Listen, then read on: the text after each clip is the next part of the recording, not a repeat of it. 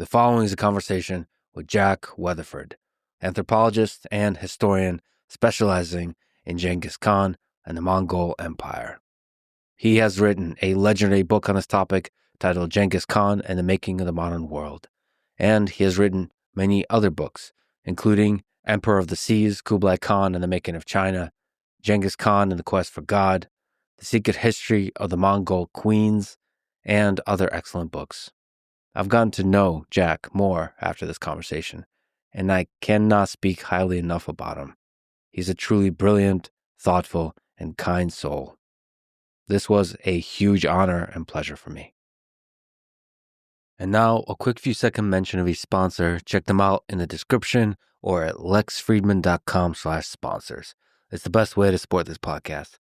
We got Allio Capital for investment, ZocDoc for finding a medical professional, Fin for AI customer service, Oracle for cloud computing, Shopify for selling stuff online, MasterClass for learning, and LMNT for your daily electrolytes. Choose wisely, my friends. And now onto the full ad reads. They're all here in one place. I do try to make them interesting by talking about some random things I'm reading or thinking about. But if you skip, please still check out the sponsors. I enjoy their stuff. Maybe you will too. And it is truly the best way to support this podcast. To get in touch with me for whatever reason, go to lexfriedman.com/contact. All right, let's go. This episode is brought to you by Allio Capital, an investment platform leveraging AI and macroeconomic insights to help you invest. They're a new sponsor, a very interesting sponsor. The idea there, when you're talking about macroeconomic decisions, is leveraging everything that's going on, not just in the United States, but globally, and understanding that deeply, and then leveraging AI tools to make decisions based on what is going on in the world. I personally am always wondering, trying to figure out exactly what to do with the ever-quickening turmoil of the world, whether that's from military conflicts, tariffs, the tearing and stretching of different ways, the fabric of our various nations and our global humanity. On a human level, of course, it hurts my heart. And that is the level at which I try to understand, explore ideas, and have different guests that explore different perspectives on those ideas.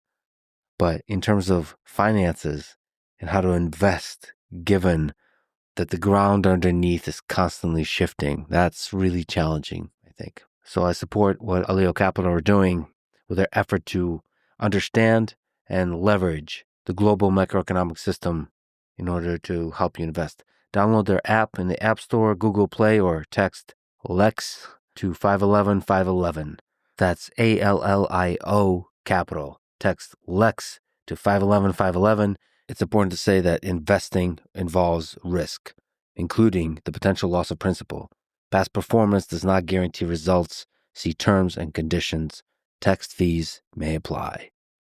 This episode is also brought to you by ZocDoc, a new sponsor.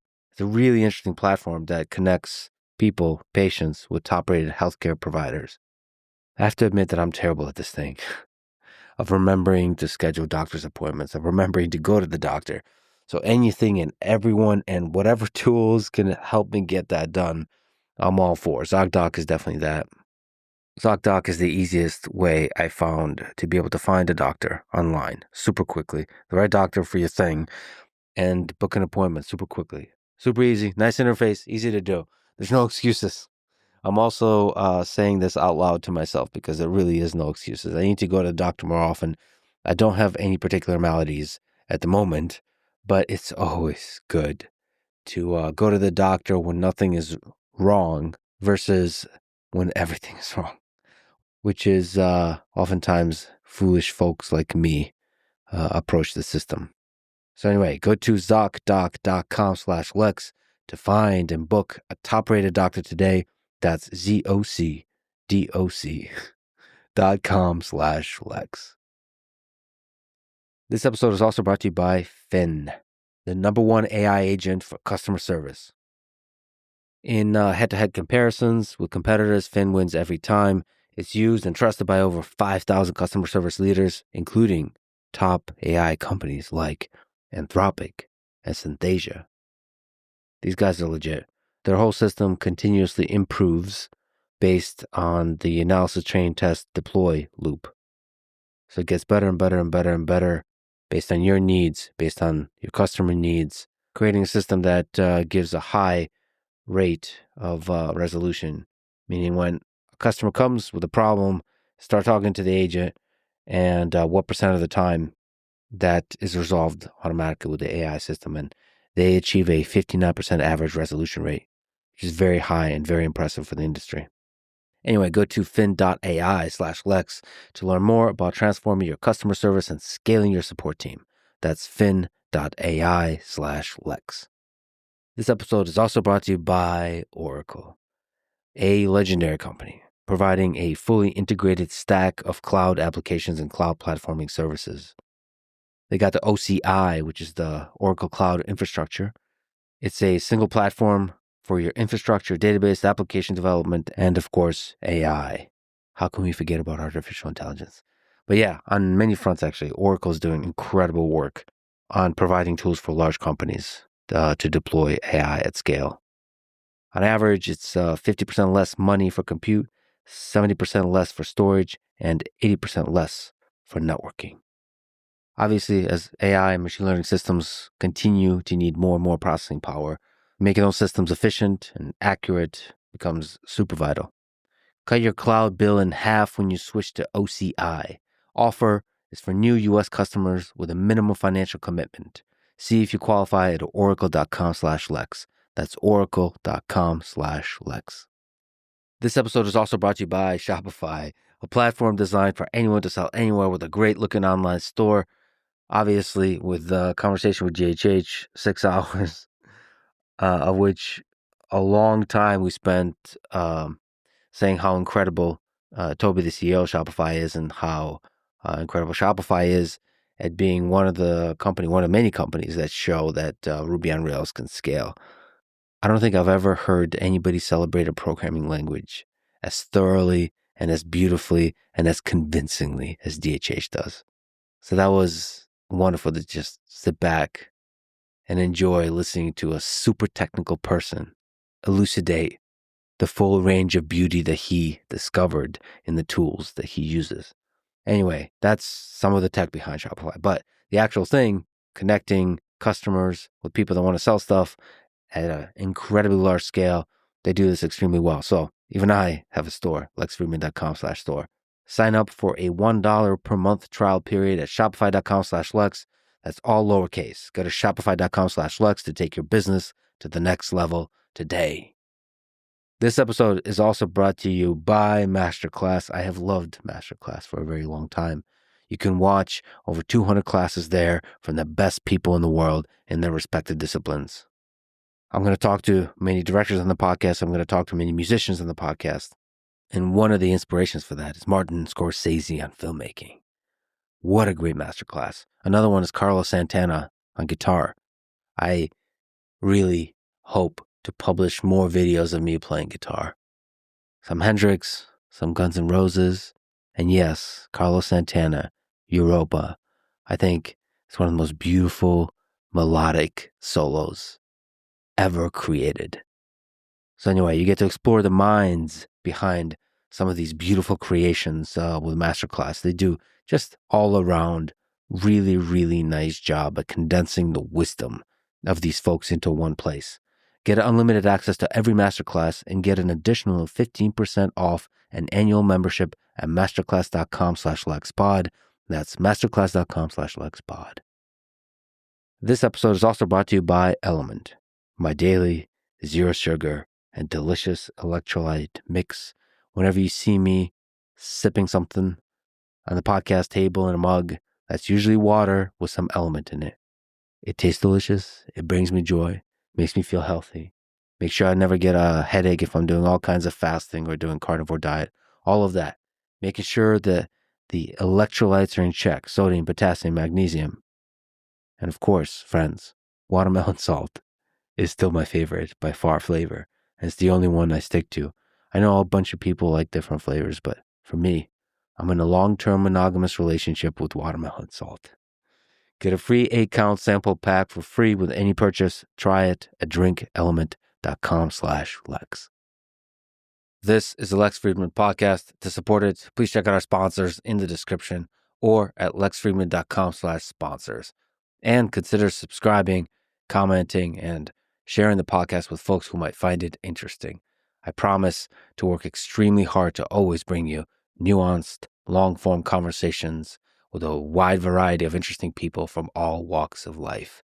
And now, dear friends, here's Jack Weatherford.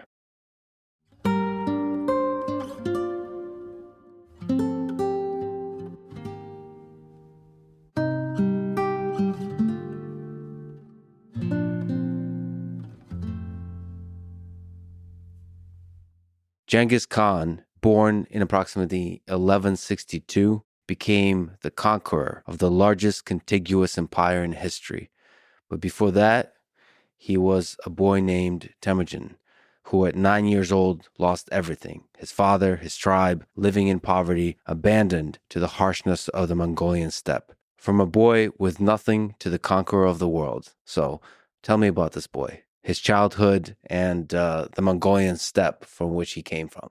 The story of Genghis Khan, like the story I think of all of us, it doesn't begin at birth. That's the beginning of life. The story begins long before birth. And sometimes it can be many generations before and sometimes only shortly before. But I think with Genghis Khan, a crucial thing is to understand how his parents met and then how he was conceived. And that is that one day a cart was coming across the Mongol territory. And only women drove carts. Men rode horses. Women also rode horses. But women owned the houses, which were called gers, the tents. They owned all the household equipment, and so they had to have carts for moving back and forth. And the fact that a cart was moving meant that some woman was moving from one place to another. And in fact, her husband was with her. She was a new bride, and her husband was on a horse close to her. So what happened was a man named Yasuke, the future father of Genghis Khan, Yasuke was up on a hill. He was hunting with his falcon. The words of the secret history of the Mongols were very clear. And he looked down and he saw her and he could barely glimpse her, but he knew she was young and she was a new bride. And he rode back to camp.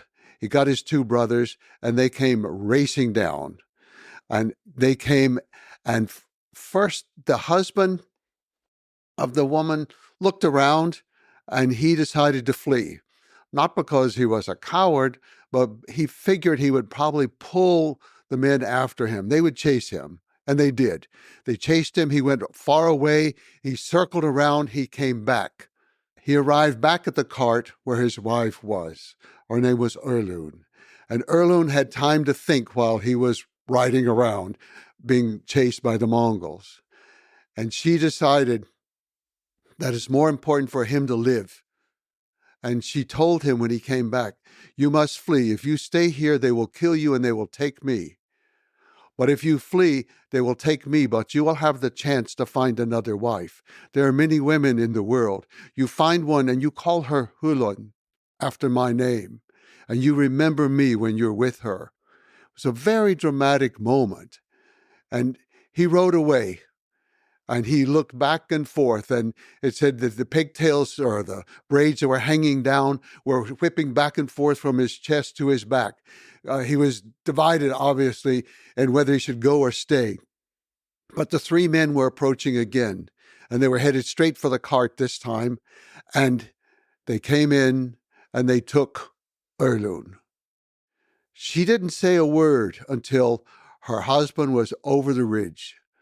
And when he was over the ridge and she could no longer see him, she began to scream and wail.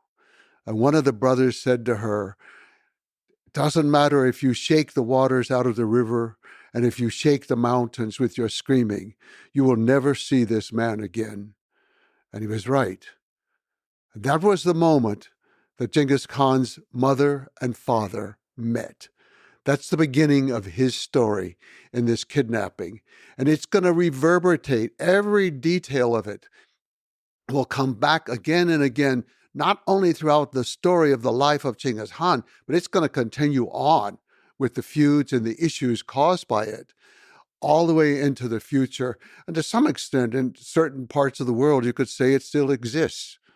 So the meeting is fundamentally sort of a mixture of heartbreak and dark criminal type of kidnapping. Yes.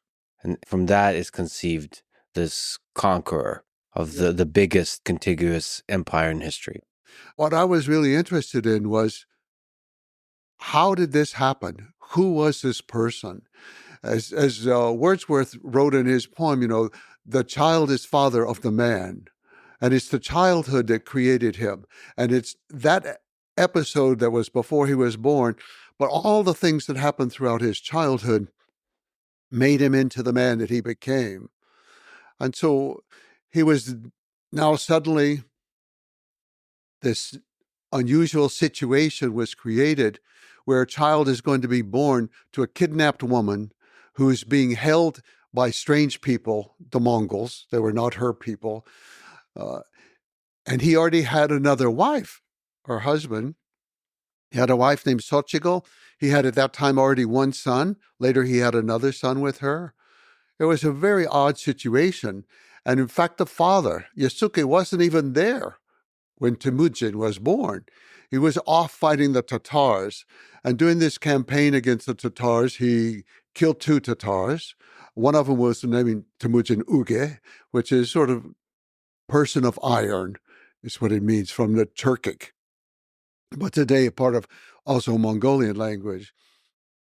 So he came back, he had a baby, and he decided to name him Temujin, the person of iron, or Iron Man, we might call him. After the man he killed. After the man he killed. So he has a kidnapped mother. She's a second wife now, not a legal wife, but just a second kidnapped wife. And he's named for someone his father just killed. It was not an auspicious beginning. And in fact, just episode after episode in his childhood was inauspicious. The father and mother moved camp one time when he was quite young, and somehow they overlooked him and forgot him. He was left behind. So here's this young child, we don't know what age, but it could have been around 4 or 5, I think. He was left behind, and as it turned out, some other people, the Taichut, found him, and then they kept him for a while, and eventually he was reunited with his father and mother. And it's very odd to me that I never have any inkling of a spark of relationship much between the father and the son. Because then when Temujin is 8 years old, his father decides to take him off to find a wife, which finding a wife in the Mongolian terms means you give the child to that family, or you give the boy to that family, and he will live with them, and they will raise him up, and they will train him the way they want before he can marry their daughter. And so he's taking him off at age 8, but he didn't take the other son from the other wife, Bechter. He was keeping him. There was something about Temujin having been lost once and found by the Taichut and reunited with the family. And now his father takes him off at age 8, and he was going to take him to Erlun's family, but he never made it. He stopped with another family. It's sort of like the first family he came across. And in the words of The Secret History, it was sort of like instant love, that there was fire in his eyes and fire in her eyes. And he saw this girl, Berchte, who was about 9 years old, a little older, and he wanted to stay there with that family, according to the story. And so the father left him there with that family.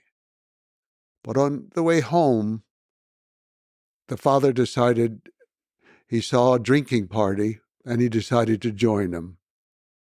They were Tatars. He hid his identity. On the steppe, everybody kind of figures out who everybody is.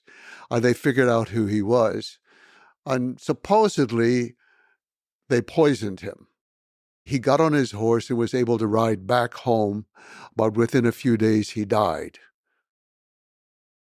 So now, Temujin is off living with another family. And somebody comes from his family, a family, not a relative, but a close person named Mongol, comes to get him, take him back. And they make it through the winter. They make it through the winter. Mother Heirloom, by now, she has 4 sons and 1 daughter. I think the daughter had already been born, or the daughter was going to be born not too long after that. But they make it through the winter. The spring comes, and of course, the clan is going to move to a new camp. They go to spring camp from winter camp. And they have a ceremony for the ancestors. And they started the ceremony, but they did not tell Heirloom. And so she came, and she was angry that she had been left out. The old women said, "You're the one for whom we do not have to call. We will feed you if you come, but we do not have to take care of you," letting her know that as a captive woman, she was not a real wife in their view. And that was really the signal that when they moved camp, they were not taking her with them. And they packed up and they took her animals. They took the animals, but at that moment, she still had 1 horse for a moment, and she jumped on the horse and she took the banner of her husband and she raced around to people. And the banner after death contains the soul of the person, Sult, it's called. And so she raced around, and they were a little bit nervous, and so they camped for 1 night, and they waited until it was dark. Then they took off, and this time, one of the friends of the family came running out to try to stop them, and they killed him. And Temujin cried. He was a little boy, 8 years old. There was nothing he could do. He was just a little boy. And now that family is left there on the steppe, 4 children, possibly 5 already. Sochigal, the other woman with 2 children, they're all left there to die on the steppe. When the winter comes, they will surely all die. How do they make it through the winter? Mother Heirloom, in the words of the secret history, she pulled her hat down over her head. She took her black stick and she ran up and down the banks of the river, digging out roots to feed the gullet of her brood. She fed them through the winter. She found foods, digging up whatever she could, finding whatever she could, everything she could. And even at his young age, Temujin was already beginning to go out to collect things.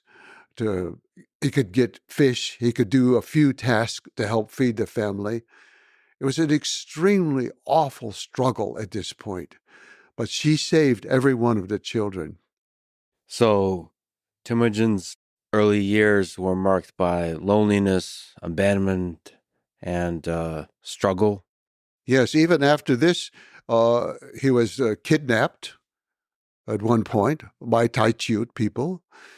He was kidnapped, and we would say, I think the correct word would be enslaved. They put him into a cank, a yoke, like a ox would wear.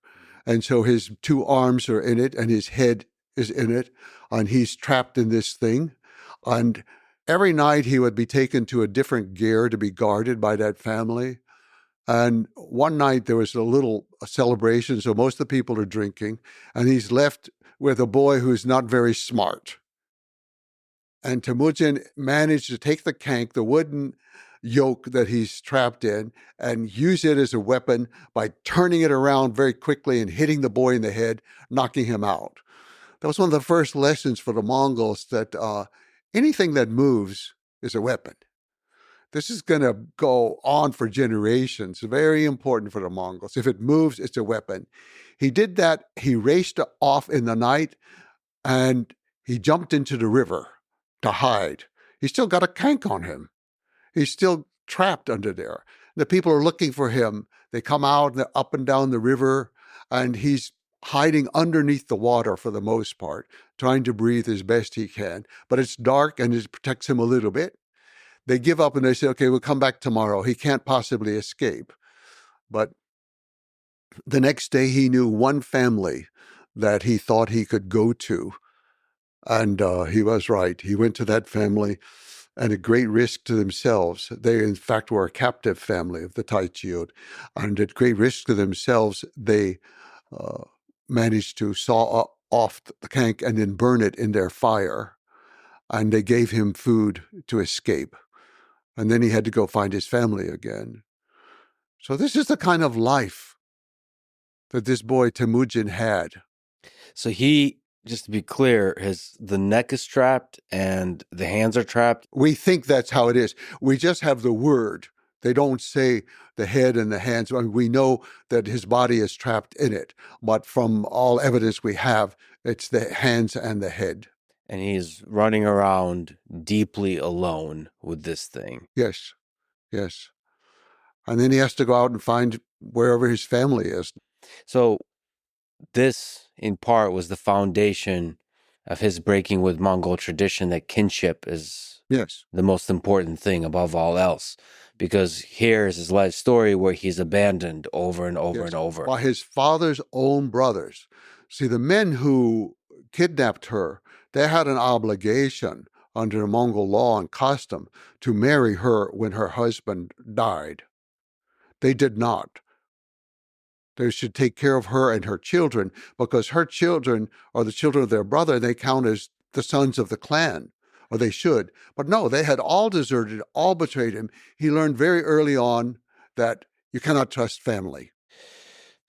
You mentioned that Genghis Khan's childhood, Temujin, was marked by extreme tribal violence. Can you describe sort of the state of affairs in the steppe? How much violence is there? How much kidnapping is there? The story of Temujin is not a unique story for that time. Now, as an isolated family of outcasts, of course, he's not participating in the various feuds and the raids of the people around him, but they are constantly raiding in the winter. And for women and for horses and for any kind of valuables that they can find, it's almost like their way of getting trade goods from China, that one group raids the other in order to find out whatever they have for textiles or for metal. Mongols produce nothing. They could produce felt to make their tents, but they were not craftsmen. And so they had to get these items from somewhere, and it was through raiding. And so even in the genealogy of Temujin, you see going back generation after generation of women having been kidnapped, children born who are not necessarily the father's child, and it's unclear who the father was. And all of these issues go back for a long time. Later, Genghis Khan will realize, once he becomes Genghis Khan, he will realize that the true source of most of the feuding on the steppe is over women. And later he will outlaw the kidnapping of women and the sale of women, in part not only because of what had happened to his mother, but what happened to him next in his life. And this is one of the things you talk about, this, in some ways, the love story with his wife was her kidnapping was the defining. If you could point to one place where Genghis Khan, the conqueror, was created, it's that point. Yes. His wife being kidnapped. Can you describe, first of all, his love for this woman and what that means, and what the kidnapping of her meant? At age 16, Bertha, the girl he had met when he was 8 years old and she was 9, she's now 17, and she and her mother come. It's hard to even imagine what it was like for this 16-year-old boy who has suffered these indignities of life in every way that you can imagine. And suddenly, here is the love of his life, who's going to be living with him, making him happy. He has somebody who loves him. It's not just his mother running around getting food and trying to feed the 5 children and plus the other wife and her 2 children. No, he has somebody who loves him. And it's all the excitement that you can imagine, with the fire in the eyes and the excitement. And then it only lasts a few months. And so there they are. And there's a lady visiting them. We don't know exactly who she is, but just they called her grandmother Kawakchin. Granny Kawakchin is there. And Granny Kawakchin is sleeping of course, on the floor of the ger, the tent. And early in the morning, she feels the vibrations in the earth. And she knows that horsemen are coming. She rouses the family. And Mother Erlun is in charge. Mother Erlun is still in charge, even though Temujin is now married. She puts all of her children on a horse. She takes the baby girl, Temulin, in her own lap. She has one extra horse, but she won't take Bursta because she knows, she doesn't know who the men are. She has no idea, but they're coming in the dark. They're coming for a woman. They know there's a girl there. This family of outcasts has acquired a wife, and they know that they're coming for that. And so she leaves Xochitl, the other wife. She leaves this old lady, Granny Kawakchin, who actually has her own cart, and she leaves Bursta. They pile into Granny's cart, and it's only an ox to pull it, so they don't get too far before the attackers get there. But Mother Erlun is right. She's able to get her children off to the mountain, into Burkhan Khaldun, to the mountainside, away from them, because the men are so focused on this cart and finding out how many women are in there and who they are and all. So Mother Erlun saved her family, but at a cost. Suddenly, Temujin realizes he has obeyed his mother, but he's lost the most important thing in his life. And I do think this is the defining moment of his life. The story began back when his mother was kidnapped, but now the kidnapping of his wife, I think, is to define what will he do? What should he do? What can he do? Is he going to just resign himself to it? Is he going to go out look for another wife? And he decides that life is not worth living without Bursta. He has found something good in this life. And if he has to die trying to get her back, he will die trying to get her back. And this is the early steps of the military genius born, because in order to get her back requires an actual organization of troops. He needs allies. Allies. He goes to a man who ruled the Karyat people in central Mongolia, kind of on the Tol River, about where the capital Ulaanbaatar is today. He goes there because that Wang Han is his name, or Torgal Han. He goes there because Wang Han had been the lord over his father at one point, and his father had gone on raids for him. And so he went there. And actually, he took a gift. That's because Bursta's mother had brought a sable coat as a gift for Mother Erlun at that time of the marriage. So he took the coat, and he took it, and he gave it as a gift to Wang Han and asked for his help. And Wang Han said yes. And he said, I will send some troops, but we need more. And you need to ask Jamukha. You need to ask him to come also. He said, I will send a message to him to get troops. You have to tell the story of Jamukha, because the story of Genghis Khan is one of people abandoning him, being disloyal, and here is a person who's not of his kin, but becomes his, in a way, brother, in a way, loyal, and as you've described, he's both the best thing to has happened to Genghis Khan and one of the biggest challenges in the later years to Genghis Khan. So who was Jamukha? Jamukha was a boy about the same age as Temujin, and his family had winter camp close to where Mother Erlun was living with her children. And so the two boys met during the wintertime. In fact, they both claimed descent from the same woman about 4 generations earlier, or 5, it's a little unclear. She was an Urihanghai woman who herself was kidnapped. And actually, Jamukha was the descendant of her from the fact that she was pregnant at the moment of kidnapping. And then Temujin is descended from her through the new kidnapper, Botanchar, his ancestor. So they're both as the Mongols would say, from the same womb. They come from the same historic origin. However, their lives were similar in that both lost their fathers very early, but Jamukha also lost a mother. So he grew up in the household of his grandfather. He had no siblings, unlike Temujin with a whole household of siblings. He grew up with his grandfather, and his grandfather had several wives. So he grew up with a bunch of old women, which later he said he thought was an influence on his life. But the two boys meet. So they come from different backgrounds, and Jamukha is not as deprived by any means as the life of Temujin, but he has a certain emotional deprivation, I think, having not had mother, father, siblings, and he lives with these old people. The two boys meet, they become good friends playing on the ice. And so they're playing on the ice, and then very early on, I think when they're about 10 or 11 years old, they decide to make a pact. It's called becoming anda. Anda is more than a friend. A friend is like nukhr in the language, and there are several different types of friendship, but anda is a friendship that's beyond a friendship. It's something for life.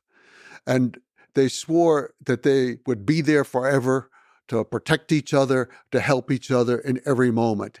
And they exchanged knuckle bones. So each one of them had the knuckle bone of a roebuck, a deer. Knuckle bones are used in these games that they play, but it's also used to forecast the future. You can roll them around and all. And it's very strange. On the ice, I will say, in the wintertime in Mongolia, it can be up to 50 degrees below zero. And it doesn't really matter at that point whether it's even Celsius or Fahrenheit or what it is. But you slide something across the ice and it's just absolutely smooth like silk, and it goes on for a long way. And if you put your ear down to the ice, you hear this celestial sound that is unlike any sound on the earth. It's just like the angels are singing under the ice. So once they've sworn this relationship of anda, then a couple years later, they swear it again, but this time they're slightly older boys and they have bows and arrows. And so they exchange arrows with each other. In fact, the text is very specific that Jamukha took the horn, cut it off of a 2-year-old calf, and he whittled it down, and then he drilled a hole into it in order to make a whistling arrow, which is used for several purposes among the Mongols. It's used for signals, for one thing, from one person to another. But also when you're hunting, if you want to move the animal in a certain direction, you send a whistling arrow in the opposite direction to make the animal move. So it had a lot of uses. So the boys had exchanged roebuck knuckles. This time they exchanged. And so they had been close friends. And Wang Han said, okay, Jamukha should raise some troops and go with you. And he did. So the three set out, some troops from Wang Han. He himself did not go, he was too old. But he sent some troops. And then Jamukha and his troops. And then basically just Temujin and his family. He just had his brothers, that's all. They set off to find the Merkit people up the Seleng River, which flows into Siberia and on into Lake Baikal. They had to go through some extremely rough territory. And you see in this episode, though, Jamukha is already a little bit fierce without necessarily thinking it through carefully. He gives this long speech about all the things they're going to do to the Merkit people. We're going to jump through the tunnel, the smoke hole in the top of the gear. We're going to jump in there and we're going to kill them all. We're going to kill the men and the women and the children. We will destroy these people forever. He has an extremely militant rhetoric, at least. And he's also rather critical of the other people. Wang Han's people came late, and he gave them this long lecture about, we are Mongols, and if we give our word is our promise forever. And rain or sleet or snow, it doesn't matter. We be there on time. So he's dressing down his superiors. He's very aggressive, but he's very helpful. So these troops, they move in on the Merkit camp. They also come in at night. And so there's a small amount of warning because some men are out hunting sables, the Merkit men, and they race back to the camp and they tell the people, and the people are getting ready to get out as fast as possible. So Bertha has no idea who's coming. She doesn't want to be kidnapped again. It's just somebody. So she and the grandmother go auction again, and Xochitl, they're loaded into a cart to go away. So Temujin comes in, and there's a full moon that night, so they could see what they're doing. And he's really searching for her. He's not paying too much attention to the battle. And he's calling for her, and she hears his voice. She knows who it is. She jumps off the cart, and she runs to him. And they're reunited, and he grabs her, embraces her, and then he said, "This is the goal. This is why we are here. We don't need anything else." He was very clear about that. And that was his first full-on military engagement. Yes, aside from the things, yes, his first full-on military engagement. Now, along the way, in addition to escaping all these horrors, he had killed his older half-brother, Bechter. And that, too, was a deeply formative experience. So what was that about? Can you explain in Mongol society the role of the older brother and the power struggle there?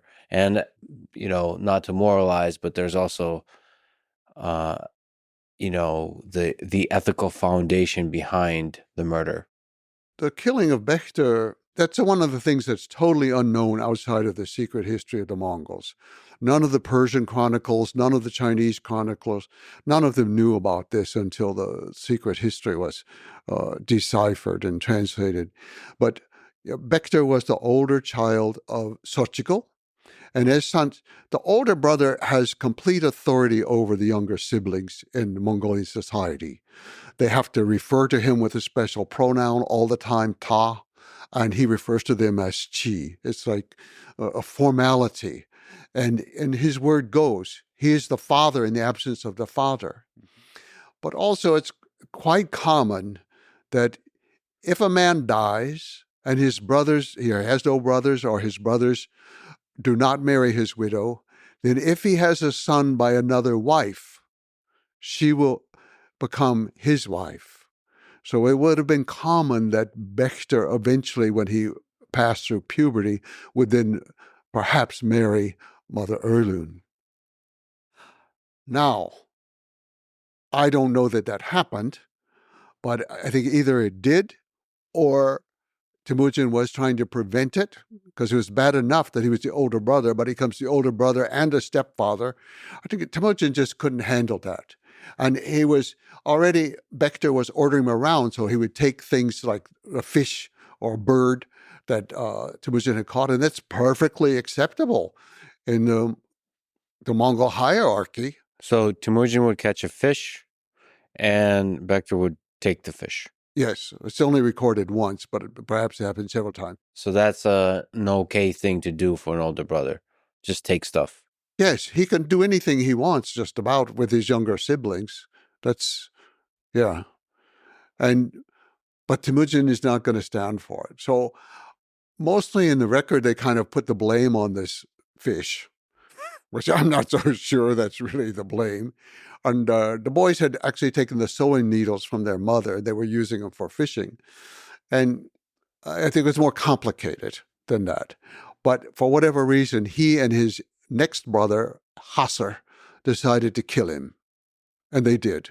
Why to you is it more complicated than that? It feels to me like stealing of a fish is like the final straw. Here, he's being abused. Yes. Over and over and over. And the fish is a symbol of that. Yes. And so here he takes matters into his own hands. I think it is the symbol of that, and it can be the thing that pushes him over the edge. But it's all these other tensions of what's going on with the family. Because they shoot him with arrows, they kill him. But what happens afterwards is also interesting for the dynamics of what was going on before, because we hear nothing from Xochitl. She and her younger son, Belgatai, they stay with the family. They don't go away. But the one who is outraged is Mother Erlun, his mother. She screams and hollers at him in the longest kind of tirade you can imagine about, you will never have anybody in your life except your own shadow.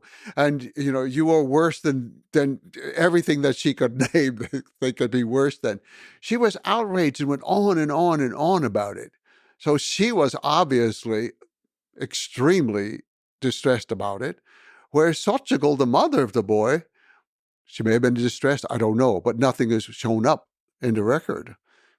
So he does have this episode of having killed off his brother, but I don't think it was a deeply meaningful, I think it was important, but I don't think it was emotionally deeply meaningful for Temujin. The brother was gone, the problem was solved, mother is extremely ticked off at him, but it does show, in fact, it's interesting if it's not a big deal for him. It does show that he's willing to resort to murder to take care of a bad situation. Yes. He is capable of doing anything that needs to be done to resolve what he sees as a problem. Bechter was a problem. He resolved it at a very young age. So he'd had that experience behind him. But now Bechter's younger brother, Belgatai, is on the raid with him and with Jamoka when they go to capture Bersterback. So he has both loyalty, and Belgatai stays loyal to him his entire life. So it's very interesting. So actually, if we return to Bersta, is it normal to have such a love story across many years when you're separated and sort of having that kind of loyalty? Because it was two-way loyalty from Bersta to Temujin and Temujin to Bersta. And this is like before he was Genghis Khan. I think as children, he was too preoccupied with staying alive and trying to find fish and roots to eat and things like that to really be pining for her all the time. But for whatever reason, she came, and it could be that her family liked him in some way, or that she remembered him, or that she had no other suitors. Because at 17, she should have been married, actually. So I can't explain why, but it was certainly a strong love story after the fact, if not before. I mean, those two were loyal to each other throughout their lives. She was, I would say, the most important person to him after that. He went to literal war to get her back. He risked everything. He was willing to die. He was willing to kill. He was willing to die in order to get her back. And he got her back. And now he's reestablished his relationship with Jamoka. And so they decide to stay together. And they all go off to the Hornak Valley. And she is pregnant. This becomes a huge issue forever. It's one of those things that to this day, almost, it's an issue in what happens. But as he says much later in life, when his own sons rebel against him, and they call that first child a merchant bastard, he defends his wife viciously. He's to his own sons. He says, "You were not there. You do not know who loved who and who did not. You did not see the sky turning around. You did not see the stars falling. You did not see the earth turn over. You don't know what was happening.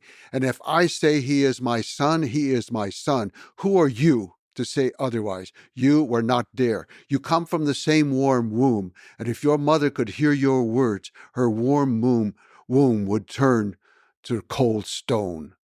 So he defended her forever. But he's off now. We go back to the beginning. She's pregnant. They're in the Hornak Valley.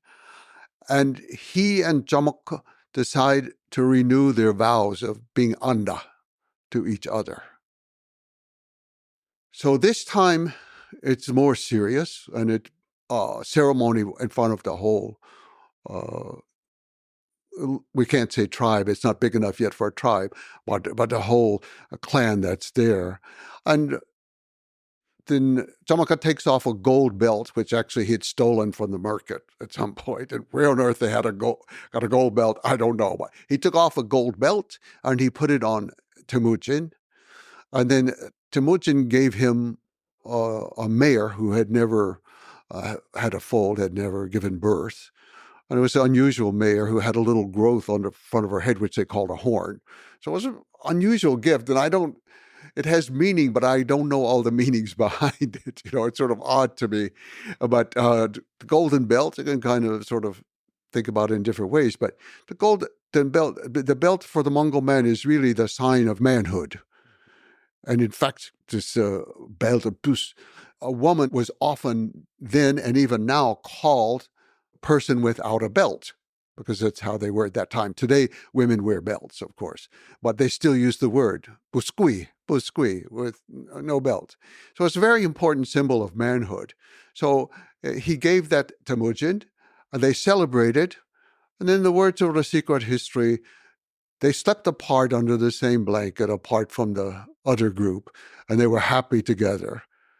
And then when the baby was born, Temujin named the baby Zuch, which means visitor. And some people say, well, it's because the child was really the market child. Other people say, no, it's because he was a visitor on the territory of Jamuk at that time. And other people can say, well, but Jamuk's ancestor, who had been born from the kidnapped woman who was pregnant, that they had named that Jarigadai, which meant foreigner. So it's kind of like a parallel, the visitor, the foreigner.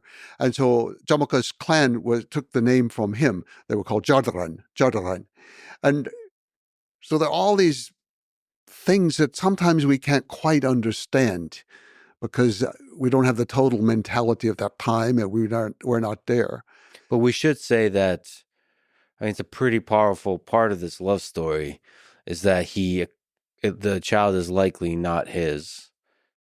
And he accepted that child as his own and defended it as it becomes much more important later as his first child. Yes. He defends this child through his entire life.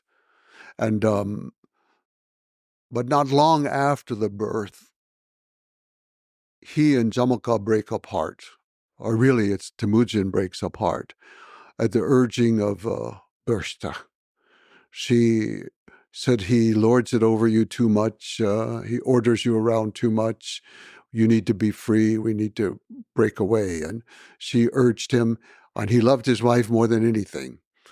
I think that in a certain way, the most important other character in his life, adult life, would be the Anda relationship, which gets up being severely tested in the future years. But they run away through the night. They go all night long to escape from him. But he obviously loved Bertha the most and took the baby, of course, with him as well. So here's this breaking point of the Anda. How did that relationship evolve? The two of them never claimed to break it. They had just separated. And now we have the Wang Han, the most powerful ruler on the steppe, who's ruling out of central Mongolia, of the Kariat people. And so Jamaka remains loyal to him, but at first so does Temujin. They're both loyal to him, but they're fighting in different kinds of campaigns. So for a while, they're not fighting each other. But eventually some things happened that separate Temujin. Temujin was making all of these great victories for Wang Han. And he was even got the title Wang, which means from Chinese, meaning prince or king. Wang Han received that from the Jin dynasty because of all of these conquests against the Tatar people.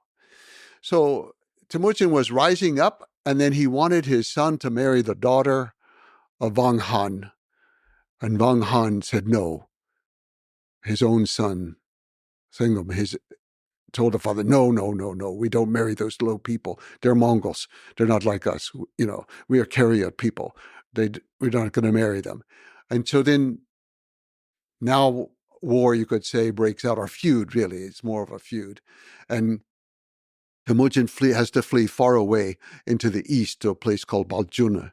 And he goes to Baljuna. And at this time, then Jamaka is going to fight on behalf of his lord, Wang Han. The two of them do not meet in combat, but now their forces are fighting each other. And they didn't see that. I mean, there's an obvious tension there. There's an obvious, if slight, breaking of loyalty, right? Yes, it's hard to know what's going through their mind at that point. We only have it later on when the relationship is being resolved in unfortunate ways, that they claim that neither one of them ever truly broke it because they never harmed each other directly. And in fact, then Temujin eventually defeats Wang Han. So he takes over central Mongolia. He's starting to really rise up now. And he has the title from his own people of Genghis Khan. They give him that at Black Heart Mountain by the Blue Lake. It's a very beautiful, special place. But he takes that title. That's not a title that anyone had ever held that we know of. Genghis Khan, it was a new title that he just thought up, or somebody thought up, or somebody thought it had auspicious meaning behind it. It's very close to the word Tingis, which means the sea. It could have had something to do with that. Mongolians really like, we might say, puns of, they like words with multiple meanings. And that's very important to them. The more meanings a word has, the more power that word has. So if it has different meaning in different languages, so in the Mongolian, it sounds like strong, chin, Chinggis. But in Turkic, and there are many Turkic people, including the Merkit themselves are mostly Turkic people, it sounds like the sea, Tingis. So it's exciting to them when there's this double meaning. Yes. And the double meaning plays with each other, and that excites them. Especially with names. Yeah. I'm like today in Mongolia, well, I've been there so long, I think the fad is past now, but about 20 years ago, it was popular to name children Michelle, girls, because it's a French name, an American name, and it means smile in Mongolia. So it's the power of three great languages and three great civilizations. And so many names are like that. And so I think Chinggis, it doesn't have one meaning. I think it means powerful. It means the sea. I think it means many different things. But so he had become a Khan, and he was ruling over him. And so Jamukha now switched loyalties to the next kingdom over, called the Naiman people, who are farther west. And he becomes the protege, you could say, of the Naiman people. But when Genghis Khan attacks the Naiman, Jamukha deserts the Naiman. He tells them these people have snouts of steel and they eat humans alive. And he was telling them all these horrible things about the Mongols, you know. And Taiyang Han, the leader of the Naimans, he was rightfully scared about them. And he was left there. And he, in fact, was very quickly also defeated. So Jamukha has not fought against Temujin in this campaign. And he's off with some of his people, Jadagan clan people. He's off with them, and they see the turning of the tide, you know, but he now wants to become the great Khan of the steppe. He has very few followers, but he takes the title Gurkhan, which is a very old, ancient, important title. But because Wang Han is gone, Torgal Han gone, that he could take this title and pretend to be the great Khan of the steppe and all. But his own people turn against him, and they capture him, and they think they will take him to Genghis Khan. It's not Genghis Khan. They'll take him, and they will be rewarded, perhaps, for turning him in. And Genghis Khan does reward them immediately. He kills them all because they have betrayed their leader, who is his Anda. It's a very strange encounter. And so supposedly, Genghis Khan says to him, come back to me, save me, be beside me, protect me, be my shadow, be my safety guard in life. And supposedly, Jamukha says, but I did betray you when my people fought against you, and you will always know that, and you will never completely trust me. I will be like a louse underneath the collar of your tunic. I will be like a thorn in the lapel of your dell. He said, kill me, without shedding my blood. Let me die. And if you do, take my remains up to a high place and bury me, and I will be the guard. I will be the protector for you and your people forever. So they obviously, Temujin did not participate in the killing, but he ordered the killing. And he was either, it's not specified how he was killed without shedding the blood, but the Mongols had several ways, because the most honorable way to die was without shedding blood. The blood contains part of the soul, and if you lose it, you're losing your soul before you die. So they usually wrapped them up in felt carpets and then beat them to death or trampled them to death with horses, something like that. There are a couple other methods, but I think that's probably the method by which Jamukha was killed. And so he was killed, and then Temujin or Genghis Khan had his remains taken up and buried in a high place. This is over near Tuva, which is today part of Russia, but until the 20th century was a part of Mongolia. The Tuvan people, very, very close culturally to the Mongols. It seems that both of them, under relationship, had a deep value for loyalty. And so the way, it's not worth living after you've been disloyal, which is the Jamukha perspective, right?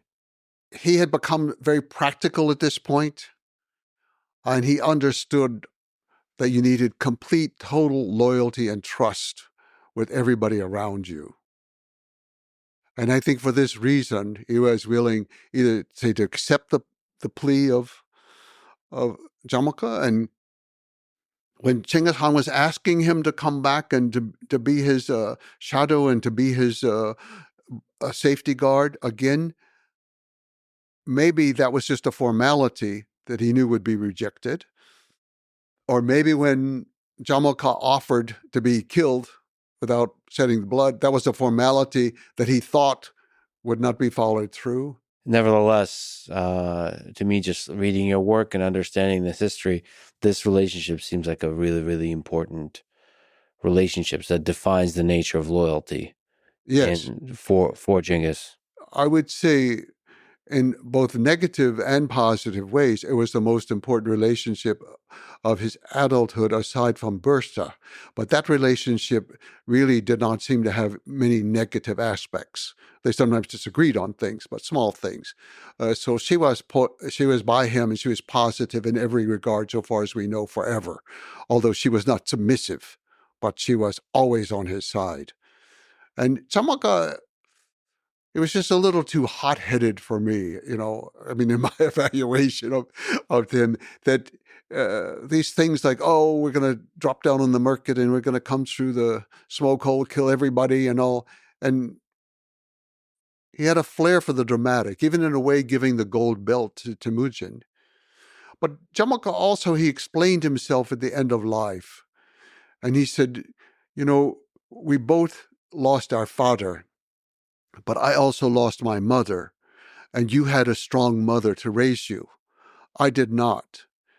And he said, you had Bursta. You have a very strong wife to help you. And my wife, he just used a word like prattler, like she just sort of complains and prattles along, and we did not have a relationship. So I think something about that rings true, that there were some elements of that were true. But Jamukha certainly didn't have the intelligence and the real genius for dealing with people, dealing with soldiers, especially in warfare, that Temujin had.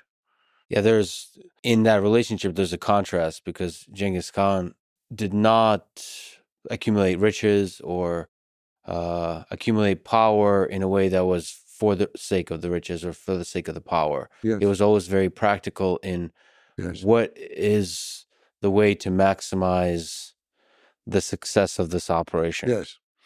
Yes. I often wonder what happened to the gold belt. It disappeared from the story, and a gold belt doesn't just disappear, What happened to that? It's so interesting, because Temujin was never interested in material goods. And as Genghis Khan is the ruler, he, in some ways, you could say, became the richest man in the world because he controlled the most wealth flowing through him. But he always dressed simply. He always lived in the tent.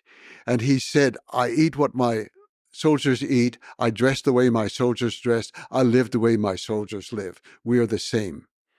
So yeah, he had no interest in the wealth. And he had sided before with Wang Han, which was very advantageous because they had more trade goods and wealthier people and all. But he just didn't have the temperament, I think, that was going to be helpful for Genghis Khan's continued rise.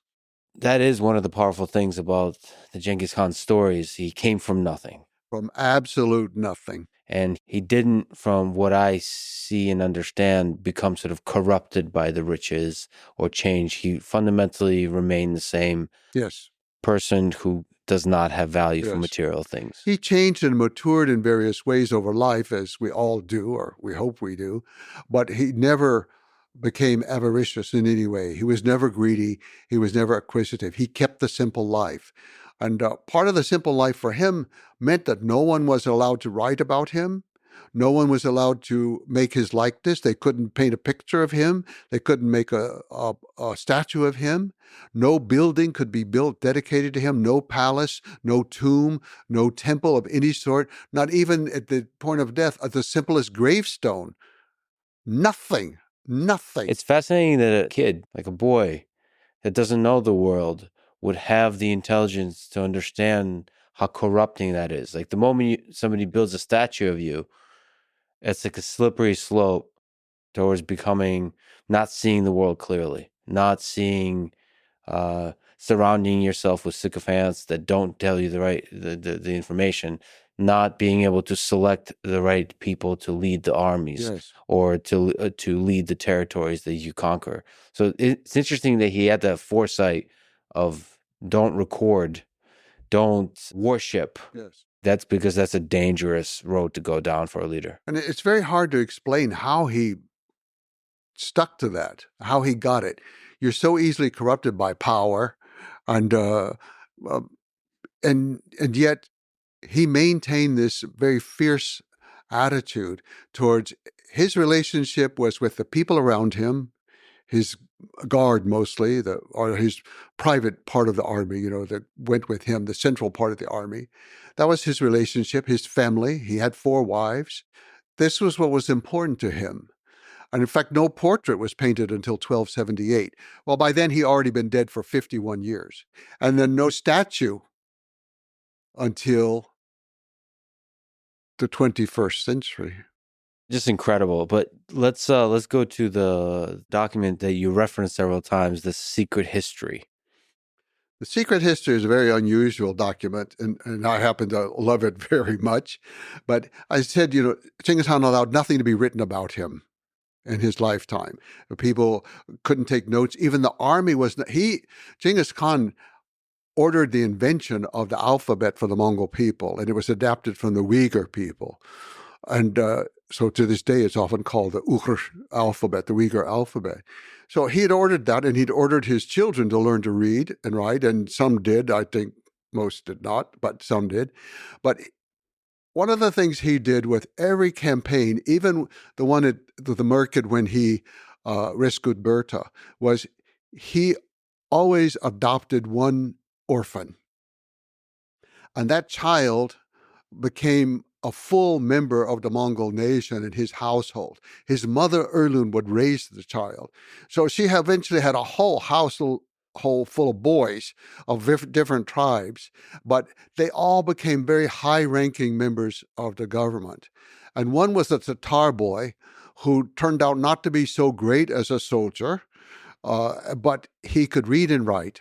He was the best. And later, eventually, he became the supreme judge, appointed by Genghis Khan, of course. And so when Genghis Khan died, he recognized it was important not just to write down the law. That's all Genghis Khan allowed to be written in blue books, only the law. Nothing about him or campaigns or military anything. But Shigehutuk was his name. Shigehutuk realized that this was going to be lost, that this is a great historic thing that has happened. So he compiled a work. Part of it, I don't know, other people contributed, helped him, but it's a little bit unclear. The Mongols, they don't specify that. They always tell you exactly where something happens. So we know exactly where it happened in Mongolia. You can still go to that spot where he wrote it. That's very important to the Mongols. And we also know it's the year of the Mao, so it was 1228. Genghis Khan had died in 27. So he wrote down, it begins with what we would say are the myths. Although I'm not sure they're myths, but the origins of the myths. It begins with the marriage of a gray-blue wolf with a tawny deer. Then some people say, well, that's some kind of myth. It's totemic. And Mongols mostly, they look at me. I asked them about this. They said, what? He was named blue-gray wolf. She was named tawny deer. They married. They're very practical about it, and they think they're real people. Maybe they were or not. I don't know. But so this earlier history is just the genealogy as it should be. Who knows? But it's also in there because, like Bodinchar, they call him Bodinchar the Fool, the ancestor of Temujin. He's cast out because he's just so dumb. The rest of the family doesn't want him. And his father is undetermined who he was. He kidnaps the Urihanghai woman. She has the child who becomes the ancestor. So it's a confusing mess, but I tend to think it's probably accurate. It has a lot of good information. And by the time you get to the life of Temujin, the reason we know these intimate things is because that person, Shiki Hutuk, he was there, sleeping in the same gear with the people. So we even see in there, he will record instances where Bursta sits up in bed and tells her husband, okay, you got to do this, you got to do that. You can't do this anymore. We can't think of, it's all recorded, right? So it's a very intimate document. Mm-hmm. And this is one reason that it was secret. It was only for the family. They were trying to uphold Genghis Khan's prohibition against putting out information about the family. So it was secret for a very long time. So much so that scholars began to think it didn't exist. And then in the 19th century, a Russian academic who was working in China at the time, in Beijing, he discovered a manuscript, which was very, very odd, that people didn't think was anything because it's all Chinese characters, but it makes no sense in Chinese. But he recognized, but if you read it, pronounce it, it makes sense in Mongolian. And so it was in this code that had been used to record the information in Chinese. So they're recording the sounds. The sounds, correct. They use Chinese characters to record sounds, which is always problematic in some little areas. You're not exactly sure what the name is or something like. But it was a very unusual document. And then once they found it, they realized that some of the Persian documents had incorporated part of that already. So that was very helpful to me because some of the Persians I trust very much, and I like their work very much. And so it was helpful that it already existed, and all of it, some of it existed in other Mongolian sources that were written later. Some of it was just incorporated. So it seemed to be fairly genuine, but it wasn't 100% pure. It had little things had happened to it along the way. Some things have been snipped here and there, and a few words changed. And like sometimes for Temujin, they call him Genghis Khan. Well, he wasn't the Han then. And sometimes they call him Han, which is like chief, and other times Han, which is emperor. Well, in Mongolia, it's a big difference, So there are little things like this that move around that you're not sure why, but it's a document that I have great faith in. It was not published in English until 1982, but Francis Woodman Cleaves at Harvard University translated it in the 50s. It was ready for publication, and he was having trouble with the publisher, and so it didn't appear for nearly 30 years. It was supposed to be 2 volumes. The first volume is the translation. The second volume was going to be the notes, and the second volume was lost. To this day, it hasn't been found. I would love to see that. But anyway, now it's in all languages just about in the world. Can you clarify? So there's 2 volumes. The 19th century Chinese manuscript covers the first volume. Yes, that was translated and then published by Harvard University. But the notes were just the notes from the scholar Francis Woodman Cleaves. Those were his notes, not Mongolian notes. There are Chinese notes that went with it because the Chinese had trouble understanding a lot of things in it. And they disapproved of some things, so they would try to put their own notes in the margins to kind of correct the story and explain away why the Mongols' women would be often marrying their stepson. It just did not match with Confucian ethics. So there's several things like that they try to skip around. But so it's interesting just to read the Ming Dynasty notes that are attached to it.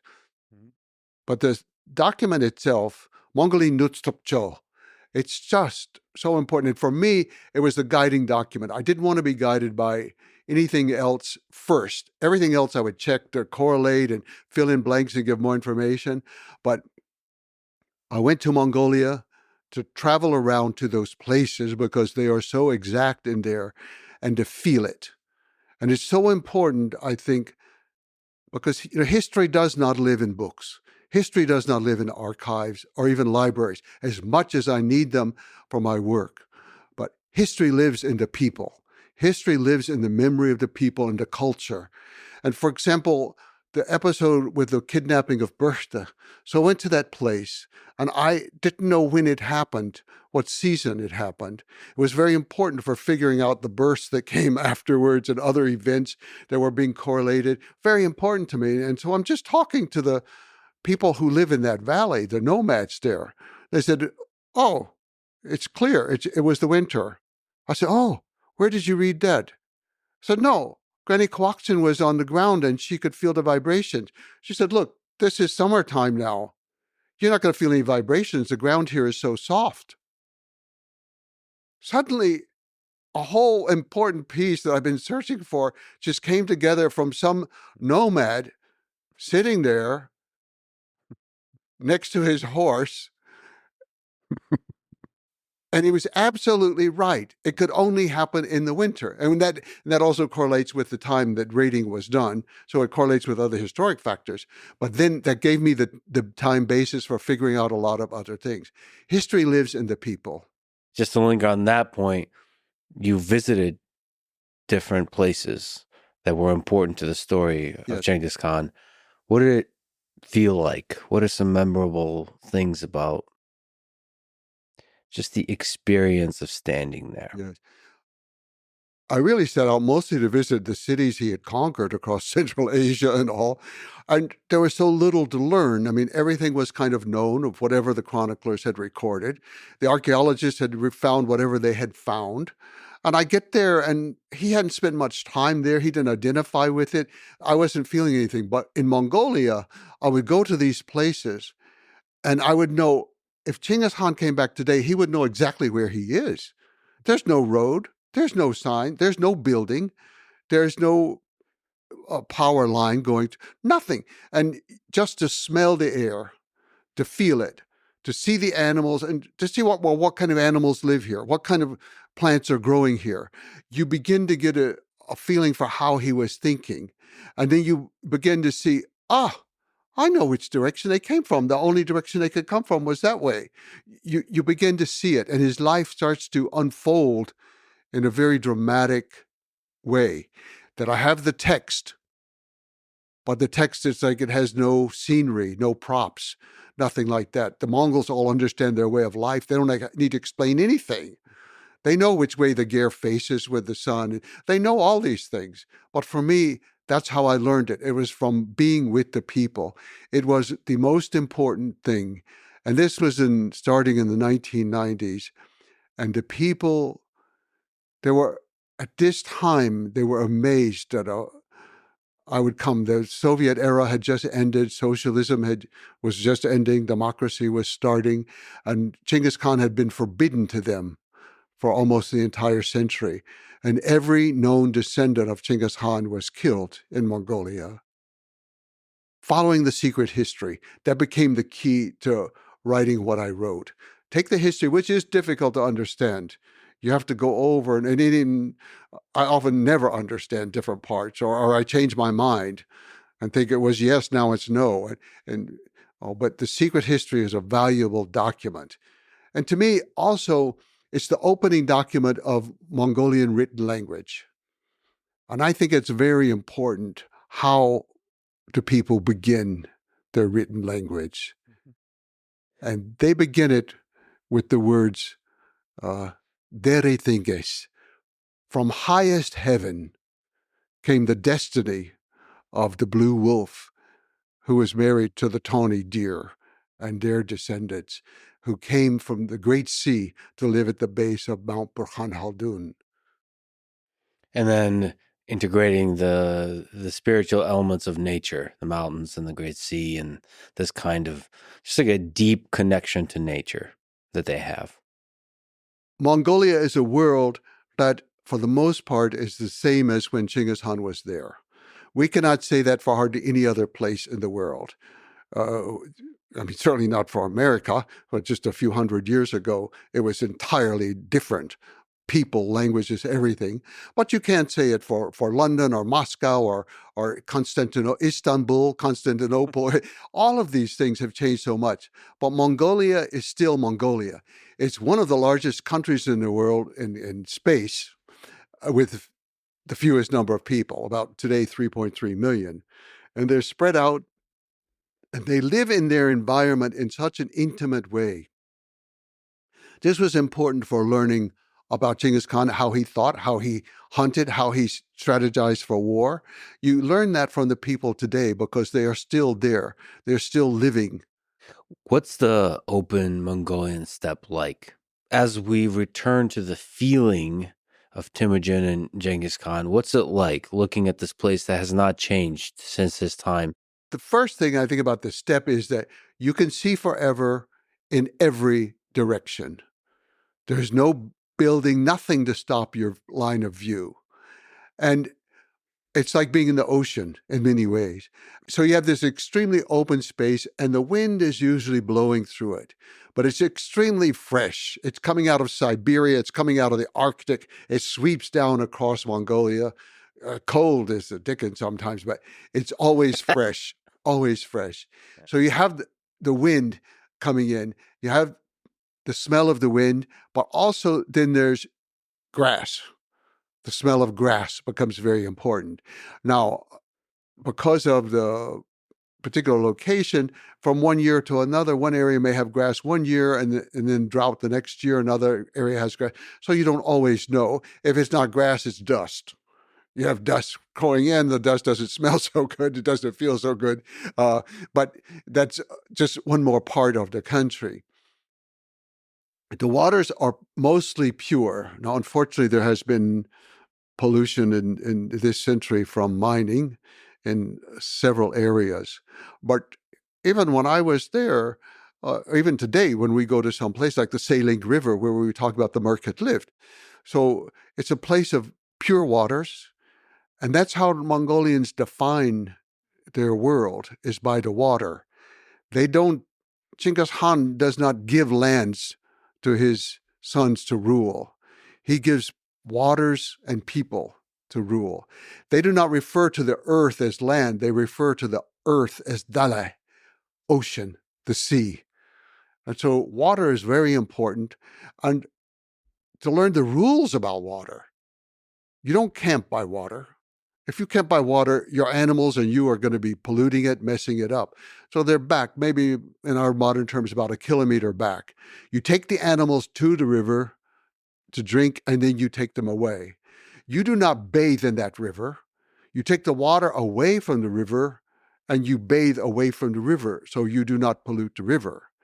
The rules are very strict and very clear, and they're from the time of Genghis Khan, about how to deal with. Well, also, it's dangerous to live close to the river because there are flash floods in the summertime. You could suddenly have it, and it could wipe away if your camp is right there by the water. So the people, they live with nature in a way that I don't see anywhere else in the world. And even today, with the changes with the cell phone and with solar panels, and they could get TV out in the middle of the steppe, still, they're living a similar life. The young people, of course, want to drive a motorbike, but they're still herding cows and yaks and camels. If it's on a motorbike, okay, they're still doing it the Mongol way. But then if we go to the time of Temujin, of Genghis Khan, another component is the horses. Can we talk about their relationship with the horse? Sort of thinking about this open steppe, from a young age, all Mongols are trained to master riding horses, as you write, while standing on the horse. So they learn how to ride while standing on the horse from a young age. While standing on the horse, they often jousted with one another to see who could knock the other off. When their legs grew long enough to reach the stirrups, they were also taught to shoot arrows and to lasso on horseback, making targets out of leather pouches that they would dangle from poles so that they would blow in the wind. The youngsters practiced hitting the targets from horseback at varying distances and speeds. The skills of such play proved invaluable to horsemanship later in life. Can you speak to the relationship of Genghis Khan and the Mongols to horses? The Mongol and the horse are inseparable. I wrote one line in the book that the editor removed because that was insulting. I said, the Mongol and the horse, they live together, they know each other with every twitch of the muscle, and they smell the same. Well, I was saying it just not to be insulting about anything, but they have that deep intimacy. And the horses do know their owner from the smell. This is very important. It's also important for Genghis Khan because they made the flags, what they call the sult, out of the horse hair from their own horses. And so in battle, they used it for a very practical purpose, and that is the horses would return to their source because they knew the smell of their flag. It was other members of their own herd. So the language itself, I have never, ever mastered all the words just for the colors of horses, much less for all the other things about it.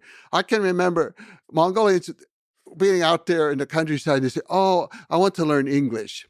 I say, "Okay, yeah, that's nice. You teach me some words in Mongolian. I teach you some words." Okay, say, "What color is that horse?" I say, "Brown." They would say, "Brown." I say, "Yes." Okay, "What color is that horse?" "Brown." Then they say, "But you said this color was brown. What color is this?" Yeah. So, well, I mean, I, it's just amazing. I mean, they have words based on sort of how smooth the coloring is and the variation in the texture and all the different. Today in English, sometimes you can put them together. We say like yellow brown or brown brown or, but the words for horses of course, by sex, and then they have three because they have geldings, and so they're very important too, and by age, and by whether or not they've reproduced in the case of the females. All these things are important parts of the horse. And the horse, a few years ago, a presidential candidate ran under the slogan, "Raised in the dust of many fast horses." It just resonates with the Mongolian spirit, and the dust itself is important. The Mongolians, they will wipe the sweat and the dust off the horse and wipe it onto their own forehead, which is the most sacred part of the body, where the soul resides. This is how intimate the relationship is with the horses. And they're hard on them in some ways. They train them very well. They ride them very hard. But the horses are also trained for that. They use a very small crop. It's a little bit like a stick with a slight whip at the end that they hit the rump of the horse. Never anything else. They're horrified at Western people who use metal spurs and metal to harm the horse in the stomach. And to harm the head of a horse, they say it's a capital crime. I mean, I don't know anyone who's ever executed for it, but you never, ever harm a horse's head. So the horses are important in every way, even religiously important with the making of the fermented horse's milk, that the mother goes out every morning and she throws some to each of the four directions to start the day. And they use it for every kind of thing. But, some things puzzled me that in my watching, I remember one day being with a very nice family. It happened to be on a gelding day when they were out there gelding the would-be stallions who don't get to be stallions. But one of the this family, they had a bunch of boys, and only think about one or two girls, were like 4 or 5 boys. And one boy was maybe 11 years old. He fell from the horse. You could see it, not so far away. He fell from the horse. And he didn't get up. No one moved. In fact, they all kind of turned attention away. And I thought, what am I supposed to say? This boy fell down. Somebody go get him. No. And then the boy was trying to hobble back. He still had the reins to his horse. But he couldn't remount. And he was trying to hobble back. So his little brother went out to help him come in. And they came into the gear and they sat down. The mother just turned her back. And I'm thinking, how on earth can you do this? This is a child. This is your child. But 2 weeks later, by chance, another boy who is practicing for Nadam, the annual races, like this boy had been doing, he was off in an area right close to the forested mountain area. And the horse bolted, took off through the woods. He was knocked off by a tree. And then the horse went deeper into the woods. The boy followed him. The boy became lost. The boy was 12 years old. He was lost for 2 weeks. And he lived. I would have died in 48 hours. He lived. He said, well, he slept in the daytime when it was warm. He walked at night when it was cold. Even though this was the summertime, the nights can be quite cold, especially on a mountain. And he sang loudly all night long to keep the wolves away. And he knew what to eat. And then he walked until he found water moving, and then he would follow that water down to the next. He lived. And I realized the boy falls from the horse, his mother's not going to be there. She knows that. And it's probably hard for her, too, to see her boy suffer, but she knows. Just a small tangent. There's a wrestler named Gary Colette, and he tells the story about mental toughness, that the first time he saw truly mentally tough people was when he visited Mongolia for a wrestling tournament. And he remembered that they were taking showers in ice cold water. And, all the other wrestlers, they would take the shower, and then when the water hits them, you could see a little grimace. With the Mongols, there was just nothing. It was emotionless, sort of like ice cold water or any other kind of hardship. Yes. You build a hardness to that. And I suppose that falling from the horse is just an example of that. There's a mental hardness and a mental toughness. You have to be able to take care of yourself. And with the weather, for example, often in that time and still today, some people, if they can have the privacy to do it, the men will strip naked in the first heavy snow and roll around in the snow in order to prepare for the coming winter. And the valley where I live, a lot of wrestlers come there to train in the summertime for the competition. And the water's very cold coming down from the mountain. And every day, when there's a break, they go down, they do not get in the water, never, but they take the water and they pour the cold water over themselves. And yes, that's refreshing to them, refreshing. Well, then getting back to the horses, the value they had for the horses and the horse riding skill they developed throughout their life created one of the most unstoppable military forces in history. So if we just talk about the mounted archery that they've employed in war, the Mongols were able to do targeted shooting accurately at 200 meters or more while riding fast, up to speeds of 60 kilometers an hour, I read.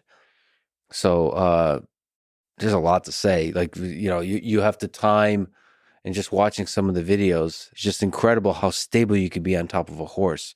And I guess you're supposed to be shooting at a moment of the gallop when all 4 of the feet of the horse are off the ground. And so you have to time all of that.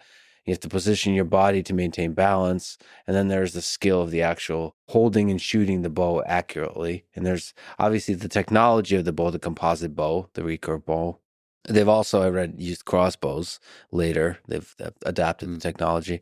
And there's a particular kind of thumb draw that you use for shooting with the composite bow that works for a horse, because the thing is bouncing up and down, right? So you have to not drop the arrow. It's just incredible to be able to shoot while the horse is going 60 kilometers an hour. Anyway, can you speak to this kind of exceptional excellence that the Genghis Khan and the Mongols had for riding horses and engaging in war off of the horse. The Mongol, the horse, and the bow were a perfect combination, and it was the most lethal weapon known to the world before the modern era.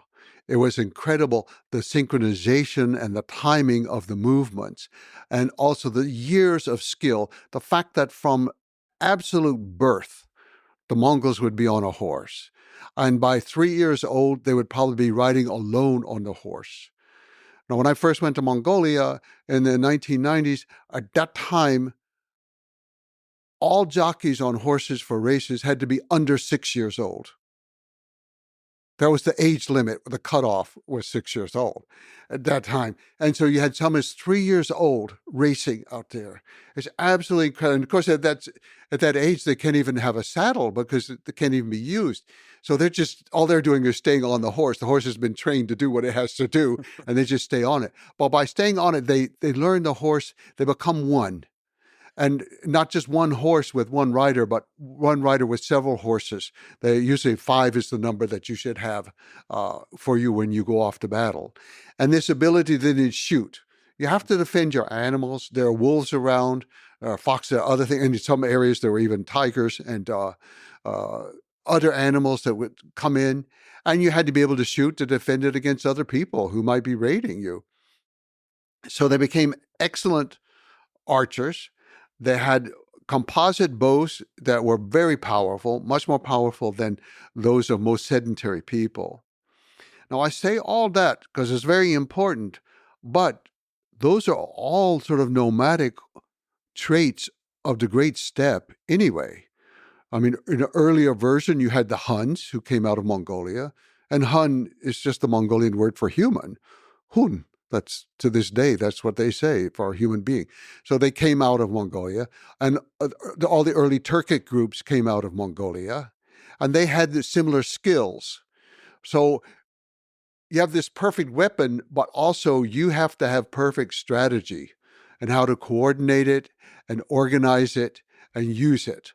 And this is where the genius that I cannot explain at all, but the genius of Genghis Khan came in.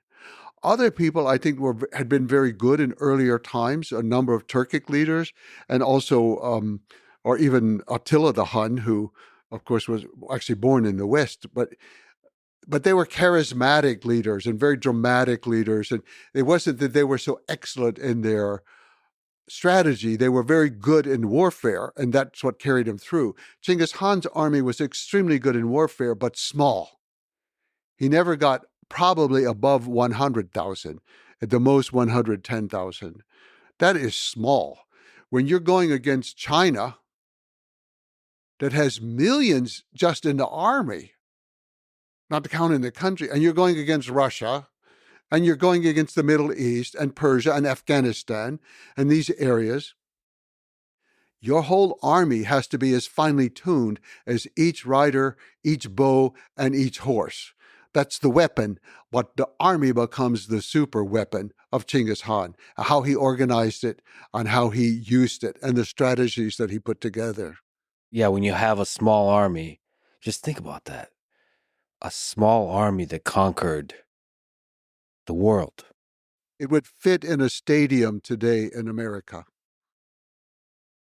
So there's extreme efficient coordination of units, mostly cavalry, right? All cavalry. Oh, it's all cavalry. He had no infantry, and he had no baggage train. He had no backup commissary.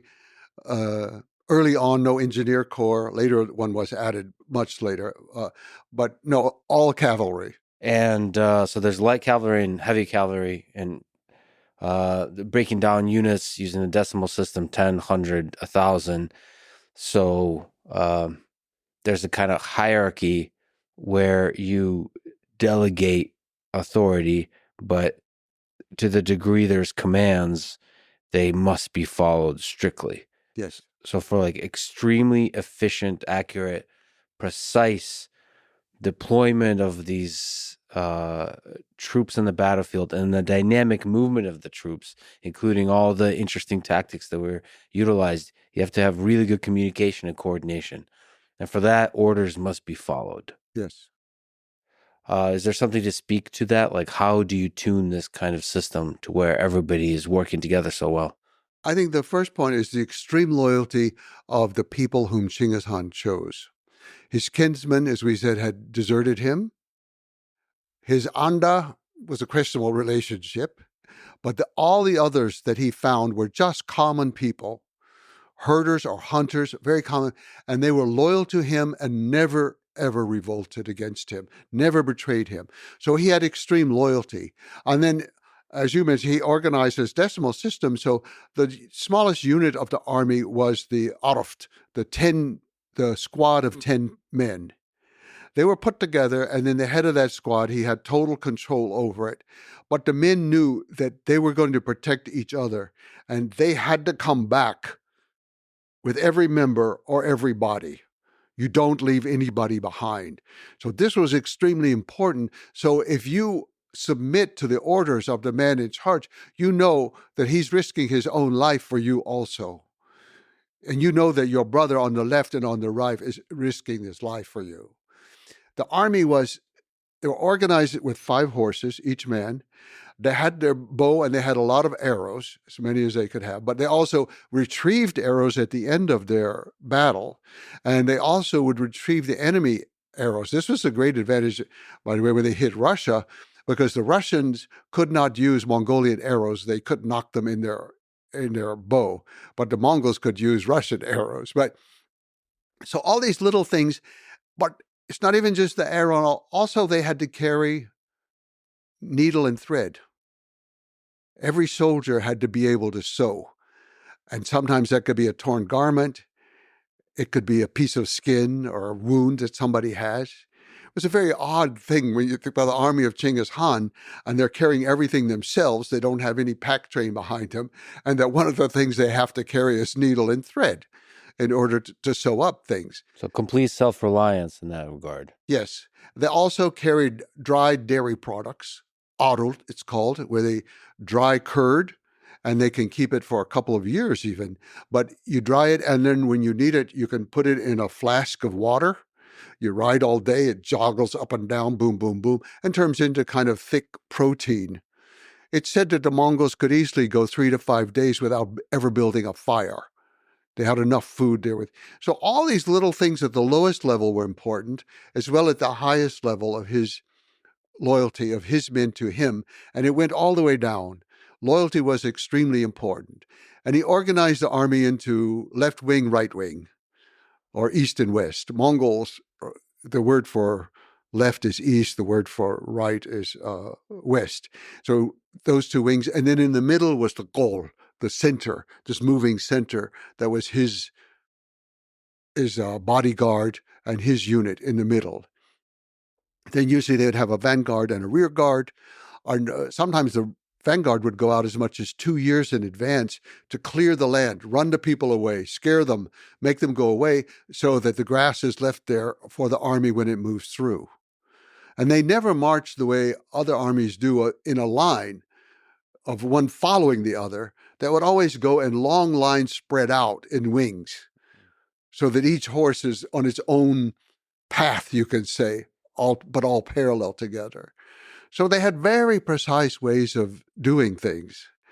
And this, I think, was the secret with him. And he used the best people, but he was willing to train them as much as possible. He never punished them for what happened. So Shiki Hutuk, for example, the supreme judge, he was in command one time of a group in the battle in Afghanistan, and he lost the battle, which is very, very unusual for Mongols. And so Genghis Khan went out with him, said, okay, let's go to the battlefield together and look it over. And you explain to me what you did, and then we will talk about it. So he was very thoughtful in the way that he was training the people around him. And they knew they weren't going to be punished. It's not like these countries where the general comes back and gets executed because he lost. No, Genghis Khan knows every general is going to try 100%. And if they retreat, fine. They're saving Mongol lives. They know what to do. He respects that. So all these things like that fit together.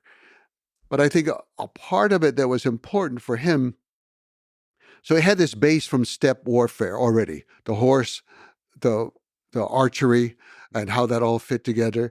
But he was very quick to embrace any kind of other technology that he saw. I think that sedentary armies, like sedentary civilizations, they get stuck in their ways. This is how we do it. And we're going to make it a little faster, we're going to make it a little bigger, a little stronger, but this is how we think. Genghis Khan had no set way to think.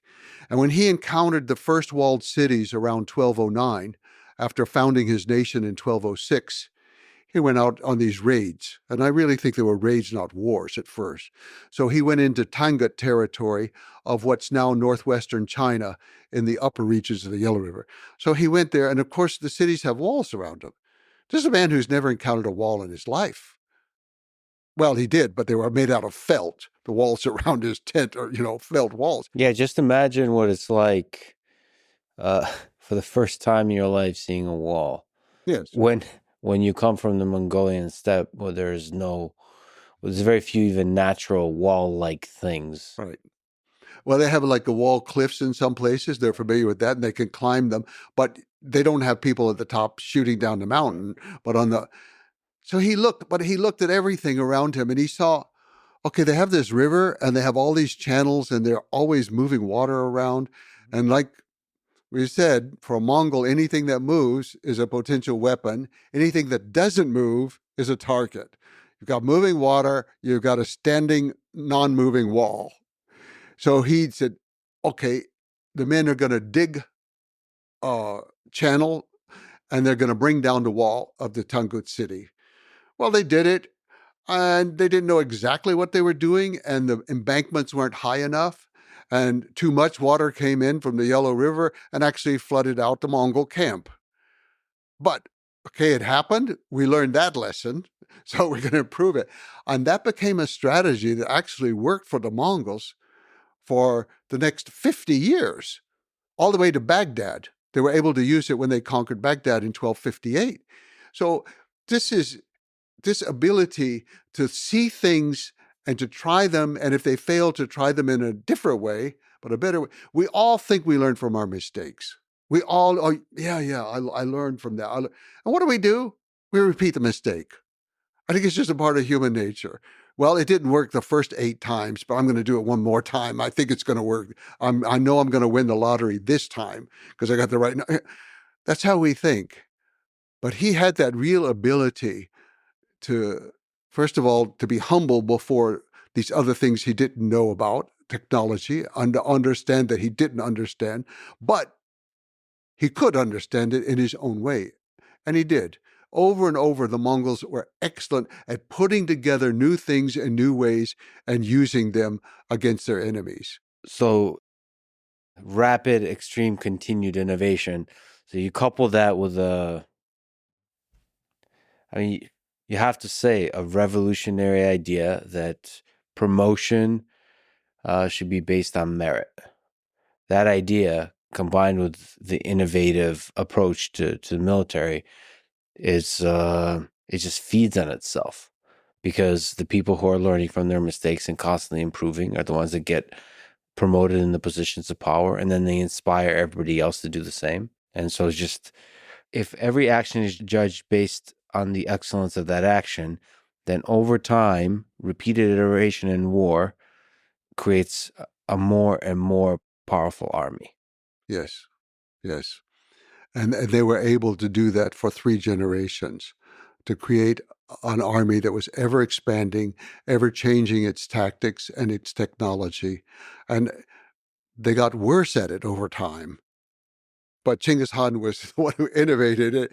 He was the best with it. And he used it throughout his lifetime, and he was getting better over his lifetime with using foreign information, foreign technology, foreign ideas. He just had a genius for that. If we can go back to the horses, you mentioned every soldier had 5 horses. The reason for that is the horses get tired. Yes. And so you can cover a lot of ground in a single day. Yes. Usually the way the rotation of the horses would, the horse would usually ride for one day and then rest for the next 4 to 5 days. And then another horse would be riding the next day.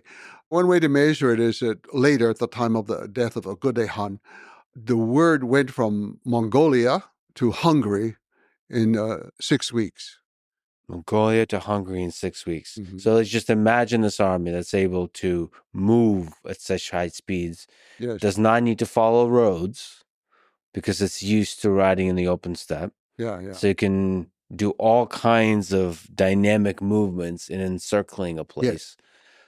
And then also one of the other famous things is the feigned retreat that was used continuously. Can you explain how that worked? The Mongols did not fight for honor the way we often think of brave soldiers, Achilles and the Iliad and things like that. They fought for victory. That was the one thing. So to retreat, to save lives and all, there's no shame in that. So the Mongols would often retreat, and Genghis Khan basically, he himself never fought a battle that he thought he could lose. And he won every battle he fought. That wasn't true for every general under him, as we said for Shigi-Hutuk, for example. But he won every battle because there was no shame in retreating and in not fighting, not engaging the enemy. However, that also becomes a tactic, and that they would send in a small group of soldiers to attack. And the Mongols were able to fire, of course, going forward on the horse. They were able to then act like they were defeated and turn, but they could still fire backwards, which was the Parthian shot, which is unusual in the world, not totally unique, but unusual to fire backwards. But the Mongols also could lean down and fire under the neck of the horse, so they're protected. They had many different ways. So they're firing coming, they're firing going, but usually the soldiers who were against them would break ranks to chase them. They want to go, they want to get the weapons, they want to kill the Mongols.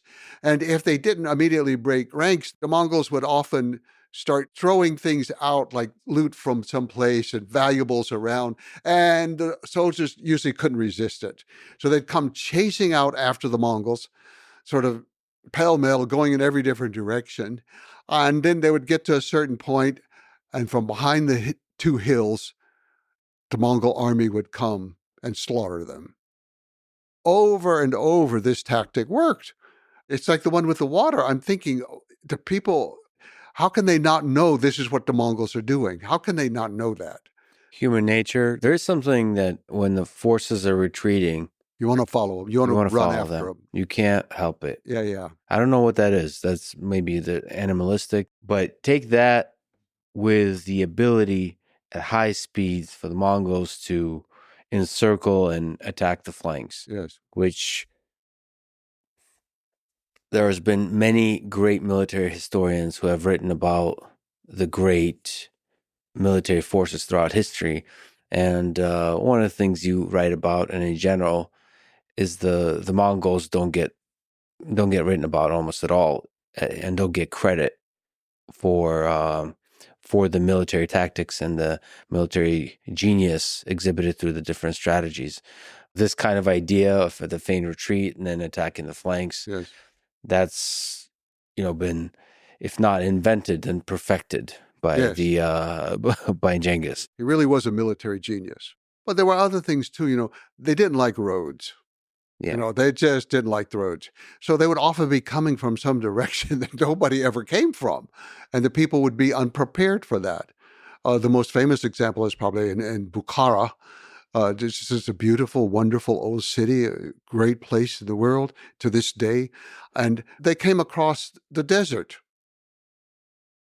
Well, nobody had ever attacked across the desert, so people see dust coming. They think, well, caravan. They don't even know what's going on.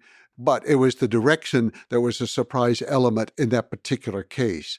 So he was able to think in ways that the other people were not thinking in, and to be able to surprise them.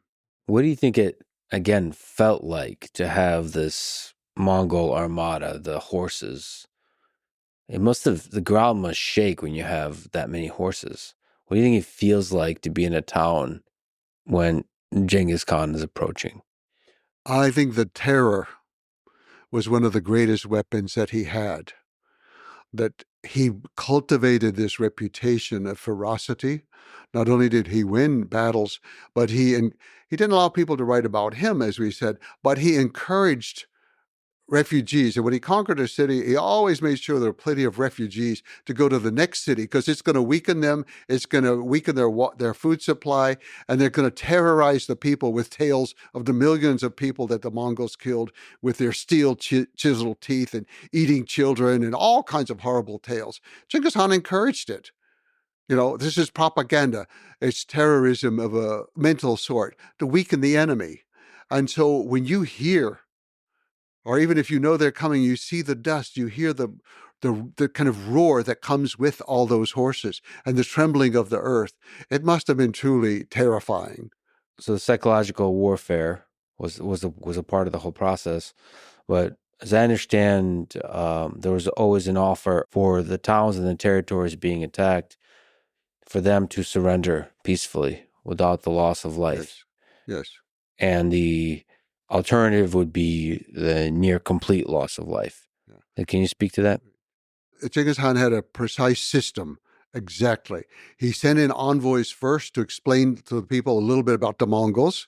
Already much was known, but to explain to them that if they surrendered, all the lives would be spared and they could continue in their professions. It's just that now the rulers would be the Mongols. They would have to pay the taxes, and usually be the same taxes they'd paid before, but now they would go to the Mongols.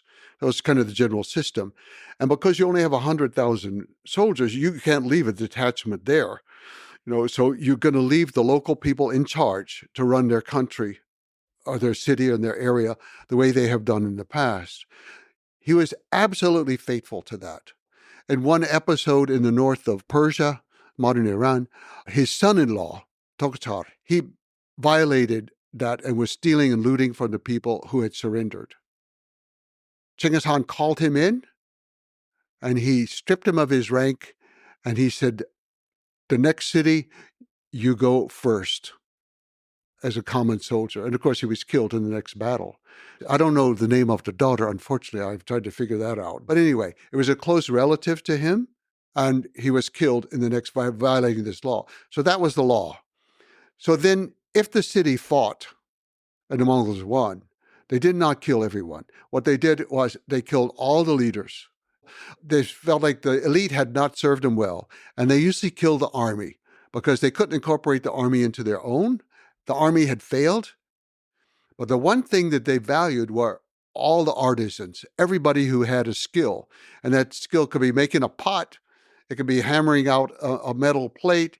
It can be weaving carpets. It can be translating or just reading and writing. Every person with a skill was spared. So the killing of the people who were defeated wasn't so severe. What was truly severe was if you surrendered, and many of them did, and then they knew they would not be harmed, so they're not harmed. The Mongols go on. The Mongols are hundreds of miles away.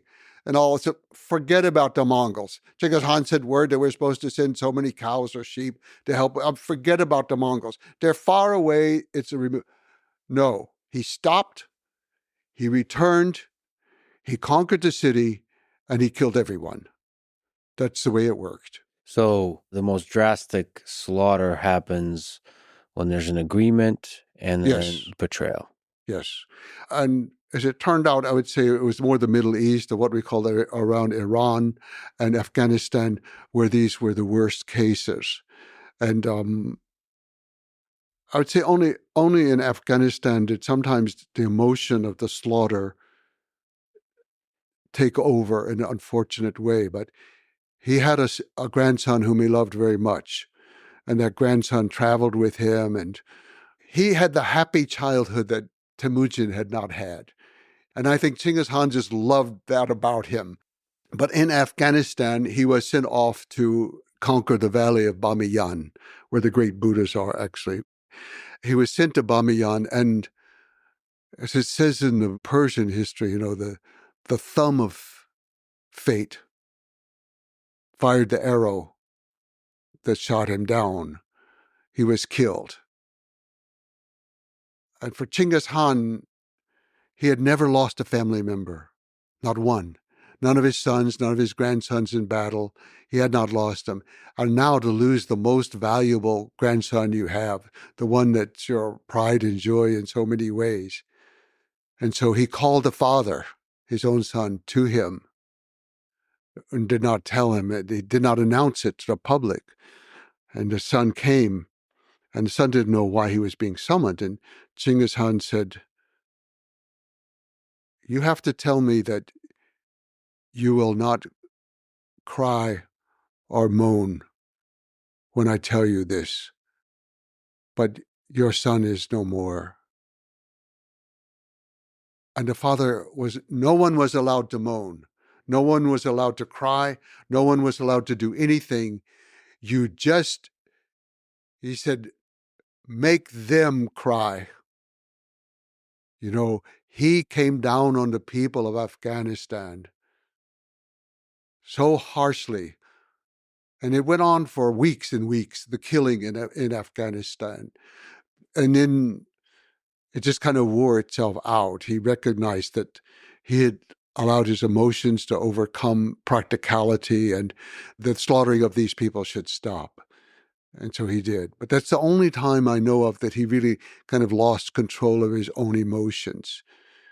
And it's something we can all understand, but his response was truly extreme of, we will not cry, we will not mourn. They will cry, they will mourn. So that goes against the cold, rational way he approached war, which is peace is offered, yes, and then betrayal is punished. I should add, he did not slaughter the people in the peaceful towns. What happened was the killing of what people thought was the heir, and he well may have been, of Genghis Khan. The killing of him revitalized a lot of people's hopes, and a lot of cities revolted. The ones who did not revolt were not killed. But the cities who revolted, he killed them all. There was a mass slaughter. There are estimates that Genghis Khan and his Mongol Empire were responsible for an estimated 40 million deaths, approximately 10% of the world's population. So to put this number in the perspective of the modern day, that would be equivalent to killing about 800 million people in today's population. So how should we think about the brutality of numbers like these? The number itself is difficult to deal with. Millions of people were killed. For every family that lost someone, it's a total loss. It doesn't matter what the number is. It's a tremendous loss. And there was tremendous loss of life, as in every war. I don't think we should judge him any differently than other conquerors in history and other countries today that fight wars, including our own country. Whatever we are willing to permit our country to do, we should be able to understand why Genghis Khan or the Mongols did it. You look today in the world, people are killing children, women, civilians, every day. And it's always in the name of something, in the name of peace or in the name of God or in the name of our nation. There are always reasons for the killing. And the United States has certainly involved with that, supplying the weapons for bombing people, invading Afghanistan, fighting in Iraq, fighting in Syria. The United States is very involved in that. And it's always, but we're defending democracy. And yeah, we brought a hell of a lot of democracy to Afghanistan. We killed a lot of people. You can even look back to World War II, our great moment of democracy and bringing freedom and democracy to Germany and Japan. We dropped atomic bombs on Hiroshima and Nagasaki. Those were not military targets. We were not doing anything strategic against the country other than terrorizing the country by killing women and children. That's America. That's us. My father fought in that war. In fact, he fought in all. He fought in Vietnam, he fought in that war, and he fought in Korea. And he was a good American. I mean, there was nothing wrong with it. And I don't even condemn America, but I'm saying, how can we condemn one set of people for doing it and then excuse it in ourselves? But we tend to do that. We, especially barbarian people from the steppe, for example, we tend to demonize them. Or any enemy we have, we tend to demonize them. You said a lot of interesting things there. So one is just the very nature of war, that war is hell. That sometimes things like dropping the atomic bomb, which is an act of essentially terror, in the same style as Genghis Khan, in an attempt to prevent further war. It's a justification. People are always fighting for peace. Always fighting for peace. World War I was to make the world safe for democracy and peace. And then World War II. But what happened? We went to war in Korea. We went to war in Vietnam. We bombed Cambodia. We bombed Laos. We bombed Afghanistan. We bombed Syria. We bombed Iraq. We're always fighting for, and I'm not a pacifist. I am not. I grew up surrounded with soldiers, and I am not a pacifist. But I try to be a realist, that all nations kill. It happens everywhere. So can we universally also then, in the way you're passionately criticizing wars of the 20th century, can we also criticize Genghis Khan and Alexander the Great and the wars fought by Caesar and others in the Roman Empire, that they're essentially wars of conquest? Yes. And in some human way were not necessary, yes, or were not, yes, defensive. They're just part of this human drive to expand, to explore, and to accumulate, yes, power. Maybe this is a good place to also talk about somebody I respect a lot, Dan Carlin of Hardcore History Podcast. He did an amazing series on Genghis Khan and the Mongols called Wrath of the Khans. I recommend people go listen to it. So he had a lot of interesting ideas there. One of them, he presented the idea of historical arsonists, so referring to figures who cause immense destruction, but also pave the way for new developments and progress. Basically making this complicated case that destruction often in history paves the way for progress. So what do you think about this idea? Creative destruction, it certainly works in some aspects of life, even with ourselves. For example, if we can creatively destroy some of our habits and build new ones, it sometimes works, or we can destroy relationships that we're in order to create new ones. It can work. When you start applying it to world history, it does become a little bit more difficult. I certainly think that these episodes create great changes. You can see great changes that happened because of the Mongol Empire. Now, whether or not that's a good reason for the Mongol Empire having happened, it seems like a bit of a stretch for me. The Mongols helped to unify many countries. You can think Korea had been 3, basically, kingdoms, push them together. Everything that you see in China today was a part of the Mongol Empire. They put together North China, South China, Tibet, Manchuria, and it was a little bit larger under the Mongols.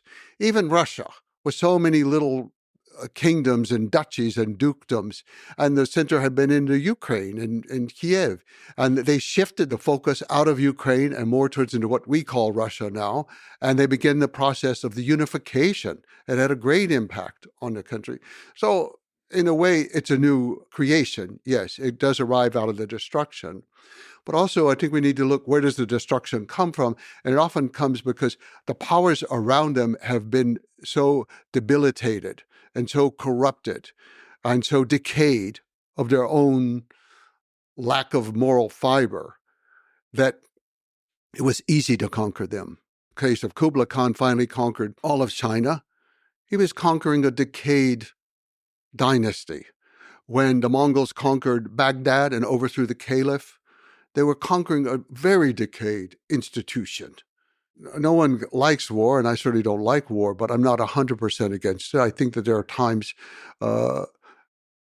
that people are going to do it for their own protection, if nothing else, or of their family, and it's justified in that sense to themselves. It may not be justified in a world sense, but I just make the case for being tolerant of what the Mongols did if we can tolerate what the Americans did. And I am American, true and true. There's no question about that. But we overlook all of our things that we did. Now, it's interesting, for example, in Afghanistan, we were there for some 20 years. We had made the Taliban stronger before when they were fighting against the Russians, and then we kicked them out, and then they kicked us out. But some of the Taliban leaders are from the Jadran clan, the descended from Jamuk family, from his clan. This is what I mean when I say that the ramifications from that time are still with us, and we don't even see it. And when Saddam Hussein went on television for the last time in Iraq to plead with his people, he said, the Mongols, meaning Americans, the Mongols have returned. The Mongols have returned. And he said, the Americans are just the new And I can see it. I don't accept it. But I can see how people think. If we can be honest with ourselves and strip away our own lies about ourselves, then perhaps we will be more ethical in our dealings with other people. And there's effects that you could talk about. I mean, the unification of China, Mongols or otherwise, is a very important step in the history of China that permeates to today. And then there's a lot of stuff that we'll talk about, the ideas of religious freedom, the postal network, the trade routes, all of this. There's a lot of progressive consequences of the Mongol conquest in the Mongol Empire. We'll talk about that, but let's linger on the heavier topic for a little bit longer. Like we were talking about Dan Carlin, he was critical of your work a little bit, showing it respect, but also a little bit critical as being a bit too emphasizing and focusing a lot on the positive impacts correctly and accurately, but not giving enough airtime or describing the brutality of the killing, the hell that is war. So can you understand his criticism? Guilty. I'm guilty. Steel man. I know. I mean, yeah. Carlin's a very smart man. I respect him very much, and I like him tremendously. And he's right. But that is not what I want to stress. It's not that I want to deny the killing. It's not that I want to deny the warfare. But that's pretty much the same everywhere in the world. And how much do we need to say about how the wall was broken down, how this unit was defeated, and all? No, it's what comes afterwards. You know, just as the story of our life begins far earlier than we are born, the story of our life goes on for a long time afterwards. If you have a nation of 1 million people and you are ruling over hundreds of millions of people, China, Russia, the Middle East, you do not do that through warfare. You conquer them initially through warfare, but you do not rule them through warfare. You've got to be offering something that they want, something that they like. And all the things you've mentioned, from the trading system, the postal system, the religious freedom, the rights of women, the rights of minorities, these were things that people responded to. And so the world benefited tremendously from the life of Genghis Khan. But all we want to talk about, and I don't deny it, is the conquest part. Okay, that's 20 years. If it went on for another 150 years, there's more to the story than just conquest. And there is a point that you correctly identify, and you've also written about Native Americans and so on, that history does seem to be written by the non-barbarians. But in reality, history is not divided in this kind of way. And the barbarians are not these crude, brutal, plain, simple people, that there is a sophisticated, deep culture within them as well. Yes. All the different kinds of peoples that came from the steppe. Yes. I guess if there's one thing that I try to do in my career of writing, it is to get us to recognize the importance of tribal people in the history of the world. We tend to have two categories for them. They are barbarians who kill people and eat one another, or they're victims, and we should feel sorry for them and nostalgic about everything about them, and maybe wear some of their beads or some of their clothing to show how much we sympathize with their suffering. That's the two roles for tribal people. But I'm trying to show them in a different light, that they conquered. Yes, there were conquerors, but they also created great things in the history of the world. And that the Mongol Empire was really the first modern empire in the way that I'm putting together that story. And Genghis Khan was the genius behind that, who created this idea that there could be one world in which there would be one set of supreme law, but all people could follow their own law. You could have any religion you wanted, but ultimately you had to obey kind of the great ethics of the sky. And there were things like that about his vision that I think very few people in history had a vision.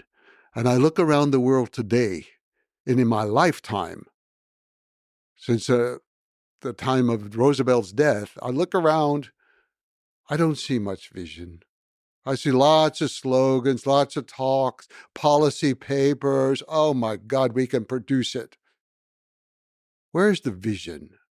It's always, we're going to have peace and we're going to have a better life, and, vote for me or vote for my party. And we're really for the people. And what the heck are they talking about? There is no vision there. So what is this country? What should this country be? What is this world? How should it? No vision. Well, those figures, they're rare through history. The legendary figures that come along that have vision, but are able to capture the public imagination and heart and mind with the vision, but also have the skill to execute and implement it, and all of those things combined, and have the mental fortitude not to be corrupted by success along the way. All of those things. That's very rare in history. When they come along, they change the direction of history. If we could linger on some of these world-defining ideas, religious freedom it's just surprising and incredible that Genghis Khan was able to enforce, inspire the value of religious freedom throughout all of these disparate lands for whom religion was a very powerful force. So can you speak to that? Some empires in history and some rulers have been tolerant of various groups. Rome, to some extent, was reasonably tolerant of different sects and religions, not of the Christians, but reasonably.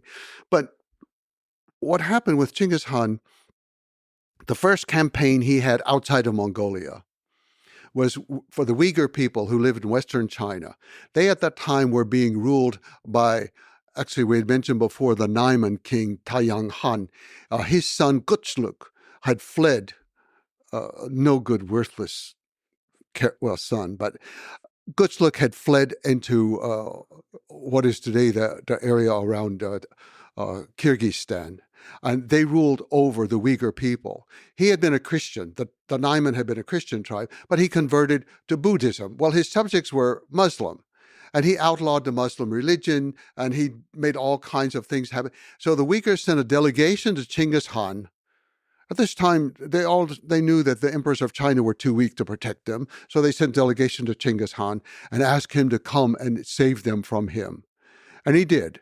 He sent down a detachment. He didn't actually go himself. He sent a detachment down there. They drove Gutschluk from power. Gutschluk fled down towards Pakistan in that direction. They caught up with him. They killed him. That's what the Mongols did. And then Genghis Khan made the first law that he ever made for people outside of Mongolia. So up to this point, it's been tribal law. And he saw, as we had mentioned before, that for the tribes were mostly fighting over women. So you outlaw the kidnapping of women, you outlaw the sale of women, and you cut down on a lot of the feuding. But he saw that civilized, quote unquote, people fought a lot over religion. They weren't fighting over women, they were fighting over religion. And so he made a law. Now, this was very interesting. We talk about religious freedom. Religious freedom comes in many forms. One form is to allow institutions to do what they want. So we're going to allow the the Mormons and the Catholics and the Jews and the Muslims each to do what they want in the organized churches that they have.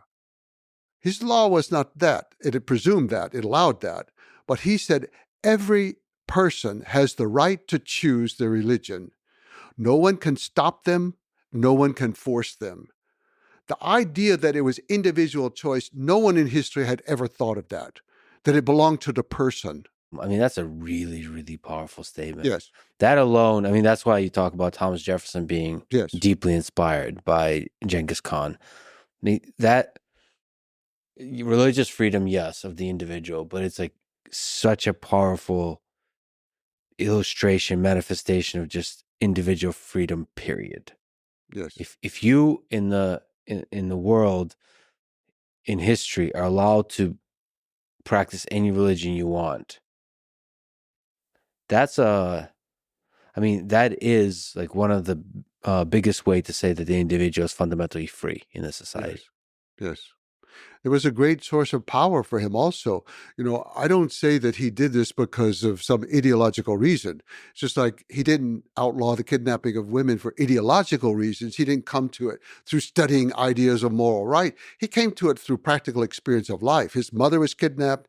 His wife was kidnapped. He knew that that was a crime against every ethics that you can think of and every form of morality. That's why he did it. Not for ideological reasons, but practical reasons. It hurt people. It hurt people. It was the same with religion. He gave this right to everybody because it was going to be their own personal right to keep them from being hurt. And then that gave him tremendous support from minorities of many types. And so they flocked to him. Minorities. After that, this was a minority effort of the Muslim Uyghurs to come to him. Many people flocked to him for the same reason, for that kind of religious freedom. So that religious freedom and also the other things you mentioned, they create a stable society, and that allows him with a small army to administer a large empire. And also, I will say, on a more practical, political sort of way of thinking, he recognized the power of having a balance of power of like Shiite and Sunni, that both are going to be allowed equal rights. One is not dominant over the other. And Christians and Jews. They all have, that keeps the society from fragmenting against him or uniting against him. And it's a kind of fragmentation that he's taken advantage of. I don't think that was his main reason, but I do think he was quite aware of that you give every religion the right. And unfortunately, the only religion he didn't recognize as a religion was Confucianism. He said, what do they do? The Taoists can do magic on the earth, and they can give people magic formulas and to cure, or they have all this kind of stuff going on. Well, what do the Confucianists do? So still, the people could be Confucianists. That was okay.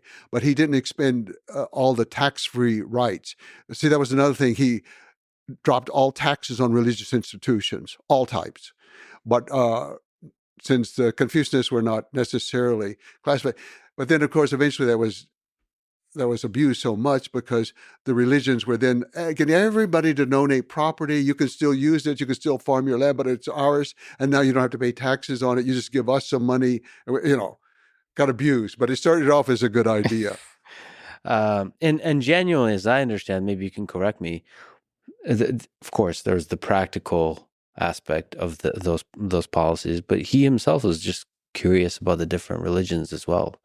As I understand. So he never chose any religion except the one from which he came, I guess. Can you describe what he believed spiritually himself? It's interesting, we said after the death of Shirimun, his grandson, in Bamiyan, and the slaughter that followed that, he went through a new phase in which he summoned religious scholars of all sorts. Famous Cheng Chang from China, who I despise. But anyway, he came and with all of his magic formulas for things. And then a bunch of various Muslim leaders came. So Genghis Khan was exploring all these different religions, and not just in a simple way. He had organized public lectures from these people and public debates not antagonistic debates, but discussions among groups of people who hated each other and would never discuss anything. And suddenly this powerful man summons them and he has to say, okay, well, explain your religion and explain yours. And even sometimes you can't just explain it in terms of your own scripture. What do you say to the people who believe it? So he was exploring, but no, he never changed at all. He was an animist, we would say. That's about the only term we know to use. Early in life, he worshipped that mountain where he took refuge several times, Burhan Khaldun. Burhan Khaldun was the great refuge of his life. He would go to the top, he would pray, he would take off his hat, he would take off his belt, he would stand there before the sky and pray. Also, later on, actually, this became rather dramatic. He would sometimes go away to pray, should we invade these people? And so all of the subjects are waiting to hear what's God going to tell Genghis Khan when he goes up the mountain, And so there are episodes like that. But he was very sincere. But I think what happened, the Mongols have so many spirits in the water, the mountains, everything around them. And you have to know them personally and pray to them and know what they like and don't like. And should you sing to them or should you offer some milk products or what do? You have to know them. Well, you get away from Mongolia, and this was a problem in China. They didn't know the spirits. This caused great consternation for the Mongols. You've got a land here and the spirits don't like us. They're hostile lands. We don't even know who they are. We don't know these spirits in China. It took a long time. And so gradually Genghis Khan, he's kind of moved from just the spirit of the mountain that he worshipped, which remained his main focus of worship his whole life. He removed that to the sky. That was the one universal spirit. It was everywhere in the world. The sky was the same for every people. And so for the Mongolians in their language, the word for sky and the word for heaven and the word for God and the word for weather are all the same. Tengir. And so, or Monchuchtinger in the case of the eternal sky, when they're talking about it in their religious terms, the eternal blue sky. So he became more universalistic in this animist vision of the world. And so then the sky could embrace all religions, and all people were trying to attain the same form of enlightenment. Well, enlightenment is too specific a word, but the same form of moral life and guidance from the sky. He felt that each person knew morality. Each person could communicate and know morality within themselves. They didn't have to just be taught it by somebody from a book. And in fact, as one of his grandson, Monk Han, said, you people, talking to all the others, to the Christians, the Jews, the Muslims, the Taoists, said, you people have your scriptures and you don't live by them. We have our spirits and our shamans and our drums, and we live by them. And I think it's true. It's just, as throughout this conversation, it's just blowing my mind that the kid from the Mongol steppe that lost everything, right? Just had the hardest of lives, is now, yes, a military genius, but also this kind of sage type character to understand the value of religious freedom. I mean, there is a cynical way to see all these things because he did awfully a lot of things that look like he's a feminist. Yeah. And you're saying, well, the cynical way to see that is what he saw the value of promoting women in positions of power because they create a more stable society. Yes. And, there's less power struggles, all that. But the reality is there's a lot of things that look awfully progressive about the things he's implemented, and they stayed. I'm not trying to say it in modern terms. Right. When you have 1 million people, you've got to use every one. And the men are fighting, and so he left women to administer a lot of things inside the country, the economy in particular, and then in some of the ancillary Turkic kingdoms around the Mongols, such as the Ongut, the Tarlik, and different Mongol, and the Uyghur even, were administered by his daughters primarily. And then his wives were in charge of administering the land of Mongolia itself and handling the economy. So he was using the women, but in a very practical way, but it wasn't necessarily in our ideological way. I think it's the same with the environment. I'm not trying to say he was an environmentalist in our modern way, but he passed very strict laws about the use of water and also about not using water, that you couldn't move water into an area to irrigate it. That was violating the earth and violating the water. So they think, a lot of the historians, they think the Mongols are so stupid they let the irrigation system be destroyed. No, it takes more work to destroy an irrigation system than it does to create it. They destroyed those systems out of a policy, and that was, this is going to return to pasture land. This lasted, Kublai Khan was the one who changed that, actually, and then started allowing for more irrigation and the movement of water and things. But Genghis Khan, we can't use these modern terms of like a human rights crusader, or I'm trying to say he's the Democrat in the modern sense, or an environmentalist, or a feminist. But all of this was a part of it. Another part was the protection of envoys. He said every envoy, every ambassador, every messenger is protected from arrest, from torture, and from killing. And if you kill one of ours, we will wipe you out. And in 1240, that was the destruction of Kiev. I mean, this is after Genghis Khan already. There's a Agudai Khan, his son, the happy drunk. Agudai Khan's army had come there under Subadai, the greatest general in the history of the world, I would say, Subadai, a person who's not Subadai. It wasn't Genghis Khan, who was for the military part. He was the greatest strategist for organizing everything together. But the military part was Subadai. So Subadai had been there, and they sent in an ambassador who happened to be a woman. Now, some of the Western sources say a daughter of Genghis Khan. I have no evidence of that, and I don't quite believe it, but maybe she was kin to him or something. Some say she was a daughter of Genghis Khan. Others say she was a witch. The people of Kiev decided she was a witch and killed her. Okay, that's it. That's it. Kiev was destroyed for killing a Mongol envoy. The envoy is a method of communication. Yes. In diplomacy. Yes. And so if you destroy that method of communication or disrespect it in any way. Exactly. And that sends a signal to everybody else. Yes. You send an envoy, you respect it. That's why these plans of it, I say that the making of the modern world, but most of the ideas we accept the idea, we don't do the practice. All of us accept today diplomatic freedom. Diplomats are killed around the world yearly.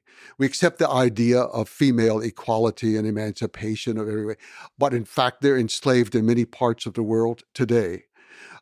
We accept the idea of religious freedom. Oh, but not those people. Theirs isn't good. Their religion isn't right. But our religion, we will tolerate them, but they got to be more like no. We only say these things, but the world still hasn't achieved some. And he did achieve these within his empire in his time. He achieved those. So one of the things we've mentioned, but I think is really, really fascinating and maybe an immeasurable impact that Genghis Khan had is on trade. And, you could say a lot of stuff, but basically establishing a unified trade network that spanned, I don't know how many thousands of kilometers. And there's a lot of interesting things that were done to enable that trade. One is providing safety and security of not just the envoys, like we mentioned, for communication in the military context, but for the merchants. Can you speak to what Genghis Khan did for the trade network connected to the Silk Road, as an example?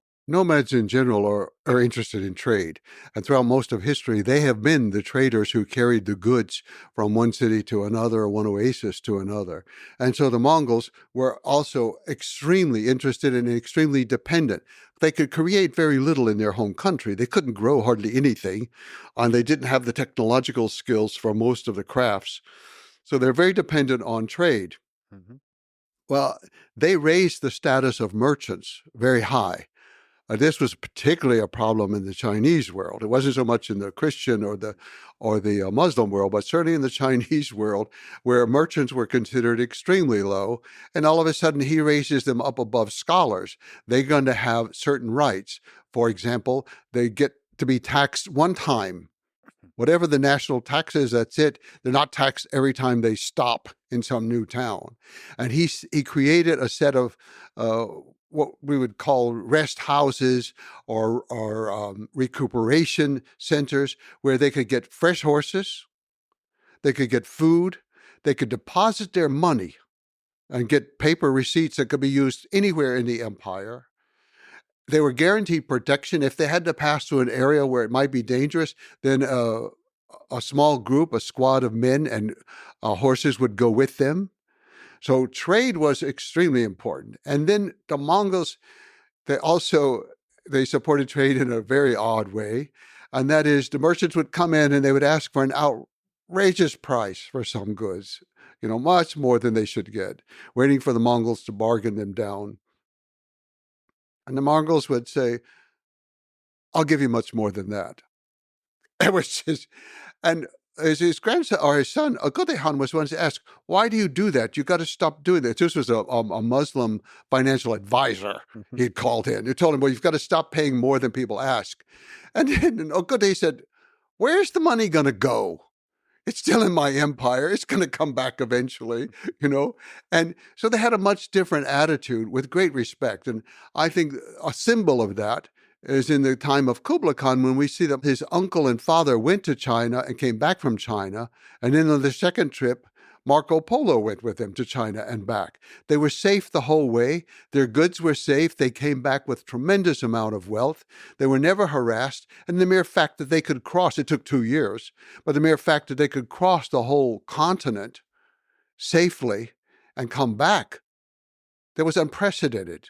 We really don't have any well-documented case of anybody, say, from China visiting Europe or Europe visiting China before the Mongols. But since Genghis Khan, there's never been a year without contact between East and West. It was permanent. Once he created it, it was permanent. I don't think it's possible to measure the positive impact of that, because it wasn't just trade of goods.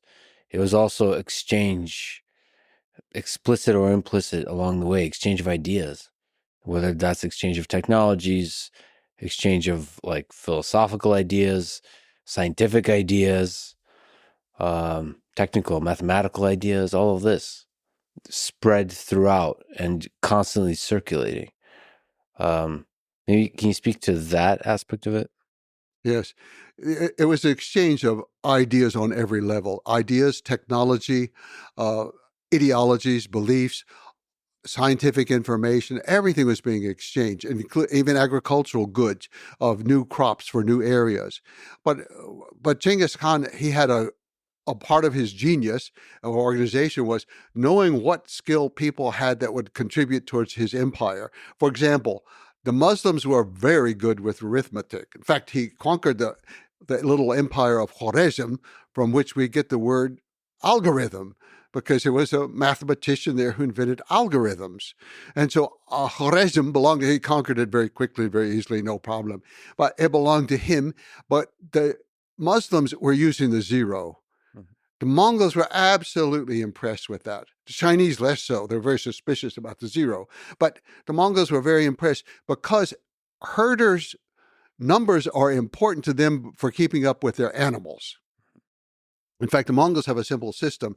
They reduce all animals to the number of horses. You can ask somebody how many animals you can have, and they can say, well, 100 horses. And it doesn't mean they have 100 horses. It's going to be 5 cows count as 4 horses, 5 sheep or 5 goats count as 1 horse, 4 camels count as 5 horses. So they reduce it all down like that. The Mongols take a census of everything. And that's one of the first things Genghis Khan did. And that was one of the demands he made of every place he went, is a complete census of your people. And every house had to post outside how many people, how many animals, what did they do, the occupations, all this information. So they needed good mathematics for this. The Muslims provided it. So they took the Muslims to China, these Middle Eastern scholars and all. Unfortunately, they were rather ruthless sometimes when it came to implementing the tax policies, but they became the financial advisors to him. Other groups of people had other roles like that, and he was moving them around constantly. And so you had a combination As I said, he himself had that genius for combining new bits of technology, but it created a new kind of cultural spirit in which other people were also combining technology at other levels and being encouraged. It was no longer heresy or the devil's work to bring in this thing. So we had the spread of printing, for example. We had the partial spread of something such as print money, for example. We had almanacs being created now through printing that combined different calendars and different information that was coming along. But one simple but lethal form of technology was that, for example, Chinese had gunpowder. Mostly it was used for fireworks, religious things. And then sometimes in warfare it was used for a kind of primitive hand grenade or a primitive bomb that could be thrown with a trebuchet. And this is in the time of Kublai Khan more, the grandson. But so they had that. The Middle Eastern, the Muslims, they had, and the Byzantines especially, they had naphtha, what we call Greek fire, flamethrowers that could set things on fire. You know, the Europeans did not excel very much in technology. They were behind in almost everything, but they could cast bells for churches. Okay, let's take that bell and we're going to turn it on its side. And we're going to use some principles of the flamethrower. And we're going to use the gunpowder from China. And you've got a cannon. So the Mongols, even early on, by the time they got to the siege of Baghdad, but not, I think, in the lifetime of Genghis Khan, but soon thereafter in his sons and grandsons, they were using some very primitive forms of cannon and even something like firing rods. We can't even call it anything like a rifle, but it could fire a very small ballistic device and all. So this combination of metallurgy, gunpowder, flamethrowers. You put it all together and you come up with something incredibly different. So if we jump around a little bit, sort of on the topic of a cannon, what are some technological developments that Genghis Khan and his son and Kublai Khan were using? So how much gunpowder were they using? In general, what was their approach to siege warfare, for example? What are some different ideas there? If we switch to the grandson, Kublai Khan, first of all, he changed a lot of the strategies. They were no longer working. The Mongol system worked perfectly on the grassland. But by the time you get to Hungary, the grassland starts to give out. By the time you get to Poland, it's so many farms. It's hard for horses to get through the farms, and they don't want to go on the roads. By the time you get to the Indus River, it's too hot, too humid. The bows are beginning to wilt. The horses are exhausted. It's not working. So to conquer South China, Kublai Khan had to come up with new things. One thing, the South Chinese had built a Great Wall. It was called the Great Wall of the Sea. This is before the wall that we know as a Great Wall, which is really the Ming Wall of the Ming Dynasty was built. But the Great Wall of the Sea, and they used it as a defensive navy. They had the largest navy in the world. It was defensive. And it was most literally defensive. And it came time for warfare. They would chain the ships together across the mouth of a harbor to protect the city. And so it became a wall. So actually, if we rewind, Kublai Khan, who was he? And what was the state of China at that time? That kind of sets up this idea of ships and siege warfare. In 1215, Genghis Khan conquered the city we now know as Beijing. It was the capital of the Jin dynasty of northern China. And at that time, southern China was ruled by the Song dynasty, or usually called the Southern Song. He had already conquered the Xixia kingdom of the Tangut people. And so most of northern China was under the control of the Mongols from about 1215. And then he conquered Middle. Later, his descendants conquered Middle, and then Kublai Khan was the one to take on the South. But Kublai Khan was born that year in 1215, about 3 months after the capture of Beijing. And he was nobody. He was the second son of the fourth son of Genghis Khan. Well, he's got lots of cousins out there who've been riding around. They're conquering Russia, and they've already burned down Kiev, and they've conquered different places in the world. They're real Mongols. That's their whole life. And he's born, and he doesn't meet Genghis Khan until he's about 7 years old. because Genghis Khan was away on conquest in Central Asia. And Genghis Khan came back, and he met him, and he said, oh, he doesn't look like a Mongol.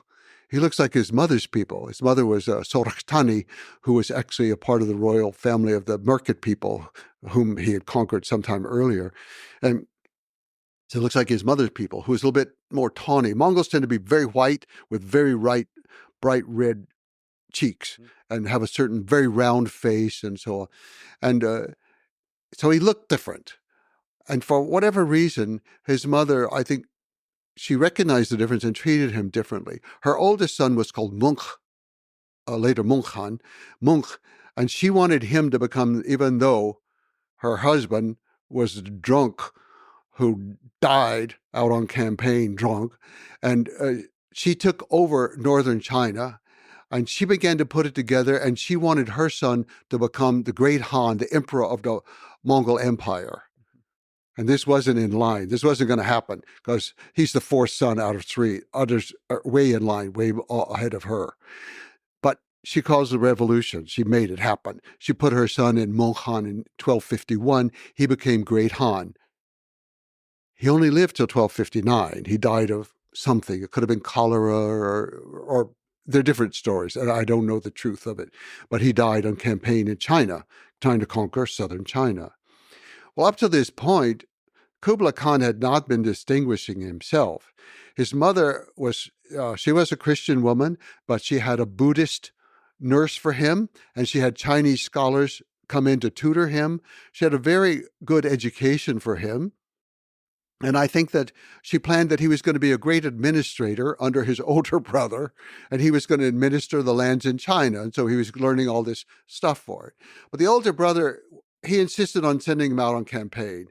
Oh, but he was overweight. He was fat. He had gout. He needed to go rest. There was always some excuse. And the brother was assigning people, Orihangdai, who was the son of Subadai, the great general. He assigned him to teach him warfare. He wasn't great on the battlefield. He really was not. But he was very smart. And at first a little bit lazy. He liked talking about the religion, sitting around, go hunting, as long as he had many with him to do the shooting and then to prepare the food and all. And his territory in northern China was just being run in the dirt by these administrators the Mongols had brought in. They were just overtaxing the people, cheating the people, doing everything wrong. And his mother basically just pulled his chain and she said, go to your land. This is your land. You have to administer this land. You go there. You live there. You take charge. And everybody was terrified of the mother. And so he ran off to China and he started administering his land and he started learning how to do it. Well, when his brother died in 1259, he was down on the Yangtze River on a campaign that he was sent by his brother. He was having no success at all. But he thought, okay, the brother's dead. I should finish the campaign. Meanwhile, his youngest brother, Arikhbok was another hothead Mongol like their father, Tolu. He was rather hot-headed, and he was back in Mongolia, and his tolerance for religions, had to oversee the debate one time between the Taoists and the Buddhists because the Mongols thought the Taoists were overtaxing everybody, the Buddhists, and so he had to oversee it. He got mad and he picked up a statue of the Buddha and beat the Taoist representative to death. So he just wasn't good for moderating debates. So he was going to be the new great Khan. So he was declared the great Khan in Mongolia.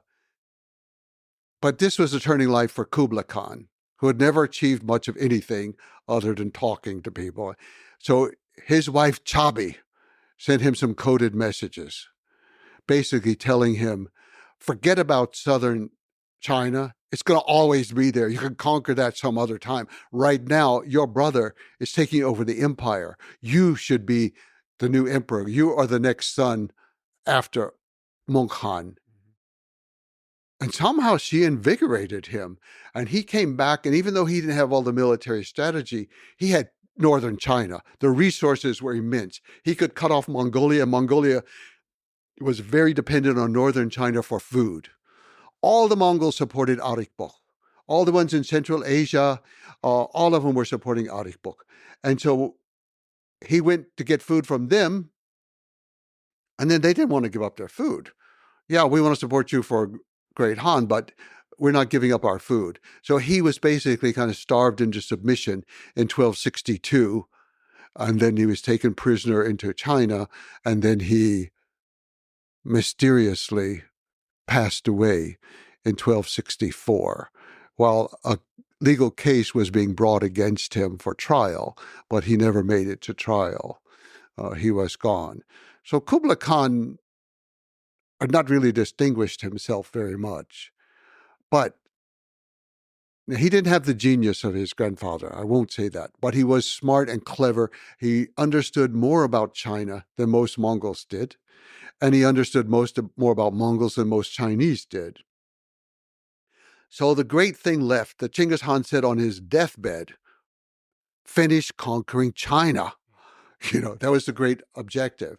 So Kublai was going to fulfill this, and they didn't know how. The Great Wall of Ships was protecting the Southern Song. This huge Yangtze River was so wide.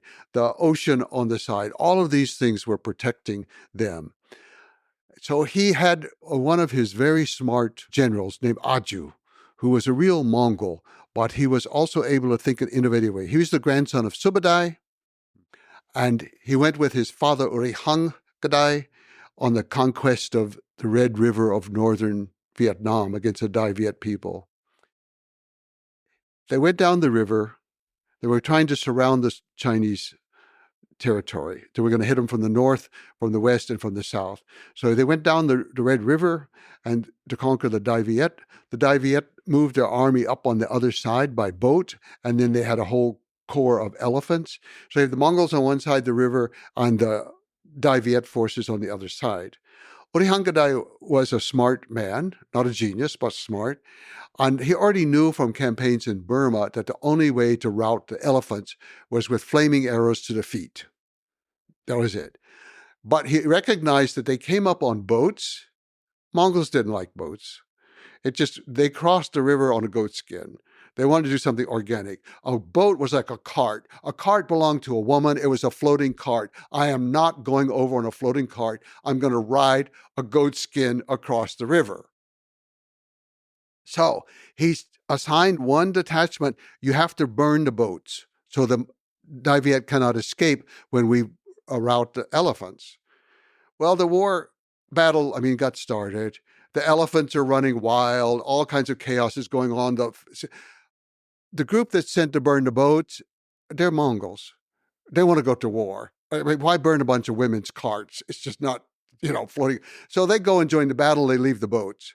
Well, the Mongols won the battle, but the Dai Viet forces got on the boats and sailed back to what's now Hanoi. And then they evacuated the city, took all the food, everything out of the city, and they disappeared into the delta. The Mongols arrived, they conquered, quote unquote, Hanoi, the capital city, and they had nothing. They had nothing. They won every battle, they lost the war. They retreated. Aju was the son of Gadai, and he saw all this happen, and he recognized the importance of water and boats, and so he knew.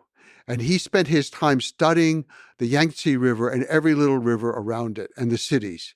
And the crucial thing he saw was the cities are heavily, heavily fortified on the land side because invasion comes from the land, and they expect this little line of boats to protect them on the water. And so their city walls are weak. The defenses are weak on that side. That's where we have to attack. So how? They sent off to the Ilkhanate, to Persia, where Genghis Khan, his uncle, was now dead, and his cousins were ruling there, or his nephews, we would say, or cousins' nephews. So they sent over engineers to build a special kind of trebuchet, a catapult. And they had to play around with it to adapt it for a boat because they were usually made for stable ground, but they adapted it for the boat and for throwing heavy things and also for some incendiary bombs. They developed it, and they attacked the first city. It fell. They attacked it fell. They had something that was working. They worked their way down the Yangtze River, destroying city after city with this navy. And then the army would move in after the navy had broken down. So this is a catapult on a ship. catapult on a ship, but it's we call it trebuchet for this type of catapult. So this is an engineering solution for peoples who are deeply uncomfortable with boats. Yes. And they've accepted it. Yes. Now it's a great weapon. Yeah. It's like it's no longer a woman's cart. It's a bow and arrow. It is a giant bow and arrow. Yeah, it's fascinating. So that they hit them hard on the walls on the weak side, yes, where there's the army protection. Yes. And they conquer their way down to Hangzhou, the capital of the Southern Song. They've been in power for a long time, since 970, and now we're already into the 1270s. That's a long time. They are dissipated. They've had imbeciles ruling, all kinds of things going on. And at this point, we have a child in command. But Kublai makes a very strange move. He says, okay, let's invade Japan now. What? wait. We're fighting against the Song dynasty. And most people ascribe it to all kinds of things. But actually, I think there was a great logic to it. One was he had abolished his grandfather's policy of defeat and destroy until they are no more. That was the phrase that was used for their enemies.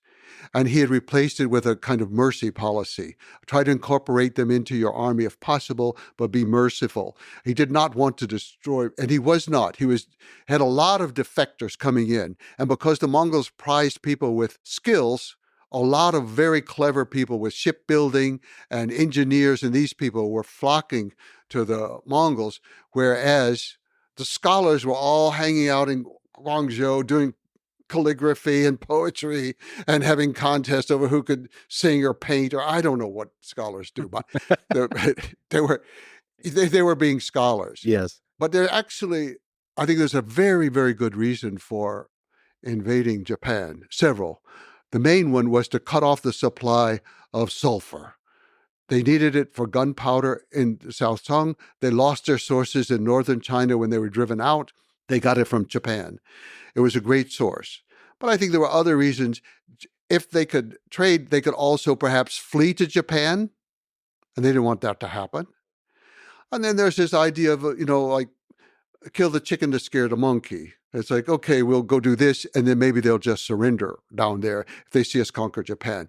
Well, it was a total failure. You've got a bunch of ships that are mainly great on the river and right along the coast, and you're crossing some treacherous water there. And the Mongols basically just did not know what they were doing. Okay, you can arrive with a trebuchet and you can throw grenades at the beach. It's not really going to do a lot of damage. It might scare a few horses, but you're not destroying cities. And the Japanese cities were more in. They weren't there on the beach waiting for Mongols to come invade. So he failed in that invasion. So we should say that this is the time of the samurai, right? Yeah, in the Japan. samurai. Yes. So there was never a real test of No, there was some fighting, and the samurai learned some very valuable things. The samurai had such a ritualized way of life. It's like the knights of Europe. Yes. Coming out with armor that had to be lifted up on a crane onto a horse. And I mean, it was just craziness. The samurai, almost at that point, you ride out in front of your enemy and you recite the story of your genealogy. Right. Oh, what? Mongols, they have no use for that. They're there to fight. They're there to win. But on the other hand, this was a unknown territory to them, and the weather did turn against them. But I don't want to give too much credit to the weather. I really think that the Japanese defeated them. The Mongols weren't well prepared. Their ships were not very good. They were defeated in the first invasion. Could they get off the ships onto the beach? Oh, they did. They had some skirmishes or small battles on land. Yes, they did. But they didn't successfully complete them. No. So they couldn't do their usual Mongol thing. You're right. Well, see, they don't have enough horses for one thing. Yeah. And there were many tactical things that they had done incorrectly. It's the first time anybody had ever tried to have such a massive invasion. Yeah. So they're just learning the basics of what it means to have a navy. So he has failed to conquer, and he's thinking like a Mongol that you rule those waters and lands, but he ruled the ocean. He stopped the trade. He stopped the supply. He cut off the possibility of the Song dynasty fleeing to Japan. He won in a certain way. He lost, but he had won his objective of cutting off southern China. Also, it gave him Navy some experience with the ocean, and now they were ready to move out into the ocean around southern China. So they were closing in then. Aju was in command, but actually the head command was a man named Bayan, who was a Mongol who had been raised more in Central Asia. He was perhaps born close to the Fergana Valley in that area. We're not exactly sure where he was born, but he grew up over there. And then he eventually was living in what's now Iran. But he came and he took over command of the army. He was very cosmopolitan, sophisticated, intelligent. Aju should have been in command, but Bayan recognized that, and he and Aju worked together very well. Aju knew how to fight the war. Bayan was able to negotiate things back with the capital city and handle things. So Bayan is in command.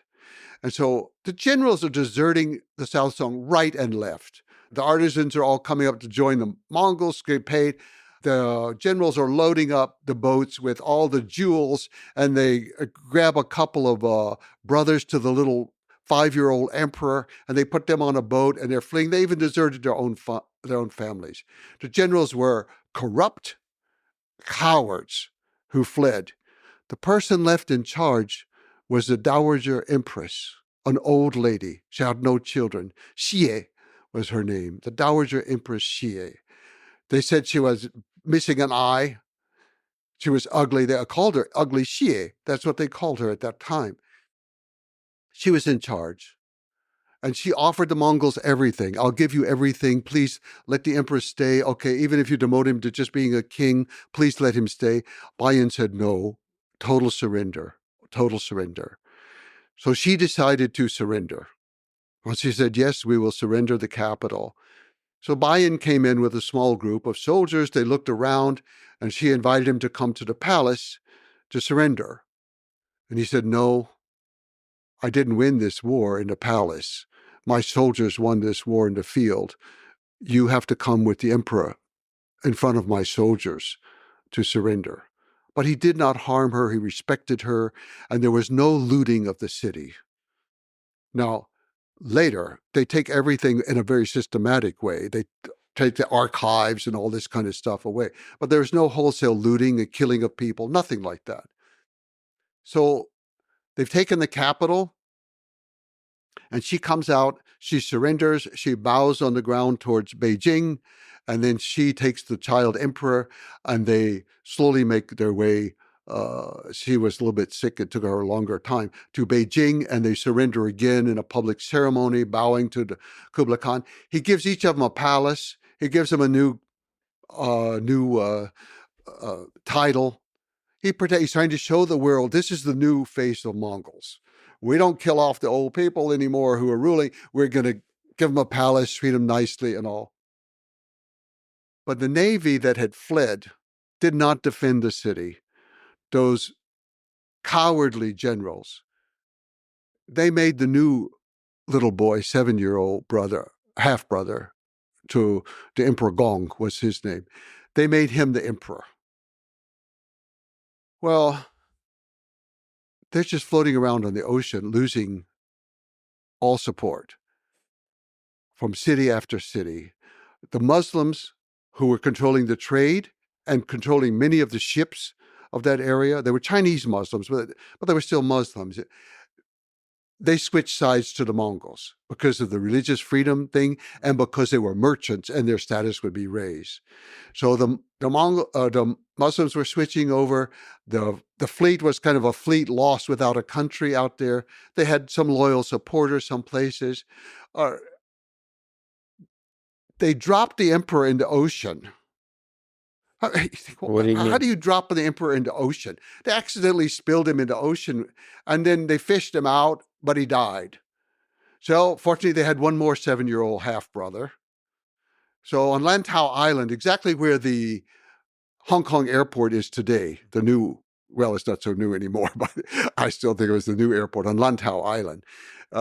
So they went there and they had a big coronation ceremony and all. But the people there were not supportive enough. It certainly wasn't Hong Kong then anyway, the delta of the Pearl River. But so they sailed out farther south to another island, and then they took it over. And of course, the first thing they did was, well, we have to build a palace.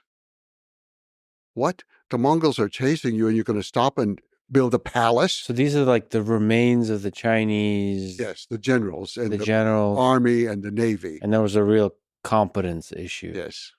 Okay. So they're going to build we're going to protect it with a great wall of the sea. Right. They chained together the boats across the entrance to the harbor. And they put the palace boat, so-called, in the middle. Mm-hmm. The generals didn't trust their own soldiers enough. So they made all of them leave the island and go to the boats to fight the Mongols. So the Mongols arrived, and over and over and over, they asked them to surrender. You won't be harmed, all this kind of stuff. But the Mongols now took over the land. So they had the water all around them, and they had the land. And once the fighting started, they could just shoot down from the highland right onto the ships. And they've cut the ships off from the fresh supply of wood and water. So they can't boil rice. They have to try to eat rice and drink seawater. They're all sick as dogs out there. And the leaders refused to surrender. The little boy is there, 7-year-old emperor. Bing was his name, with his pet parrot. That's the only thing he had left in life, was his pet parrot. Yeah. And then the Mongols, they offered every opportunity, but the prime minister, so-called, coward that he is, although he's treated as a hero today in China and throughout their history, the coward that he was, he said, we will not disgrace the country by letting them capture the emperor. So first he threw his own wife and children into the water to drown. And then he took the emperor and held him, the 7-year-old, he was 7 years and 1 month. He had just turned 7 years old, and jumped into the water with his child. A child murderer. He's a child murderer to do that. Somehow in the whole ruckus, the cage came undone with the parrot, and the parrot fell in the water too. So the 7-year-old boy and the parrot died in the water. That was the end of one of the greatest dynasties in the history of the world. The Song dynasty, they were intellectually great, they were artistically great, they were technologically great, they were just one of the greatest moments of world history. And it ends with this coward killing a child and his pet parrot in order to save the honor that was betrayed by this woman. The men lost the war. The men lost the war. Who's to blame? An old, one-eyed, ugly lady, Empress Xie. Well, the bigger picture there is probably is become the institutions became corrupt and stale, yes. And yes. The army weakened, and the politician class probably have lost their skill and competence at ruling and all that kind of stuff. And all that is true, and the Chinese summarize that with losing the mandate of heaven.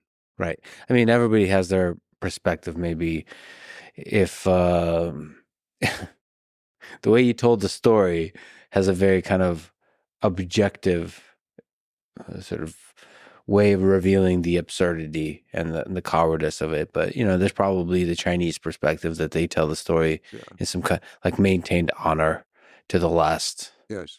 To the last moment. They very often, most scholars depict Empress Xie as the traitor to the country. And I say, no, that boy lived on for another 45 years.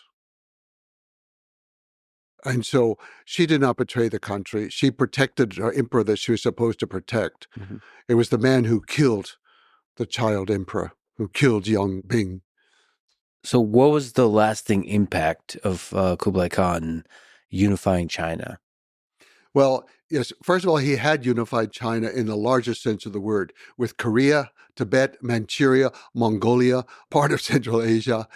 He had unified it. But he did so at the expense of his empire.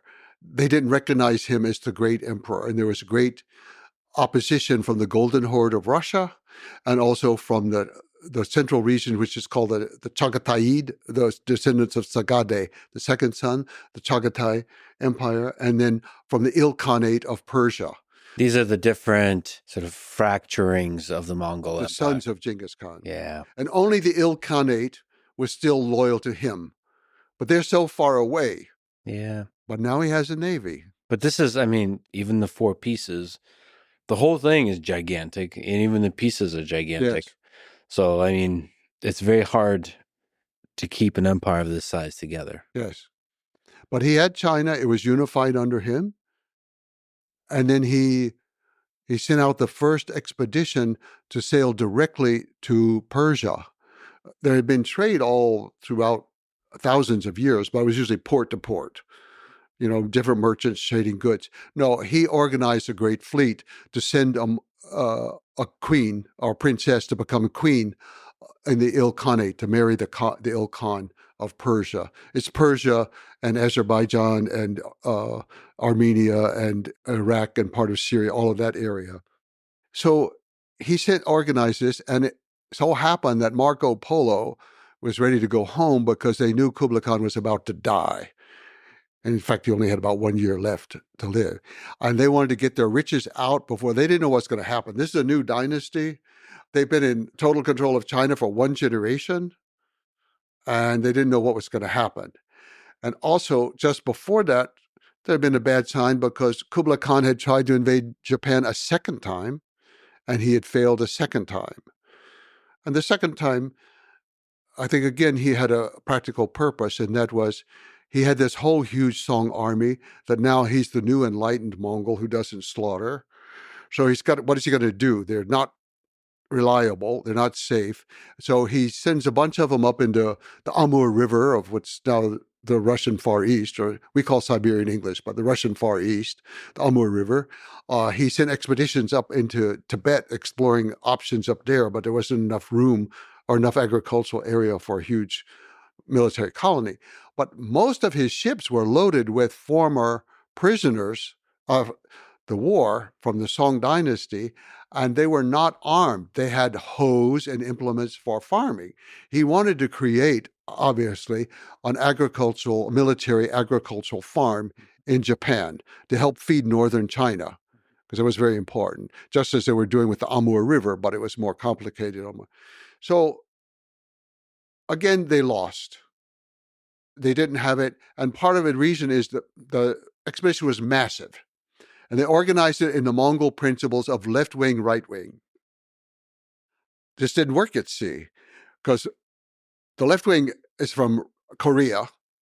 There's Korean ships built up there. The right wing is from southern China, mostly, with ships built down there. They're not the same. They have a head, but there's no center point. Genghis Khan always had the goal. They called it GOL, the goal, the center, or QOL, actually, goal. But anyway, he had the center in command. No, he sent the two without a clear, and they were arguing with each other, not cooperating, not helping each other, sabotaging each other. They get there, and once again, they have the same problems, even though they've come with lots of grenades this time. Again, the grenades are exploding. They're scaring the horses. It's impressive, and a lot of silk screens are made later showing these impressive battles and all, but they lost. And again, a typhoon happened to be the final destruction of the Navy. But I think Japan had defeated the Mongols, I would say. Japanese deserve credit for that victory. And then the sinking of the ships was more caused by the typhoon. But already the Japanese had developed good strategies while the Mongols had been away. They knew how the Mongols fought. And they knew that at night they could fire flaming arrows at the ships, set them on fire, and they were doing great damage. So again, Kublai Khan lost the invasion of Japan. But the soldiers were gone. They drowned. He didn't kill them off. It wasn't his deliberate plan, but the problem was solved. It's one of those ironies of history that it's hard to quite understand. So this had happened, but then Kublai Khan was coming to near the end of life, and Marco Polo and those wanted to get out. They're ready to go. And Kublai Khan allowed them to sail on this expedition with Höchstchen was her name, the Princess Höchstchen, to go to Hormuz. And so they went, and that began a whole system of trade back and forth, back and forth. Kublai Khan died soon after that. His grandson, who's not so well respected in history because he's often called a drunk, but his name was Timur Enchetu. But he was a drunk when he was young, but his grandfather had him caned a couple times in public, and he cured him of drinking. And actually, he was not a drunk later on. And he reassembled the Mongol Empire. He did. The Golden Horde declared loyalty to him, recognized him as Great Han, as emperor of the whole empire. The Chagatai of Central Asia, they declared loyalty to him. The Ilkhanate was already loyal to him. They all declared loyalty. He had reassembled the empire, and he had the greatest navy in the world, and he sent out envoys to every place they had attacked or traded with to say, that era is over. We're no longer attacking anybody. We're changing from conquest to commerce. We want to trade with you. Come to China, bring your goods. We're going to trade with you. He instituted, it was short, unfortunately, it didn't last forever. I wish it could have. But it was a great era of the exchange of all kinds of things going back and forth, all the way to Africa, because from Hormuz, they had connection to Somaliland, and some people say Kenya already at that time. I'm not sure, but very wide, very wide. So technically, he ruled over the largest size the Mongol Empire ever had. Yes, but although actually the Golden Horde of Russia, they were quite independent by now, and he let them be independent, but they were loyal to him. And they were still exchanging back and forth all kinds of things. So there were Ossetian soldiers in China. They had a whole contingent of Ossetian soldiers there, and from Russia, from the Caucasus areas of Russia. And how do they communicate? Are they using like the postal service? Like you have to you have to literally deliver the letters? No, over time, those groups started intermarrying with them. They were allowed to intermarry. The Chinese were not, but they were intermarrying with Mongols, and they were switching to Mongolian language slowly. Okay. At first, I don't know. It's not clear. But again, Kublai Khan, thinking in this internationalist way, said, okay, we need a new alphabet for the world. Everybody in the world writes with one alphabet. Chinese, Mongolian, Russian, Arabic, everything. It didn't work, but he tried it for a while, and some inscriptions are still there to this day. And we should maybe briefly mention Marco Polo that you talked about. So he is this now famous explorer that traversed the continent, the Silk Road, and then stayed with Kublai Khan for a while. And I guess one is one of the primary documenters of everything that's been going on. Is there something else interesting to say about Marco Polo and about his interaction with Kublai Khan? I like Marco Polo. I use his work a lot. Yeah. I find him very reliable. In the areas where he's not reliable, you can kind of tell because he wasn't there. But the places he was, he reported a lot of stuff. And so I'm very much indebted to him for a lot of things, because with something like the Princess Höchstchen and also another fighting princess from Central Asia named Hutulung, he wrote about that, but I also needed other sources. So if I could find Chinese sources or Arab sources or something else or Persian to support it, then I really felt a lot of confidence with him over time. But pieces were romanticized, and you have to always discount it, but it's very good. However, I believe the best work written about Marco Polo, aside from his own book, which was actually written by Rustichello, dictated in prison in Genoa, in the 20th century, Eugene O'Neill wrote a play that became a comedy on Broadway called Marco Millions.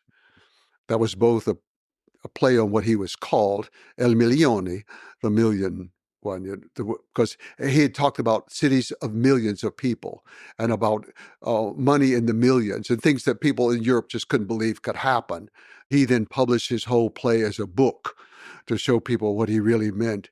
And it was an ironic look at capitalism, because this is 20th century already, versus the idea of like a philosopher king, which he saw in Kublai Khan. And so Marco Polo becomes a symbol of capitalism, not at its worst, but at its most basic. And that is like the princess in the story. This is not in real life, but this is in the play written by Eugene O'Neill. But I think it captures a lot. The princess Hookchin says, Marco is an excellent judge of quantity. And there were things like that. And then in the play, Bayan, the great general, he talks with Kublai Khan, and he said, look, these people are dangerous from the West. We should go conquer them now while we can. Kublai Khan tells Bayan, again in the play, this is fiction, but he tells Bayan, they are not worth conquering. And if we conquer them, we will become like them. And he said, Marco Polo has been in our land. He has seen everything. He has learned nothing. He has seen everything. He understands nothing. For me, this was such an important moment in the history of the world, symbolically, with Marco Polo and Kublai Khan, the coming together of two worlds. It could have gone a different way. It could have gone a different way. And it's not that I'm anti-capitalist, I'm pro-capitalist, but the way so many things worked out, it was a misstep in history. Maybe we took the wrong step at that moment, and we could have learned more from cooperation. They didn't quite integrate successfully. No. But today, we've returned to that, I think. The East and the West are confronting each other again on more equal terms. For a long time, the West was so dominant and the East was so downtrodden by colonialism and other things, and internal rot and other things. But today, there's not necessarily equality, but there's more of a balance. And which way will we go? And again, there's a lot of room and a lot of energy for division, for misunderstanding, versus integration. Like Yes. the East is demonized in the West, and one of the great regrets I have that I hope to alleviate is just how little I understand China in the East. Yes. It's just sort of not just from kind of economics, politics, reading a few books, but like the way you've understood and felt the Mongolian steppe, like understand the Chinese people in that way, because it does feel like from that understanding, there could be integration of ideas. My work is often classified as Chinese history, which I think is ironic because for me, it's always a Mongolian history. But for the last book I wrote, which dealt a lot more with China because it was about Kublai Khan, then in that book, I deliberately did not go to China. I'd been there numerous times before. I deliberately did not. I'm an outsider. I do not speak Chinese. I'm not a Chinese scholar. I never even had a course in Chinese art or calligraphy or anything. And I wanted to be very clear. Mine is an outside perspective. But I think it's possible as an outsider to still have respect for that culture, even if I disagree that they point this one as a hero and that one as the villain. I disagree, and they'll say, oh, I'm wrong. I don't understand their history, and they're probably right. That's quite possible. But there's an outside view that is different and tries to be respectful of what happens in that part of the world. Just as I'm respectful towards Genghis Khan and the Mongol Empire, I respect China very much. I'm an American. I love the ideals of my country. I love so many aspects of our culture, and there are many aspects I don't, of course, because it's impossible to love everything, even about the members of your own family. And Yeah. I do hope that through understanding one another, or just making the effort to understand, even if we understand wrongly, and we're incorrect in it, just to make the effort to understand will help us a lot.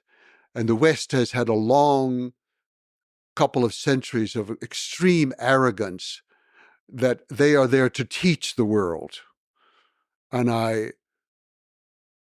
sometimes dismayed. I meet these young people all over the world who've come to help. They're an NGO and they're going to teach the people how to take care of the environment. They're going to teach the women how to exercise their rights. They're going to bring in microfinancing to help liberate people. We are arrogant beyond words. And we need to be a little bit more humble and try to put ourselves on an equal basis with some of these people, not a superior basis. Beautifully put. How did the Mongol Empire come to an end? How did it fall? Despite the fact that Timur Oljetuhan had united the empire, at least symbolically, all of it, and they had the trade going on, the Mongols never adapted well to China, and they began having problems in different areas. So in some areas of the world, they became more like the local people. So in Central Asia, they became Muslim, and they got more absorbed into that world and broke away from the Mongol examples from before. Russia lingered on longer under Mongol domination, but it got weaker and weaker over time, and it was based around the Volga River, but they weakened to the point that they just became a tributary people minority within a Russian empire.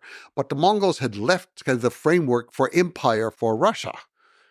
That's something the Russians don't want to hear any more than they want to hear me criticize the end of the Song dynasty. But it is true that even yam is the word that was used for this postal system, and that's the ministries today in Russia, and there are many, many other things in Russia. It's just even malchik. Malchin is a herder. Mal is is an animal, and chin is a person who takes care of animals. It's all kinds of influences in Russia that some people want to deny, but there's always a great, powerful strand of research and scholarship in Russia that supports this understanding of the Mongols, and I depend on them tremendously. It's not just Gumilyov is one of the famous ones, but he was a little bit too romantic with his ideas and all. But I depend upon a lot of the research done by Russian scholars and by early German scholars in the 19th century under sponsorship of the Tsar. So I depend on that work. So you had a great influence there, but it was weakening. So bit by bit, 1368, the Mongols had become so weak within China that they were overthrown. But they weren't absorbed into China. The Mongols have been there since 1215 to 1368. They packed up, went back to Mongolia. It was just another seasonal migration. Yeah. It was just amazing. And they said, okay, we're still the Yuan dynasty. We're not giving you the seals. We're not acknowledging the Ming. And they never did throughout the whole of the Ming. In fact, they went down one time and captured the Ming emperor, took him back to Mongolia. And then they tried to ransom him. And the Chinese said, no, we're going to appoint another emperor. So the Mongols decided, okay, the worst thing we can do to the Chinese is give them back the old emperor. So you had two emperors, back. Okay, let them work it out, And the empire just weakened from internal reasons for the Mongols, but some external things from nature. And I think that was the Great Plague. Everything in history, everything that's good comes with something underneath it that's bad. And everything that's bad seems to have something underneath that's sometimes works out good in a way. But this great system that united, it's called the Yam or Orto, that it united everything. People could move back and forth quickly. Then it could also take the plague out of southern China into all parts of the world. And I do think that's what happened. And the plague destroyed the Mongol system.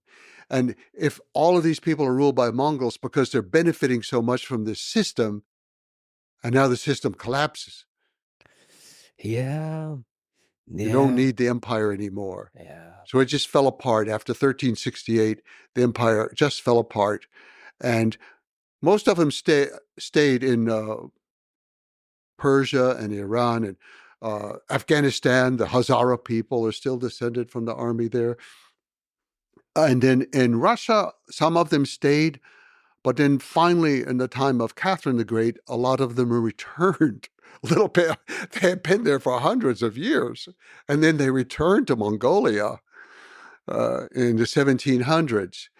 And so many Mongols came home. They were still Mongols, despite hundreds of years of exposure to other cultures. They came back to their tent and squatting around the fire and drinking fermented milk and eating dried curds. It's interesting that the Mongolian spirit is so strong that it persists Yes, through centuries. yes. And they just return right back on the horse, Yep. riding in the open steppe. Yeah. Well, it was actually very difficult because they were a little bit lazy and they weren't so good with doing the task. And so it became difficult actually to support so many people coming home and eating up all the animals. The Mongols in China had been used to just eating. They hadn't been producing much for 150 years. So just to return to Genghis Khan, and we talked about Dan Carlin, and Dan Carlin said that Genghis Khan's army was the greatest military force in history. And many other historians agree that before rifles came into popular use, Genghis Khan would basically beat every single army, including Napoleon. And you mentioned the samurai, the whole formal setup. Same with Napoleon. There's a whole, you know, like, several hours to set up the chess pieces on the military board. I mean, you can just imagine what Genghis Khan and the dynamism, the speed of everything, what that would do to Napoleon.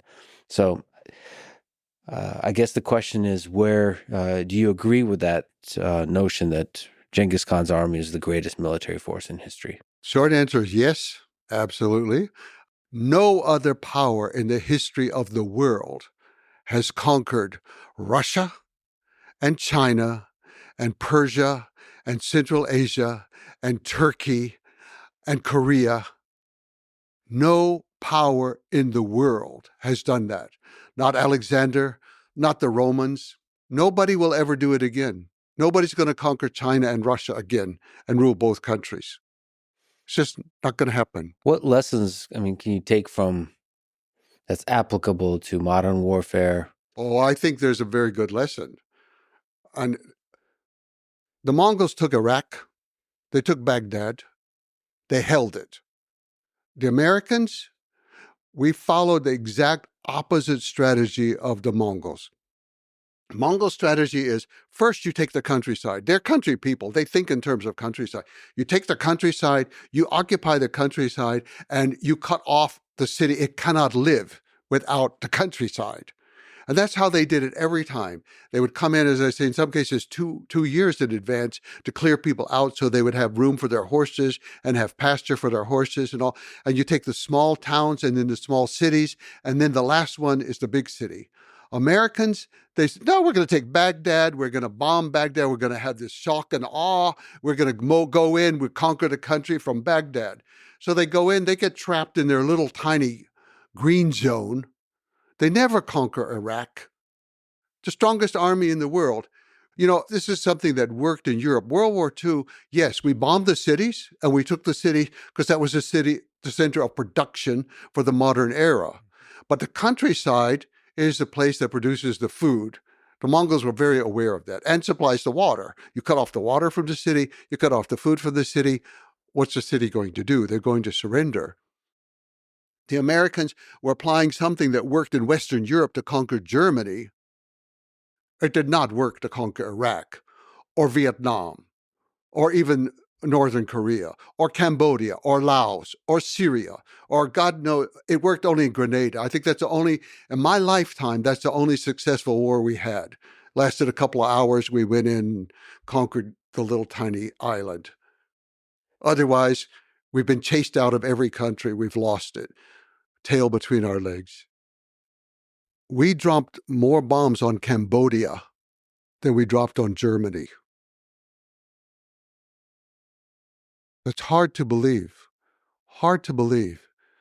We dropped more bombs on Cambodia than on Germany.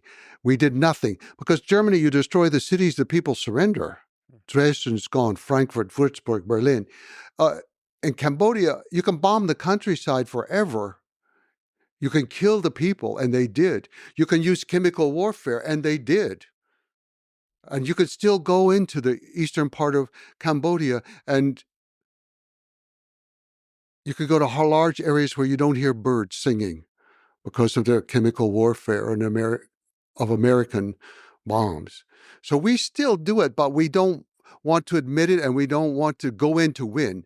In World War II, the Americans did have unconditional surrender. Well, I mean, you can support the war, not support the war. We did it right. We did it wrong. These are all issues that people can argue. But we had a clear policy. We go into Afghanistan, we're fighting terror. Yeah. We're going to bring democracy. We're going to free the women. What? I mean, it's absolute sheer insanity, the things that we did. And we kill people.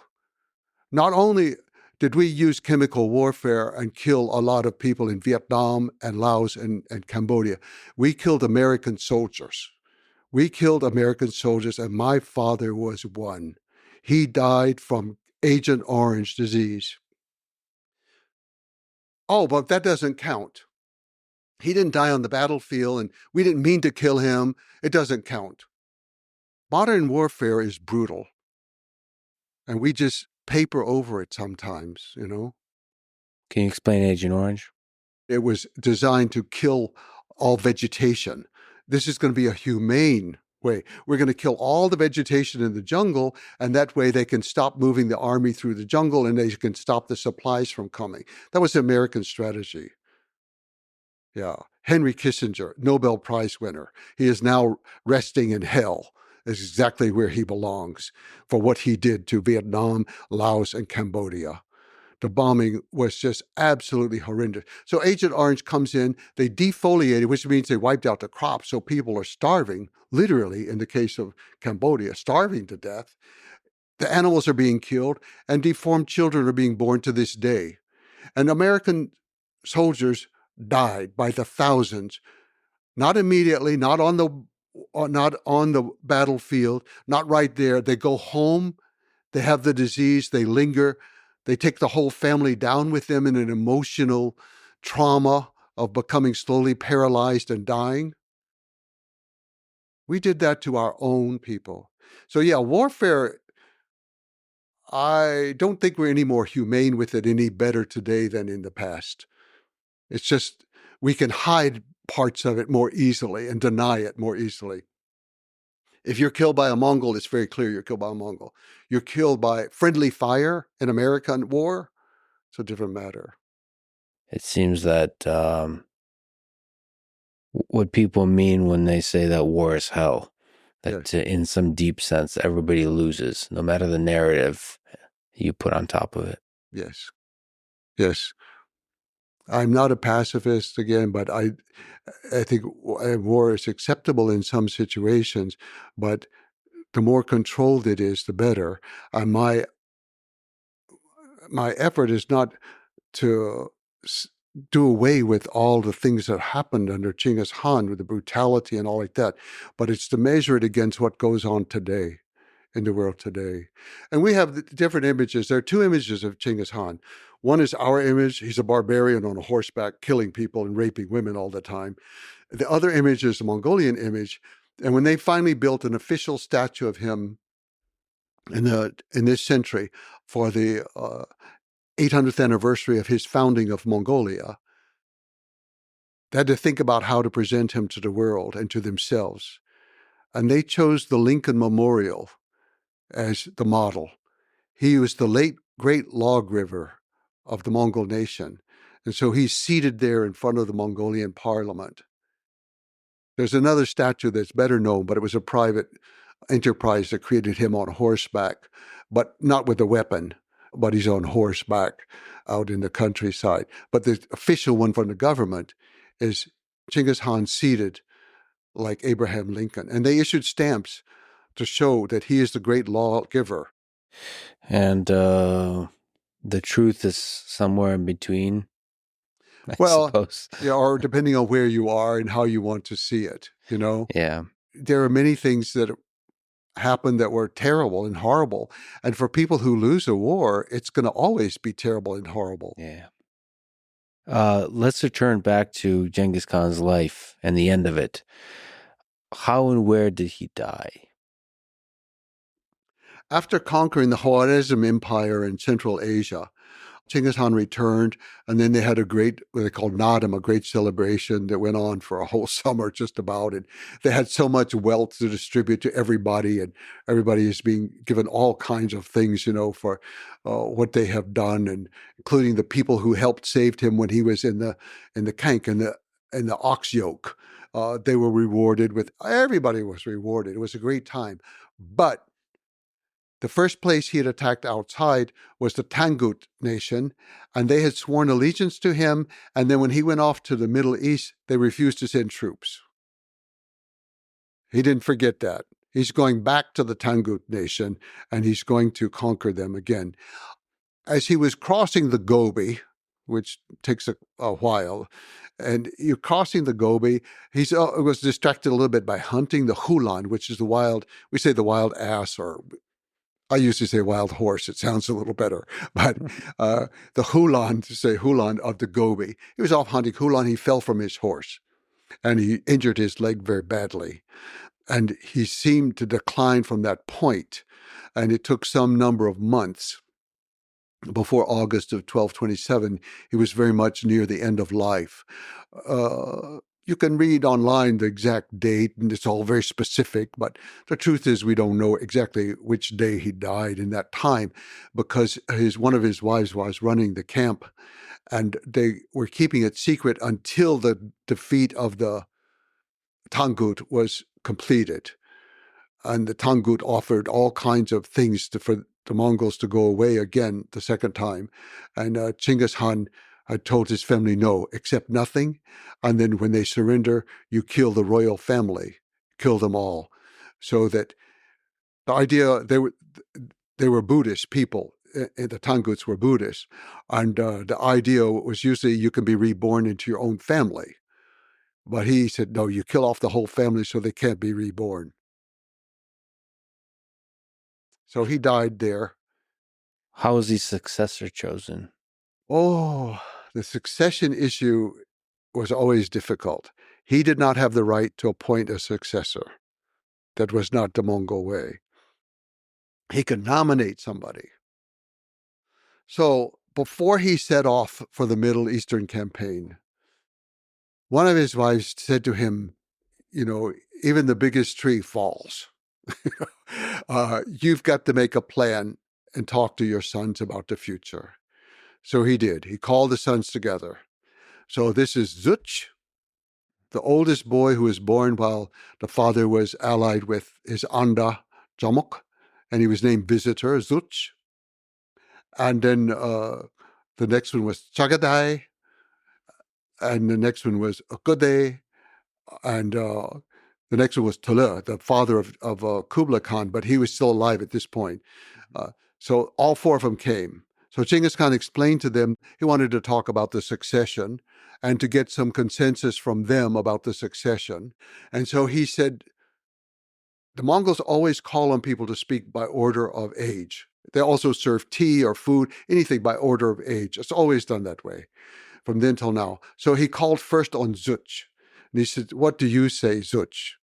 Genghis Khan favored Zuch. This is the one who was questionable paternity, but he always favored him. Mm-hmm. The youngest Tulu was too hot-headed.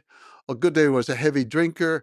Chagade was very rigid about the law of the Mongols and all, but he seemed to favor Zuch as a more reasonable, good warrior, but reasonable person. But he called on Zuch, my son, speak.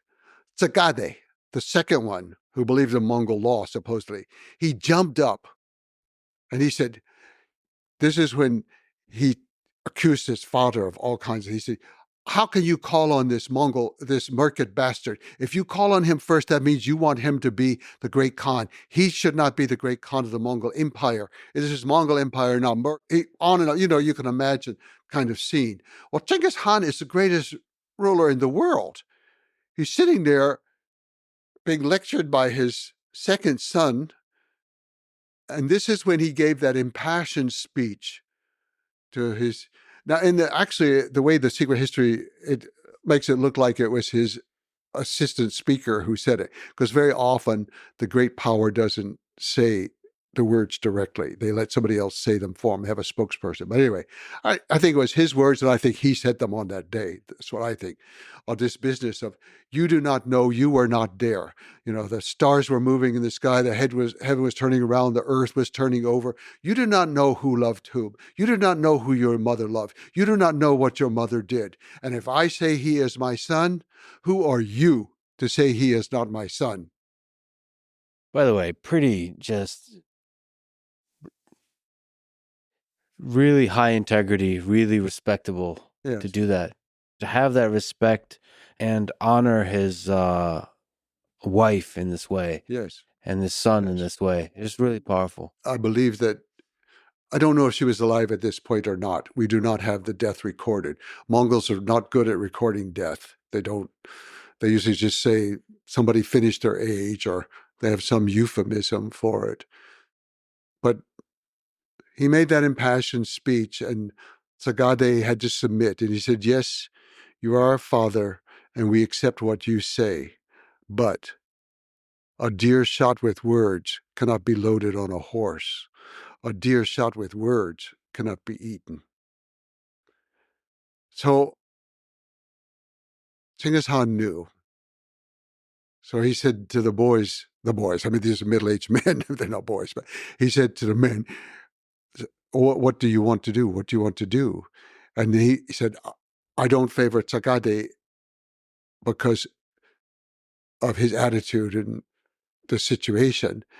And Talo is still hot-headed, and he actually ended up being drunk and dying early. So, but the other guys, they said, well, a good day. They chose him because he was the most generous and the bon vivant, and he was for every party and drinking every time. And yeah, one time, Shigi Hutuk, the great judge who wrote The Secret History, Shigi Hutuk was sleeping in a cart one time for whatever reason. I don't know what. I think he also had passed out drunk, perhaps. But Agade came out drunk and grabbed him up and pulled him back into the party. And Agade was a party guy. And so he was chosen as the next great Han of the Mongol Empire. But fortunately, there was sort of a plan B, and that Genghis Khan had set up very powerful women, his daughters, but also he had chosen wives for each of his sons, very, very capable wives. And for Agade, he had a wife who wasn't even his first wife. The first wife would usually be somebody closer by a certain clan or something, but he had a very intelligent woman named Dorjin. And then she was more or less ruling in his last few years. And then after he died, she ruled the empire in her own name. She was the ruler of the greatest empire in the world ever ruled by a woman. It's incredible. The genius of Genghis to set it up that way. Yes. And to not, there's probably very widespread discrimination of women at that time. And to have not care about any of that and just making the right decision. Yes. For what it will keep the empire together. And Dorjin there was peace. She stopped all campaigns. There was peace during her time. And the women, such as Dorjin and others, were extremely into economics and trade and running they had these private corporations called Ortok. She was running her Ortok and everything. So she became much more interested in the economics of the trade and running the empire. And it was a time of peace. And she recognized that peace was better for trade. It was better. And so it was a peaceful time. But like all of us, we have our weak points. And she favored a worthless son to become the successor. And none of the sons actually were great, but a good they had favored another. But anyway, she favored Guyuk, her son, and so she arranged to have him made the great emperor while she was still alive. And she had her primary minister was also a woman named Fatima from the Middle East.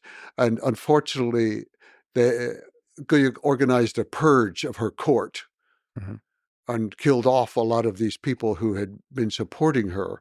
And a lot of them were Muslims. And he killed off a lot. And then he was going to march against the Golden Horde because they weren't supporting him. So he set off and he died. He was only in office for 18 months. And he was gone. And then his wife took over, Oghakamish. Unfortunately, she was not capable as her mother-in-law, Dorogen. Oghakamish was a bit greedy, and she didn't start any new wars, but she just kind of messed up things, and she didn't rule for too long. And this is why Kublai Khan's mother, Sorokhtani, was able to have a revolution. She united with the Golden Horde. She was on one end on China. She had northern China. The Golden Horde had Russia. The two of them united against the center, and they overthrew Oghakamish, and she put her son Mongol Khan in, who was succeeded by Kublai Khan.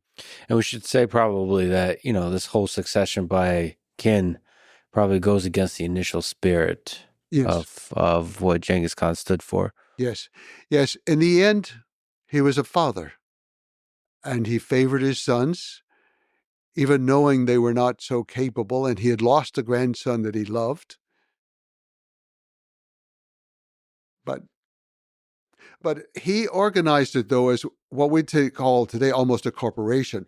All lands belong to everybody in the family, everybody. So Kublai Khan, that's why he had soldiers. There were Christian soldiers, Ossetian soldiers, and Kipchak soldiers. He had 10,000 of each come in. And then the Russians would own silk factories in China. The Ilkhanate would own silk factories and jade mines in China. The people in China, the Mongols, they would own villages in Persia and in Iran. So he organized it all. Everything was owned by the entire clan. Mm-hmm. It didn't last too long like that because of the divisions that developed. So the great Khan was primarily in charge of conquering and expanding the land so they had more lands to own. That was going to be the job. And Kublai Khan fulfilled it. Mongol Khan, to some extent, fulfilled it. A good they did. Guik did not. It was family ruling the land, all the different territories. Yeah, and they weakened with every generation. Yeah. Every generation. But that reminds me of a very popular idea about Genghis Khan, articulated in the 2003 paper titled The Genetic Legacy of the Mongols. So that paper has a finding that estimates that 0.5% of the world's male population is direct descendants of Genghis Khan. I've heard you kind of be a little bit skeptical of this paper, but I actually really like its findings. I talked to a good friend of mine, Manolis Kellis, who's a biologist, computational biologist and geneticist, and he likes the paper as well. I find it really convincing, but I think your skepticism has to do not necessarily with the paper's contents, but more the implication that it speaks to, like, the thing that maybe the people who think of Genghis Khan as a brutal barbarian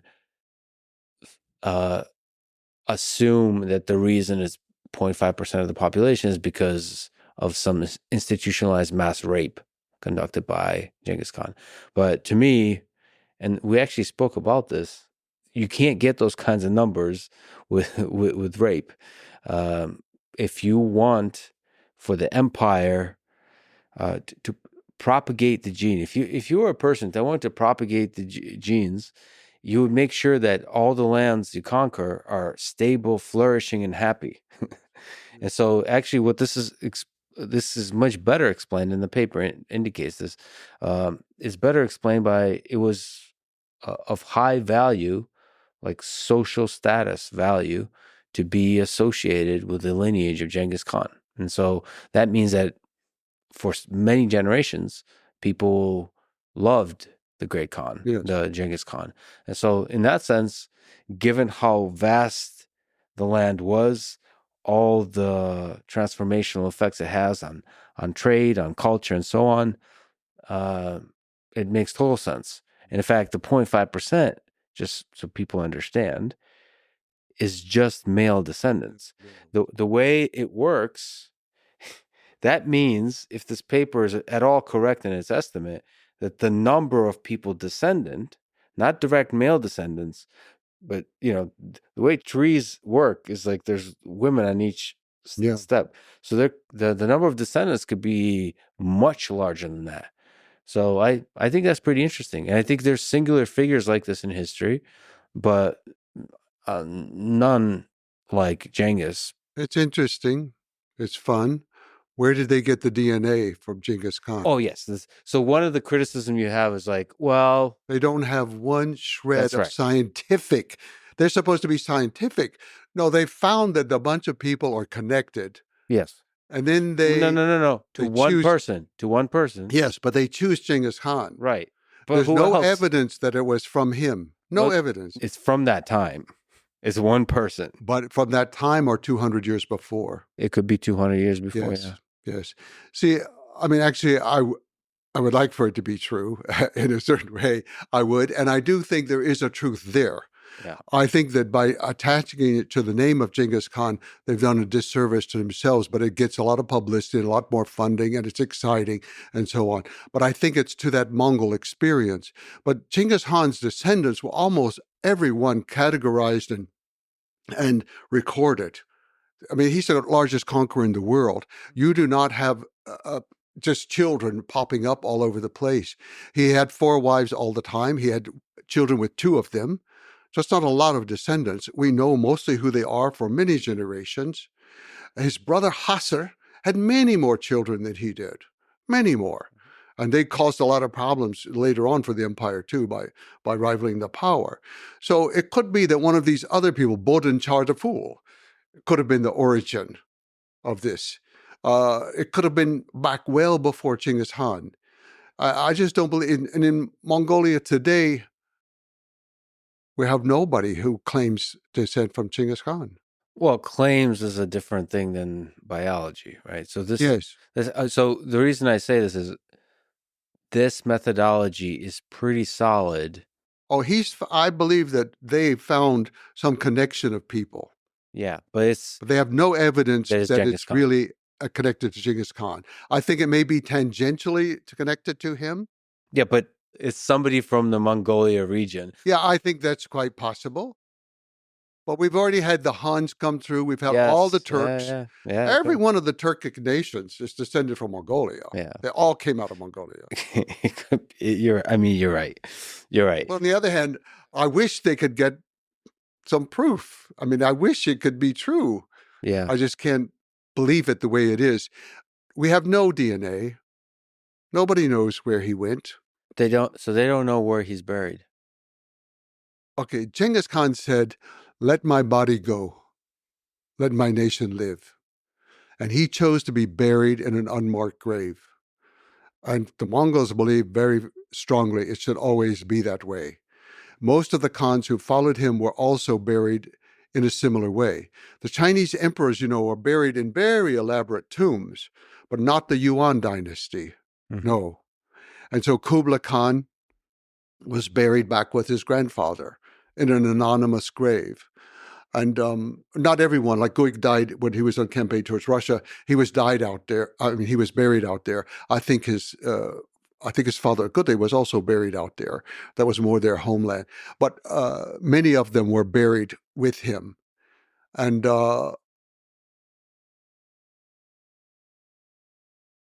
it's known and not known at the same time. It's officially you should not know it. You cannot know it. It should never be disturbed. He should never be disturbed. We're not going to have a tour group coming in. But you're saying like the people of Mongolia, they have a sense. They believe he's in a certain place, yes. And they believe they know where the place is. Yeah. But it's sacred. You can do nothing. Just leave it as it is.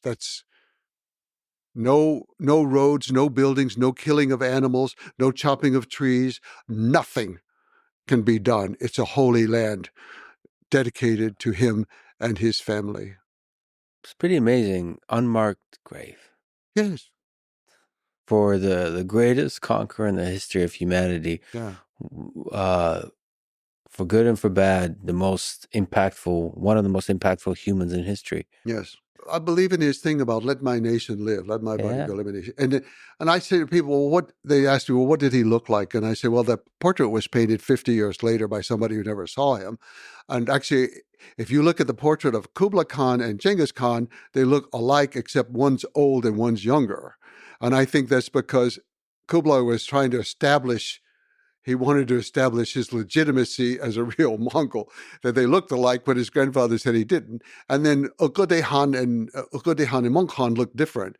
They looked different. So there was nothing. But I say, if you want to see the face of Genghis Khan, walk in any gear in Mongolia, the first child you see, that's the face of Genghis Khan. It's his nation. He created that nation. That's his face. Does that make you sad that there's no, from his time capturing of his image, that he really made himself sort of disappear into the land? Does that make you sad? No, not at all. No, because he's everywhere. When you have these clans that are still operating in Afghanistan and the Russians are still using the YAM system, there are many aspects of him that are out there in the world. And I think I find personally inspiration the same way that Thomas Jefferson did. Mm-hmm. He found so much inspiration in the life of Genghis Khan and the books of Genghis Khan that you can still read. He bought so many copies and gave to the Library of Congress, to the Library of Virginia, the University of Virginia, and to his granddaughter. These ideas live on, and we still have not fulfilled them.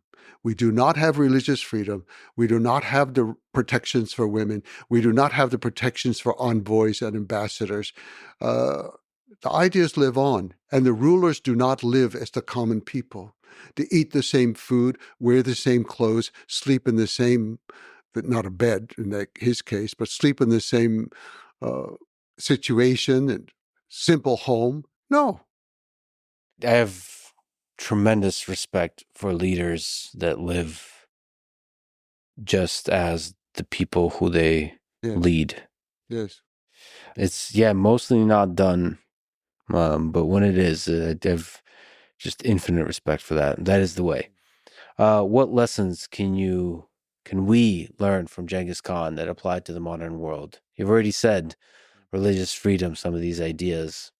Well, I think his policy ideas, I think, are important. We can still learn from that about protection of diplomats, not buying and selling women, not kidnapping women, and having religious freedom of individuals. But also, he had interesting things. He had tax-free status for all religions, all physicians, and all teachers. Mm-hmm. They didn't pay taxes in his empire. As a former teacher, I embrace that idea out of pure greed and self-interest. Yes. But it's not to me the idea of saving the money. It's the idea of focusing on that as something important for the society.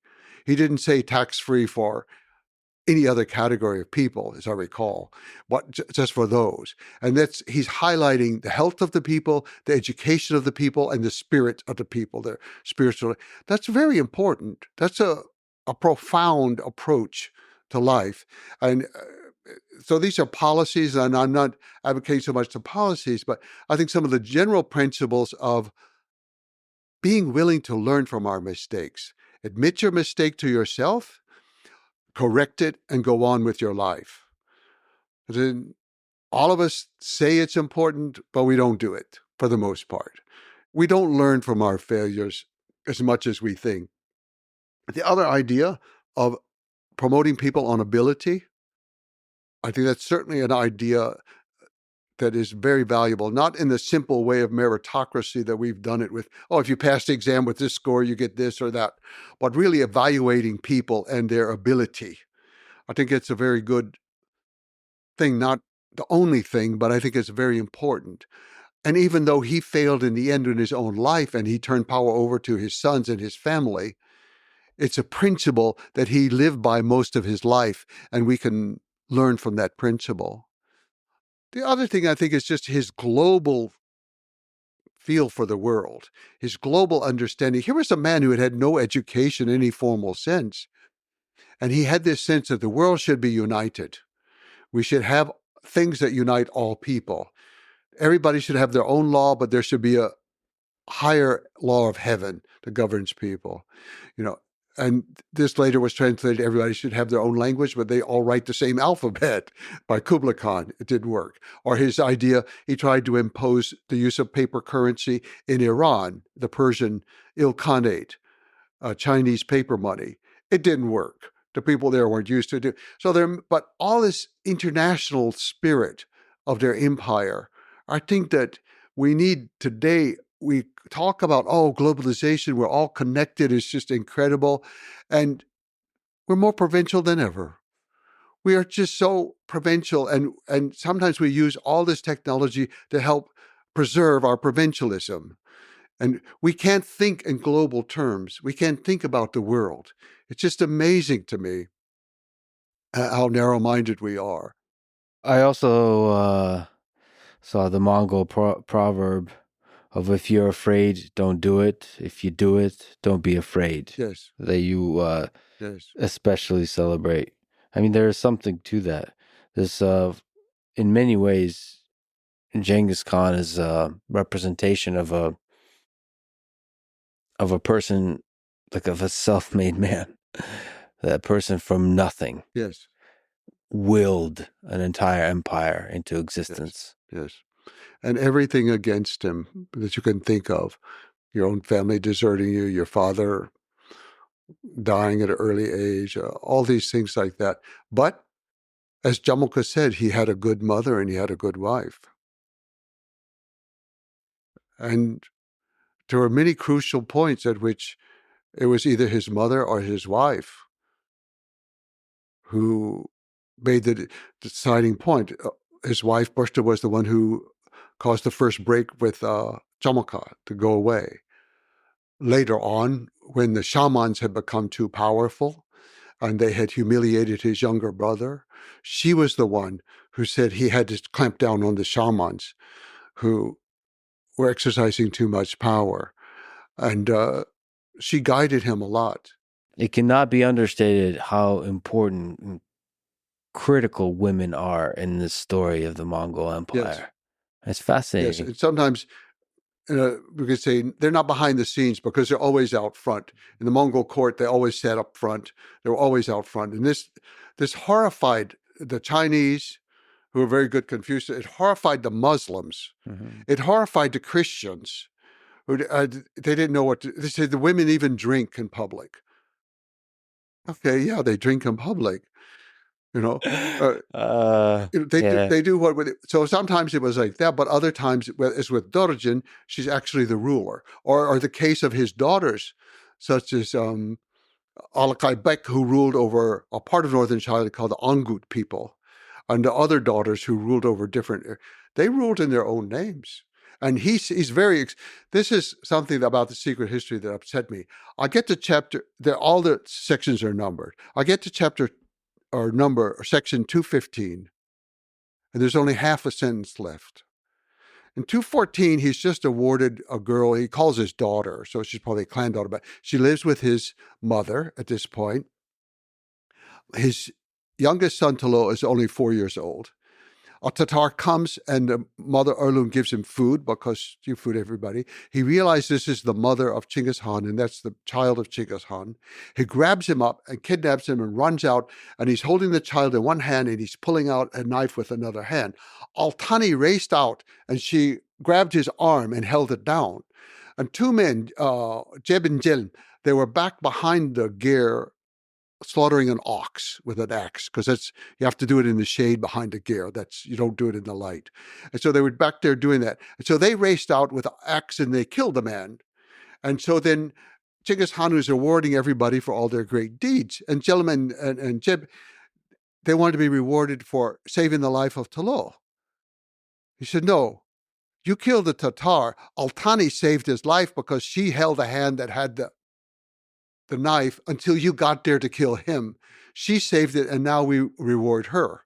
So he's finished that story in 214. We get to 215. He says, now let us reward our daughters.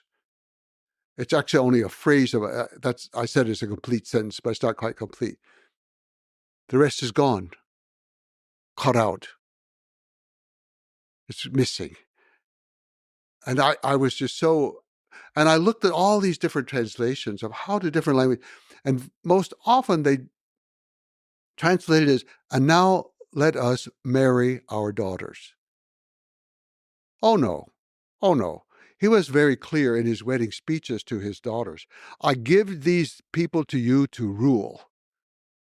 You have 3 husbands. You have your honor, you have your nation, and you have the man that I give to you. But the man I give to you goes in the army with me and brings his soldiers. Genius. You stay here and rule the people. Brilliant. The Chinese, when they arrived in the court of Altani, they didn't know what to think. There she is ruling this area of the Ongut people. And they said, well, she can read and write, and she's the supreme judge, and she doesn't allow any death sentence without her permission. And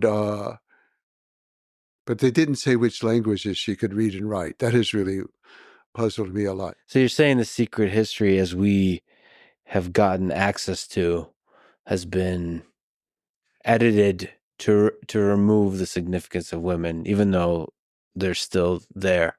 In that case, I mean, other cases with his mother, they did not and all.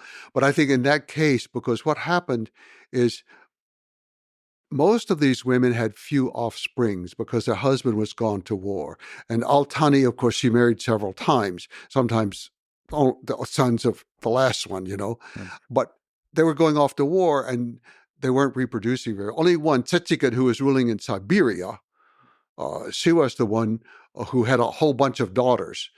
They wouldn't be going off to war. And so they actually spread out through the empire and did had a lot of power later. But what happened was the area for Allio, for example, was then taken over by Kublai Khan. And then the areas, all the Turkic areas one by one, were taken over by their nephews as they died out, not in their own lifetime. They didn't kill the women off, but as they died out, the men took it over. And so then they just wanted to kind of erase it. It's like, no, northern China, even though it was ruled by Sorokhtani, it always was Mongol. She was ruling because her husband was Mongol and her sons were Mongol. Therefore, they had the right to rule it. So they cut out the women for those reasons. I think any time it threatened the power of a particular man. Then there are other little things that are added in there. Sometimes you can find a phrase and you say, this does not that fit phrase here. was not in the original. Yeah. In studying human history, what have you learned about human nature and just the trajectory of humanity throughout the past several millennia? I tend to have a certain love for individuals and persons, but not a love for people in general, and especially not for institutions. I tend to have a great suspicion about almost everything and mistrust in institutions over and over. And I think that's my own prejudice, and then I find reasons to support that. And Genghis Khan was very good at destroying a lot of institutions or bringing them to heel within his empire. So then I like that and I stress that and I see those things. I think that's one thing. But other things that I learned from the Mongol people in general, not just about their history and all, but how it's possible to live for thousands of years in a place that for many people is not the most beautiful in the world. It's austere. You have a band of mountains and with some trees, and then big band of steppe, and then a big band of sand, gravel desert, the Gobi. And for many people, it's not appealing. It's just open. There's too much space. It's like, we need to build something over here. Boy, you could have a condo right there. We could have a building. We could sell them off. And they haven't given in to that. They really value their country. They protect their country. Even now, only 1% is privately owned. They keep it down. And in the Mongolian records, farm and city count as one category. It's just because it's settled people. It doesn't matter. You settle on a farm, you settle in a city, settled people, one category. And they lived there in this land that Genghis Khan would return to and love. If he returned to the capital city, he would not know where he was. He would have no idea. And all the people would say, oh, be Mongol, hon. I'm Mongolia. Yeah, I'm Mongol. I have the hat. I have the belt buckle. I have the dell that's all embroidered. Yeah, I'm Mongol. And Genghis Khan would say, where's your horse? Oh, I keep it in the countryside. But he wouldn't recognize the city. But it's still his country, his people. They worship him in a literal sense, not the way we would worship God, asking for favors, but in the sense of worshiping him with praise. They have so many songs to praise him. And about half of the hip hop in the country is in praise of Genghis Khan. It's something we can't understand, because when we pray, we're usually saying, oh, thank you, God, for this and that and the other, and you're so wonderful, and I love you so. Would you please give me, and would you please do this, and would you please stop this pain in my knee? We're asking for things all over the place. But Genghis Khan, no one ever asks for anything. They just honor him. They just praise him and honor him. If I wanted to visit Mongolia, what would you recommend? What's the right way? Well, start with my home. Mm-hmm. Let's start there. You come over there. It's a nice valley. I have a nice valley there, and I think almost any direction you go outside of the city is going to be interesting. Mm-hmm. It kind of depends a little bit on your purpose. Most people go south to the Gobi, and they do a loop to the Gobi and around to Karakoram, Hahorin, the old capital from Ogedei Khan, but it was abandoned by Kublai Khan. And then they circle back to the city, and they may stop off to see what we call Przewalski, the wild horse, but they call Taki, to see the Taki, or they may go up to Hufsko Lake, a big, beautiful lake, somewhat like Baikal, but much smaller. So that's a beautiful trip. If you want to see the more Turkic area where they hunt with eagles, the far west is where the Kazakh people live. And the mountains are absolutely incredibly beautiful. Most mountains in Mongolia are gentle, beautiful, but gentle. The farther west you go, the more dramatic they become, the more pointed and peaked and snow-covered. Then if you go to the eastern Mongolia, it tends to be very flat. There are massive, massive flocks of cranes that come in every year. Millions and millions of cranes. There are also tundra swans that come in, and golden ducks, and all kinds of beautiful birds out there. And so each area has something special. If you want particularly the history of Genghis Khan, the Mongolians love him, they worship him, but they don't do too much to capitalize on his home area, the Hinti. You can go to the Hinti. There are areas you cannot go to. Large areas, it's forbidden. But you can go, but they don't capitalize like, this is the place. No, they go there themselves out of respect. But the only one place they built this statue of him, which is the largest equestrian statue in the world. But it's the place where they say he found his whip, which is when he was coming back from being at the camp of asking Orgol Khan or Torgol Khan or Wang Han to support him. And he's coming back to his family. And on the way, he supposedly found a whip there, which is just a small stick with a couple of strands of rawhide at the end of it that's used. But for the Mongolians, it's a symbolic thing, because obviously it's used for the horse. But for the Mongols, your destiny, yourself, your real is your himor, your wind horse that lives inside of you, your wind horse that guides you and gives you opportunities. But it's up to you to ride that wind horse. It's up to you to use the wind horse, not to just go wild with the wind horse. And so I think it's at that crucial moment, he's on his way back home and to go with Jamoka and the other soldiers to the market to rescue Bursta. And so symbolically, he found a whip there. But I think it means that he found the way to control his destiny, his fate. That's very important, very important. And that he did. That was the beginning of everything. Yes. And it's symbolized in that statue. Some people think that he's holding this stick, that it's a baton or something like that. But no, it's that what they call a whip or tushur. We've talked a lot about the past. If we look out into the future, what gives you hope for human civilization, for us humans? Well, almost every day I'm totally dissatisfied with everything on Earth. It's just that kind of old man, blah, blah, blah, blah, blah, blah. What are they talking about? My grandchildren are talking to me. I don't understand a word they say. What? And who are they talking about? I never heard of this.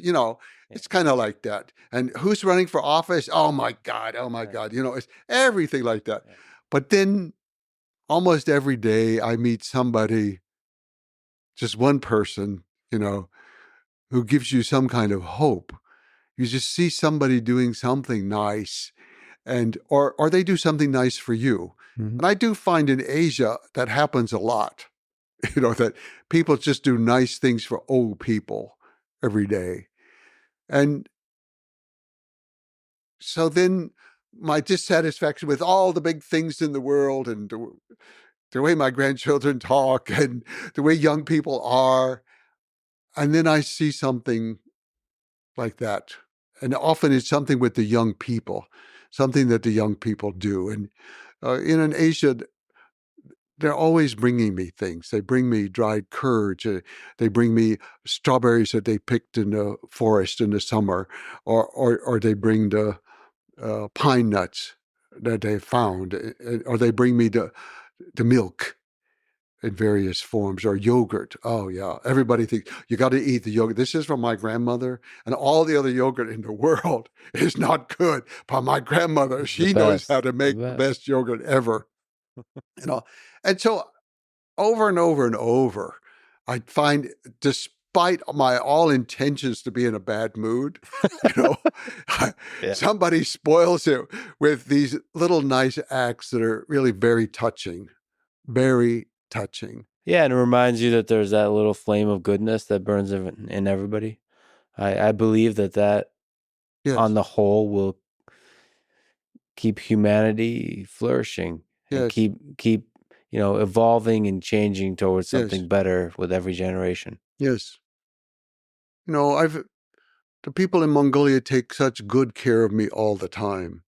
And I think my wife had MS. I've talked about this before sometimes. She had MS and slowly declined for many years, becoming paralyzed, not able to speak, not able to control her movements or anything.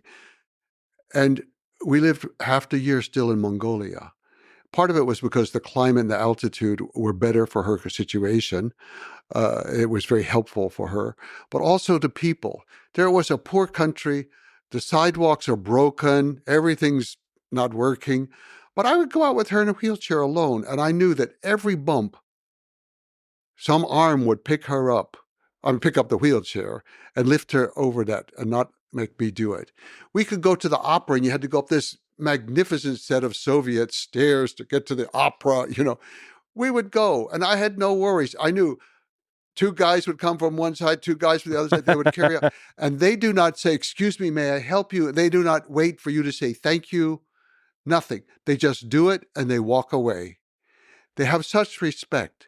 Singers would come there all the time to sing, to warm up the house for my wife. And even dancers would come sometimes to dance or play the horsehead fiddle, morinhur, to play that, to warm up the house for her. To see how they treated a totally disabled person. And if I was feeding my wife and anybody saw it, they would come and immediately take over and start feeding her in their place. Children would come up to her. In America, they're often afraid they see somebody in a wheelchair. They just kind of look. They don't know what to do. But over there, the children would always come to her. Always. They were very... You just learn something about the people. And living there in a country where out in the countryside, you come to a ger, you never ask for permission to go in. You certainly don't knock on the door frame. That's hugely offensive. And you ask, it's like insulting the people, like, what? You're not good, hospitable people? I have to ask you for something? No, you walk in and you sit down and they fix food for you. It's an incredible thing. And these are the things that give me hope. It's no institution in the world, no, not the big things and not the pop culture and not all the platitudes. Oh my God, save us from the platitudes of modern life. You know, Yeah. it's True. it's the family that will fix tea for you at 2 a.m. Yeah. because there was a flash flood and you got stuck and now you're cold and wet and they build a fire and take care of you. Or you just show up and you make camp somewhere if you have your own tent.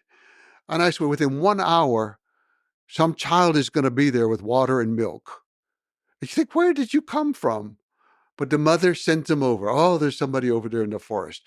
They believe that they're obligated to take care of one another. Anybody in your area, you take care of them. And things like that, individuals do give me hope. People one by one or a few at a time, even though I'm lost in the modern world. Well, I'm glad you find your way. You mentioned that your wife is no longer with us. What's a favorite memory you have with her?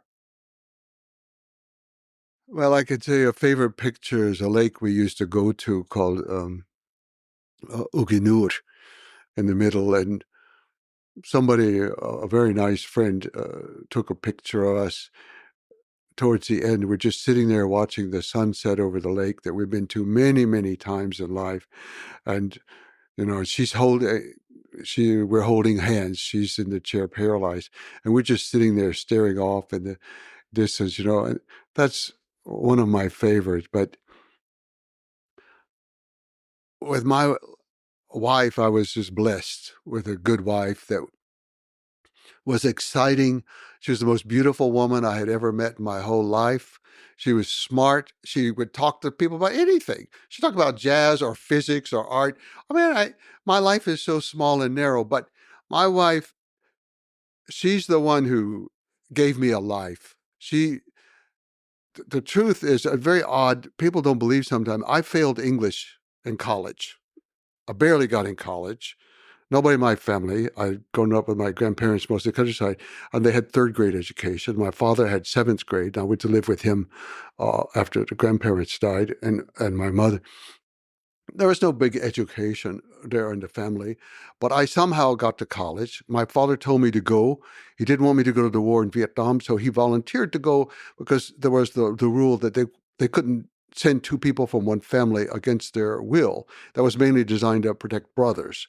But he could go as the father, and then I could go to college, you know. So I got to college, and I can't say, oh, I was drinking and having a party and not serious. No, I was trying like hell to pass that course. I failed English. I failed it. And this was just a huge shame to me. In fact, after 1 year, I was put on probation to be kicked out of the school. My grades were so low overall, you know. And then, so it took me a long time to confess this to my wife after we met. You know, I met her. I briefly had known her in high school, but just not well or anything. But anyway, we met later, and I told her, and she just looked at me. She said, "What does a professor know? It's just a professor. You can write anything you want." Yeah. And she had the power to make me believe everything she said. I don't care what she said, I would believe it. And I would say, yeah, that's right. That's just a professor. Yeah. What, you know, and she inspired me, but she supported me all the way through graduate school. She was taking some courses of her own and she was doing graduate work, but she inspired me. But she told me, I said, I want to write for more people than just for other scholars. I've done this dissertation, a PhD, and it's just dry as the Sahara, or the Gobi Desert, you know. And I didn't know what to do. And she said, just tell the story to me, but I can't see you while you tell it. You're on the radio, and I'm listening in my car driving somewhere. Just tell the story to me. And to this day, almost every word I write, it's always just tell the story to her. the way that she would like it. And I always read the books to her.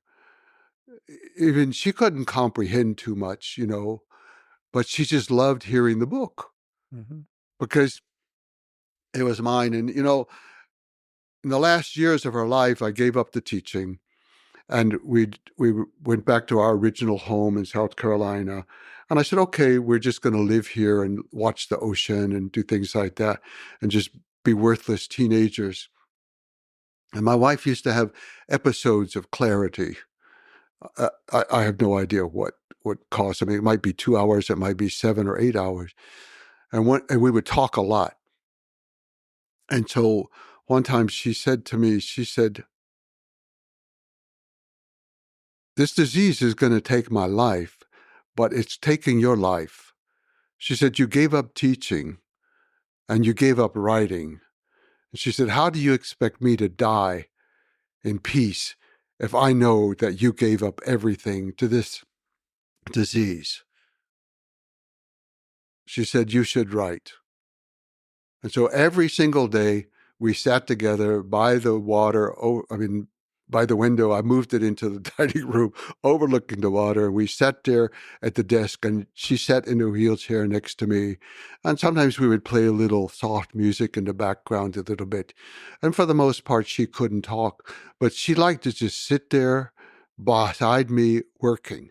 And she knew that she was the inspiration. She knew. She was the battery that kept me going, How on earth I ever had a wife like that, I don't know. That's beautiful, Jack. That's really beautiful. I just hit the jackpot with her. And I see so many people that get by and they even like each other or they're friends or something. But in my life, there was one person. I love my children. I still do. I love my grandchildren, even though I don't understand them. But Yeah. but there's one person in my life, and that was my wife. For 44 years, and her funeral was on our anniversary. I mean, that's just the way life works out, But I was very lucky, very lucky. If the two of you lived and met a few centuries ago, I might be reading a history book about you conquering. No. And if she said, you should do this, maybe you would. If she said it, I probably would have believed it. But Exactly. she was too busy enjoying the world, And in her final, I could not ask her questions, and I would not say, "Oh, you remember that?" No, I never would say that because I knew she could remember. But when she was being restless or something in the night, I used to recite scenes from our life and just give the scene without saying, "Do you remember?" But the last night, I certainly didn't know that she was going, but it was a rough night. And we went back to the first night that we had in Moscow. We came in December in the winter, and the snow was so beautiful and white, and the yellow lights shining on it. And then the most beautiful night, we went to the Bolshoi, and she had this elegant blue wool coat from her grandmother from the 1920s with a huge, it's so ironic, it was a blue wolf, but it's gray blue, like the Mongol hens, gray blue collar, this huge collar. She just looked like a movie star from the 20s or something. And we went to see Maya Plisetskaya. Yeah. And it was one of the most beautiful nights.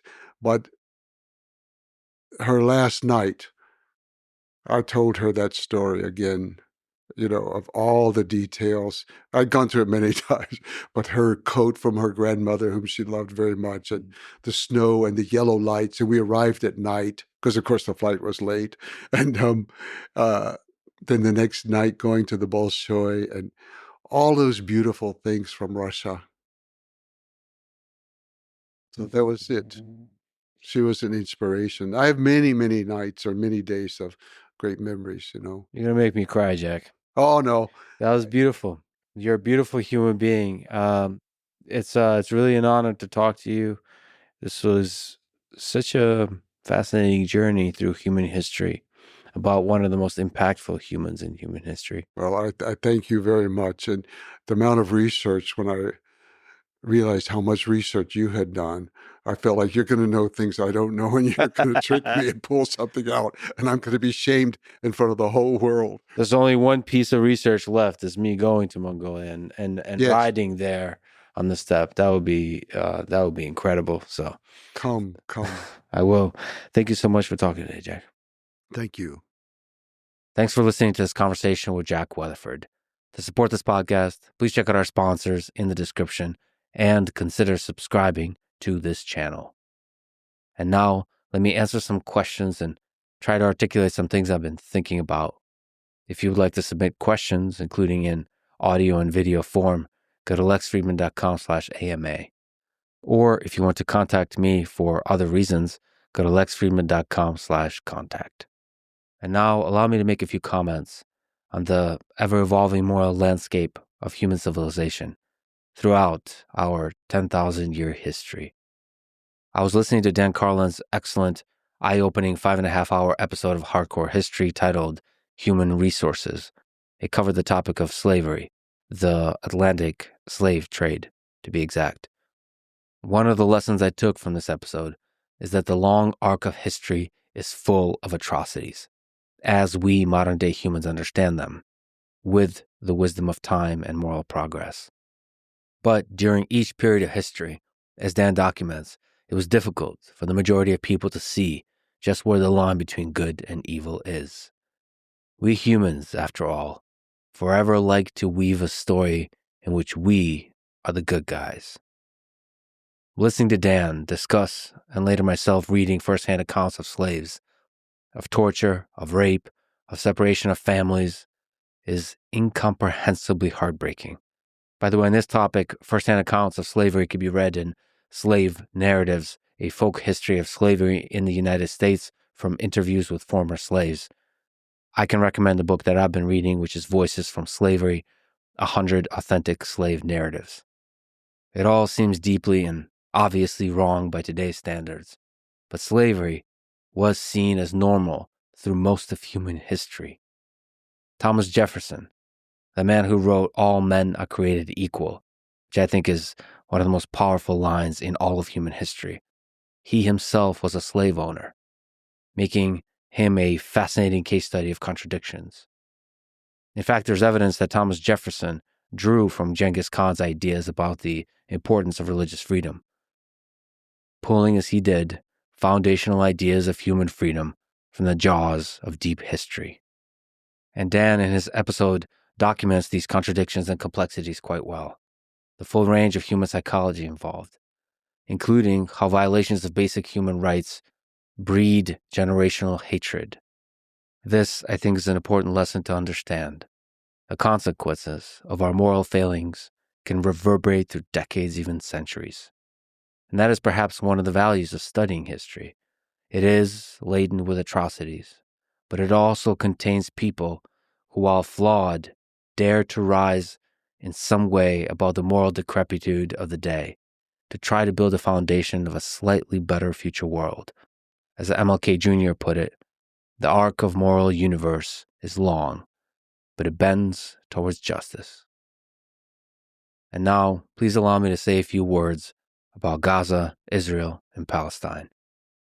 I'm not sure I'm eloquent enough or know quite the right words to express what I'm feeling, but let me try.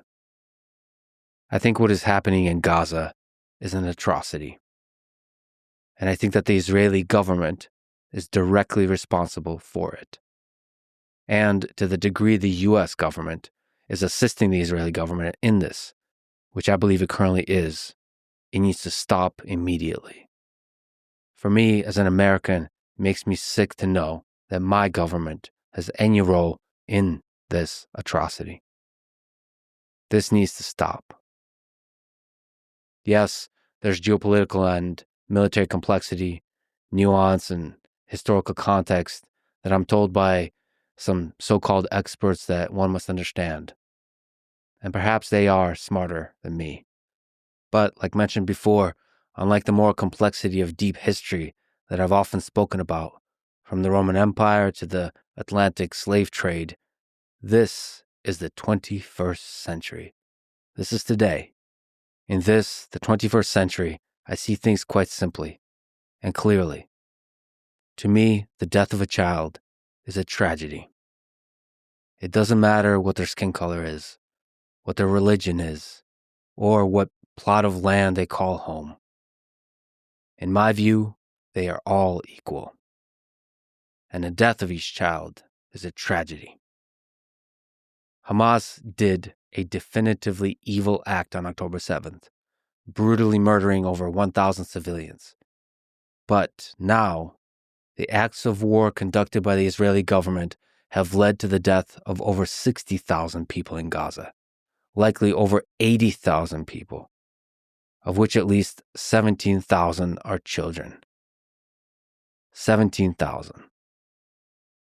I'm not smart enough to know the path to peace and flourishing of all the peoples in the region.